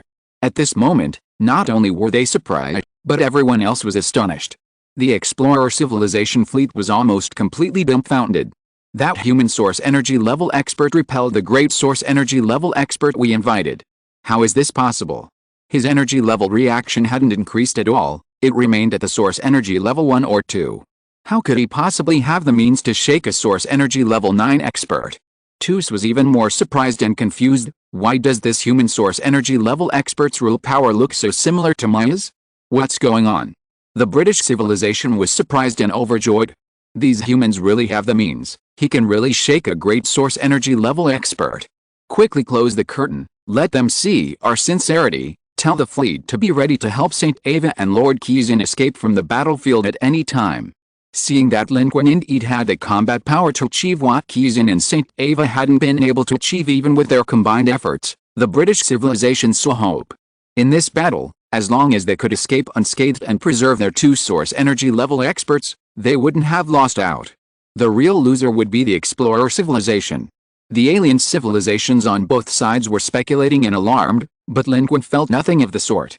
His skills were all absolute cheat codes in a certain field of vision. The protagonist's signature move. Since they already have cheat abilities, isn't it normal to exert power beyond their level? Moreover, I have multiple cheat abilities working together. A bunch of cheat abilities attacking you. In fact, Lin Qun didn't just use the obvious methods he employed, he also used the headshot girl skill, attempting to break through the opponent's armor, but failed. The opponent's armor seemed to have a very strange texture. His headshot girl skill didn't fail, it succeeded, but it felt like the headshot girl's power was absorbed, like stepping into soft cotton. Actually, Maya's ability was a huge help. Maya's rule power is very special. Absolute power acts on itself, even allowing for a certain degree of challenge beyond its level. However, it's difficult for Maya to find opponents stronger than itself, but Lin Qun can. He has explosive acceleration, what he lacks is power. Relying on the source energy realm of the spirit summoning talisman, within the source energy, he has the power to fight. But in this first clash, Lin Qun also felt a huge difference in strength between the two. The power of source energy 9 was unprecedented, even the four-armed great source energy level of the third cantilever overlord was far inferior to it. No wonder Saint Ava and Qin suffered a defeat even when they joined forces. But Lin Qun knew that now was not the time to be careless. The previous attack was not enough to injure the opponent, and without injuring the opponent, it would be difficult for them to escape. Saint Ava had already made his move, and Lin Qun naturally would not hesitate. He only had one last chance to use his void strike, and its duration was about to end. Therefore, he did not hesitate to once again enter the void and rush towards his target at high speed. The retreating Anu great source energy level had regained its footing. It lowered one hand, and the power of rules in the half space it had opened gathered into a net, trying to block Saint Ava, who was attacking it from below. This great source energy level of the British civilization came with great momentum. The dark energy that was once controlled by the Anu great source energy level was now all in its hands, rising upwards under its power, and countless forces of rule surged in the starry sky. Gravitational shifts, space warps, it's an unknown form of collision. At the same time, Lin Qun's figure emerges from behind the Anu great source energy level. The scene from just moments ago seems to replay itself. The Anu great source energy level simultaneously reaches out, grabbing at Lin Qun's position the instant he emerges from his invisibility. But this time, it fails to catch the invisible Lin Qun, because Lin Qun's sword strikes at its outstretched hand. Lin Qun was waiting for this moment. He'd already failed once before. Although he didn't know how the Anu Great Source Energy level managed it, one thing was very clear: this Anu Great Source Energy level could see through his invisibility at close range. Therefore, Lin Qun's invisibility this time wasn't a sneak attack, but a direct assault. Lin Qun wouldn't make the same mistake again. "You try to grab me, I'll cut you down." The Anu Great Source Energy level immediately tried to withdraw, but it was too late. Lin Qun's sword strike descended. The power of the immortal execution-broken sword directly severed half of its hand. The armor and the flesh inside were severed. But what flowed from the cut wasn't blood, but a mixture resembling engine oil, the cut surface shimmering with light. This Anu's Great Source Energy level wasn't a carbon-based life form, but some kind of silicon-based life form. At that moment, this Anu Great Source Energy level turned around and looked at Lin Qun with lightning speed. In that instant, Lin Qun felt as if he had been struck by some petrifying force. His body shuddered violently, almost freezing in midair, when he saw the other's slender arm emerge from the shadows, grabbing Lin Qun's throat and lifting him upwards. It seemed as if it wanted to strangle him to death in its hand. Not only that, Lin Qun could feel that as the other's palm touched his body, the Anu Great Source Energy level's rule power was flowing back into his body. That rule power was like threads or pipes being unraveled, rapidly drawing away Lin Qun's energy and heat from his body. His current combat strength is at the source energy level, and his power of rules is the absolute power of Maya. Even if this Anu person's source energy level is only at level 9, he couldn't kill Lin Qun with a single blow. However, source energy level confrontations are generally not based on such methods, but rather on a pure clash of power and rule power. His power of rules has an overwhelming and unique characteristic, completely ignoring the power of rules that Lin Qun obtained from Maya. Once all the power and heat within Lin Qun are drained, he will be doomed. Even if he has and lives from the 12 trials of Hercules, it will be meaningless, because even if he revives on the spot, he will still be under the opponent's control. The opponent's power of rules is like lines that pass through Lin Qun's body. These invisible lines are more solid than the visible arms of the Anu person's source energy level. They lock Lin Qun in place, imprisoning him in his current position. Even though Lin Qun is currently at the source energy level, his strength, even with his spirit summoning talisman, is at most at source energy level 1 or 2. Therefore, although Lin Qun also has power of rules within him, he cannot contend with the opponent. Under the power of source energy 9's rules, the opponent possessed overwhelming suppression. Lin Qun couldn't even move. Not only was his energy being drained, but the heat within his body was also being drawn away, and his molecular motion was slowing down. Through the mask of his armor, Lin Qun seemed to see the cold and mocking gaze of the being before him, as if saying, "You dare to oppose me?" Others were ambiguous, but it saw very clearly that Lin Qun was definitely not a great source energy level being, at most a source energy level being with some strange characteristics, because from the perspective of the Anu's great source energy level being, the source energy power that Lin Qun was currently displaying was also somewhat strange. Under normal circumstances, Lin Qun would likely already be on the verge of death, but he wasn't the only one here. Saint Ava couldn't stand by and watch its only ally die. Its rule power converged into a single line at this moment, launching a full-scale attack, helping Lin Qun glimpse a sliver of hope. Lin Qun immediately activated his power, feeling it return to his body. His pupils flashed with lightning-like light, and his alternate dimension opened instantly, swallowing him, the Anu Great Source Energy level beings, and the Yin Clan Great Source Energy level beings in the blink of an eye. Mountains and rivers appeared. The Yellow River surged, and Lin Qun's figure instantly rose into the air. This time, however, he had pulled in 2 Great Source Energy level beings. The Anu Great Source Energy level being was furious. It had almost killed the human Source Energy level being, and now that the other had escaped, it was still taken aback upon landing here. This Anu Great Source Energy level being spoke for the first time, saying, "Aren't you a Source Energy level being? How could you possibly have an alternate dimension?" Despite its surprise, it didn't stop its actions. Facing the Yellow River water rising towards it from below, it directly stomped downwards, and a ring of fire rapidly spread out from it, engulfing the entire alternate dimension of the forest. The vast alternate dimension instantly turned into a scorched earth, the land sank, the Yellow River dried up, and the entire world became a wasteland.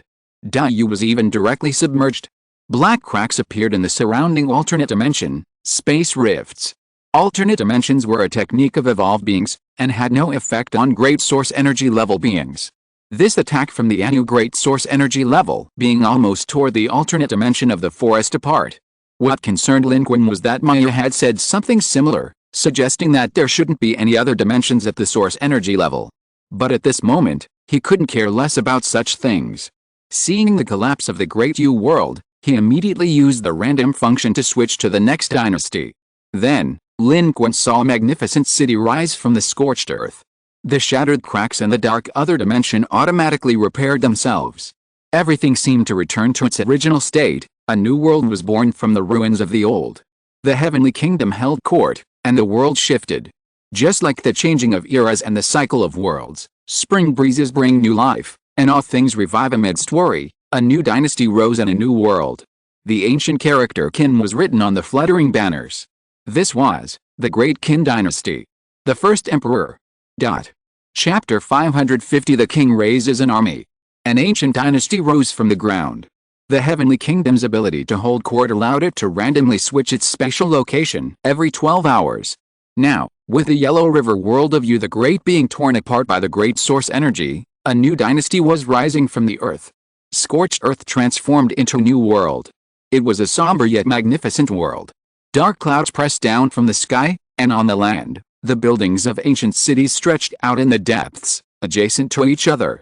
Deep within these ancient cities lay a magnificent palace. Outside the city, official road stretched forward under the somber sky, surrounded by deep green vegetation. This was Shenyang, the capital of the Great Qin. Outside lay the world of the Great Qin, a projection of another world's history, endowed with characteristics and superpowers not originally belonging to it by the power of the evolved beings, and with the appearance of this enormous ancient city, an indescribable, majestic, and mysterious aura awakened from the depths of the earth. It was an aura unlike any known power, like the destiny of an era, the will of millions, vast and imposing, carrying an unfathomable sense of mystery and vicissitude, in the deepest part of the distant palace. The emperor, who had been resting on his golden dragon throne, was startled awake. He slowly opened his eyes and calmly rose from the depths of the palace. He walked forward. His golden dragon robe trailed behind him. He felt something he had never experienced before. Unknown memories flooded his mind. The power of the earth connected with him. For the first time, he felt the pulse of his dynasty. This isn't an alternate dimension, is it your power of rules? No, there's something strange about this place. Where is this? The Anu's great source energy level, which had barely uttered a word since its appearance, now continuously expressed its shock. It didn't know why the alternate dimension it had shattered under its foot would be restored at this moment. Even the spatial rift that had just been shaken open by its power had closed again. Normally, if an alternate dimension is torn apart from the inside, it is almost impossible to recover, and it will become a permanent scar. It had never seen such a method, much less such an alternate dimension. It could barely determine whether this was an alternate dimension or some kind of change in the power of source energy. Judging from the fact that alternate dimensions could merge, it guessed that this might be a change in some kind of power of source energy. After all, source energy level power of source energy could be anything. For source energy level, anything was possible. The scene here surprised even the great source energy level of the British civilization, and it shared almost the same doubts as the great source energy level of the Anu. But at this moment, while the great source energy level of the Anu might have had time to investigate what was strange about Lin Qun, neither it nor Lin Qun had that opportunity. Now was the perfect time for it to strike. Its power of source energy, hidden within the reviving and changing heavenly court, spread forward. When the great source energy level of the Anu uttered those words, it was already enveloped in the power of source energy of the British civilization. Meanwhile, Lin Qun was also charging out again. This was his world. 6 sword energies rose, each wielding a different color of light, whistling through the clouds and slashing downwards. The great source energy level of the Anu only took one step forward.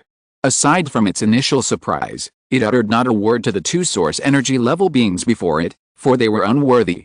Even if the source energy level being from the British civilization was also a great source energy level being, it was still unworthy. It took a step forward, and its power of rule spread outwards from it, intricate patterns lighting up the ground. Amidst the booming sounds, Lin Qun's sword energy was drawn away one after another, and the attacks from St. Ava of the British civilization were suppressed by its power. A gale swept through the city, banners snapped, and ancient buildings were swept into the sky like paper. St. Ava's power, like countless swirling venomous snakes, surged forward from its impenetrable wall of power, the last strike reaching directly in front of it. It struck its body. The great source energy level being from the Anu raised its arm. It was the arm whose hand Lin Qun had just severed in half. At this moment, a delicate, vibrant flower was growing from the severed spot. The power of the great source energy level being from the British civilization had found an opening and poured into its body. Its power momentarily froze. Behind it, Lin Qun had already leaped high into the air, the six shattered immortal slaying sword key merging into one, reaching the heavens, illuminating the entire alternate dimension, and slashing down from above. But the Anu's great source energy level merely raised its arm from below. The ground exploded with terrifying cracks at that moment. All the energy that made up the ground at that location was now being drawn away and controlled by it. The energy of Lin Qun's alternate dimension at that location was becoming part of it, rapidly forming an extremely dense ball of energy light, which instantly rose upwards, colliding with Lin Qun's massive sword key. A terrifying explosion was formed in an instant, boundless shockwaves spreading outwards, sweeping in all directions, stirring up the dark clouds in the sky, and causing the entire edge of Shanyang City where they were located to sink downwards. An evolved level alternate dimension simply could not withstand the terrifying power of a source energy level. Any confrontation or attack would bring unimaginable and enormous impact and damage to this place. Lin Qun's figure was thrown back into the air, his aura unstable and violently trembling, and he suddenly spat out a mouthful of blood. Fighting against a great source energy level cultivator was still far beyond his capabilities. Even with the help of the spirit subduing talisman, which briefly brought his combat power to the source energy level, he wasn't a true source energy level cultivator, let alone a great source energy level cultivator. Both a British civilization and the Anu people, both great source energy level cultivators, had the ability to defeat him. Only now, with him and the British civilization's great source energy level cultivator joining forces to form an encirclement, could he barely put up a fight. But that was all. Continuing like this, there was no way to find any opportunity. On the contrary, once his and the British civilization's great source energy level cultivator's first fierce attack ended, it would be time for the opponent to counterattack, and a counterattack from a source energy level 9 cultivator. At that time, it wouldn't be them fighting back and escaping, but rather they would all be trapped here by this Anu great source energy level cultivator. Facing a source energy level cultivator, Lin Qun didn't dare activate the reincarnation abyss, a true one-vote-one battle. Although he could steal attributes, he was definitely no match for his opponent. Meanwhile, the Anu's great source energy level reached out and tore off the flower from the severed part of its arm. It stretched out its arm towards the great source energy level of the Ying clan, and the power of rules rose from beside St. Ava, forming a cage that instantly locked it within. Then, it rose from the ground, its other hand pointing towards Lin Qun. It used the energy of the alternate dimension, creating dense spheres of light that shot towards Lin Qun's location like arcane missiles. Space shattered, and amidst a sharp whistling sound, Lin Qun defended with his sword. Huge explosions flashed repeatedly at the edge of the battlefield. Each terrifying explosion was comparable to a nuclear bomb, shaking the entire sky. Lin Qun's body retreated again and again, blasted away like a cannonball. These spheres of light seemed endless. Centered on the Anu's great source energy level, dark cracks appeared in the space on either side of it, flashing brightly. It was drawing power from the outside world. More energy orbs were emerging, densely packed like a torrential rain, all crashing down on Lin Qun under its control. This was pure power suppression. Lin Qun's pupils contracted. He had no other chance to retaliate. He was directly forced backward by the onslaught, blasted towards the horizon amidst deafening explosions. In the boundless roar, Lin Qun was like a ball, blasted away. The entire sky trembled, crimson explosions illuminating the world. Lin Qun roared repeatedly, sheathing his broken immortal execution sword. He possessed the absolute power of the rules. Although these energy orbs were terrifyingly powerful, he could withstand them head-on. At the source energy level, using the power of rules was the best way to quickly kill one another. Conversely, a seemingly spectacular clash might not necessarily be a killing blow. Despite this, Lin Qun tried to rush back, but their numbers were too great. He charged forward, only to be constantly pushed back, moving further and further away from the core battlefield. Lin Qun was filled with anxiety. At this moment, the great source energy level of the Ying civilization was being suppressed, and the great source energy level of the Anu people was unleashing its full power of rules to kill it first. If it died, Lin Qun would be unable to fight anymore. But just then, the great source energy level of the Anu people suddenly raised its head and glanced towards the depths of the distant palace. At this moment, deep within the imperial palace of the Qin dynasty, a dragon robe trailed forward on the smooth ground. The emperor of the ancient era was walking step by step out of his palace, his pupils reflecting the collapsed Shamyang. The collision of three source energy level forces was tearing the Qin dynasty apart at this moment. He had understood everything and opened his arms to the sky. A dazzling brilliance lit up the gray sky. The neighing of war horses echoed at the end of the sky. In the city and in the sky, suddenly, sand and stones flew, dust billowed, and from the swirling dust, a terrifying legion emerged, the Qin army from ancient times. Chariots rolled, cavalry led the way. They had no faces, yet wore the same armor, the same banners, and the same unwavering advance. Ancient songs seemed to echo in the air. They were the war songs of Qin, the cries of warriors. How can we say we have no clothes? We share the same robes. The king is raising an army. Let us prepare our spears and shields. We will fight together. The king was raising an army. And so they came. They prepared their spears and shields, marched 1,000 miles, and wherever the king's banners fell, they were invincible. Ying Zheng stood on a high platform, overlooking the scene below. His gaze was fixed on the Qin army's conquest of cities and territories. No one could run rampant in his capital. As long as he lived, he was the invincible king. He was the first emperor of China. The first to unify the Central Plains. Behind him was a terrifying legion. That was the invincible army of the Qin dynasty. They were now responding to their emperor's call, roaring in from ancient times, their armor gleaming, charging in unison. This power was built upon the power of another dimension, yet transcended it. It was power from another world, governed by the rules of another world. The Anu's great source energy level extended a finger towards the far end of the palace. A beam of light shot from its fingertip, instantly disappearing into the deepest part of the Shanyang Palace complex. And then, a terrifying explosion occurred at that moment, a mushroom cloud rising at the edge of the earth. The entire city of Shanyang collapsed completely. The ground sank downwards, all the buildings turning to dust in that instant, reduced to their original form, the most basic form of dark energy. So, the palace, the first emperor, and that army, shouldn't they have disappeared too? No. Beneath its armor, the Anu's great source energy levels electronica witnessed a scene it could not believe. Suppressed by it, and nearly annihilated despite their best efforts, the Saint Ava of the British civilization, a great source energy level being, watched in utter horror as countless ghostly knights charged forward on their war horses amidst the devastating attack. Their bodies were translucent, and their steeds, too, seemed to float like phantoms, possessing an unreal quality. They galloped forward, leaving trails of swaying motion behind them, but their purpose was clear. Swords advanced. Banners flew, unbroken by the explosions. How can we say we have no clothes? We share the same armor. The king raises his army. Let us prepare our spears and halberds. We will fight alongside you. They burst forth from the flash of the explosion, emerging from the boundless dust, charging in unison to reach the enemy. The Anu's great source energy level rules rose, attempting to shatter them, but it seemed futile. The Qin army could not be destroyed by rules or physical means. They were ghostly soldiers summoned from ancient times by their emperor, belonging to no rules of this world, passing through all of the Anu's great source energy levels attacks as if they were nothing, striking the Anu's great source energy level amidst the utter terror of the two great source energy levels. But similarly, they could not attack their enemy by conventional means. They charged towards the Anu's great source energy level, their bodies disappearing into its flesh. Hundreds upon hundreds of legions crashed into its body, countless voices howling wildly in its brain, those ancient warriors tearing at its flesh, trying to drag it into their ancient dynasty, now fallen into the annals of history. The king has raised an army.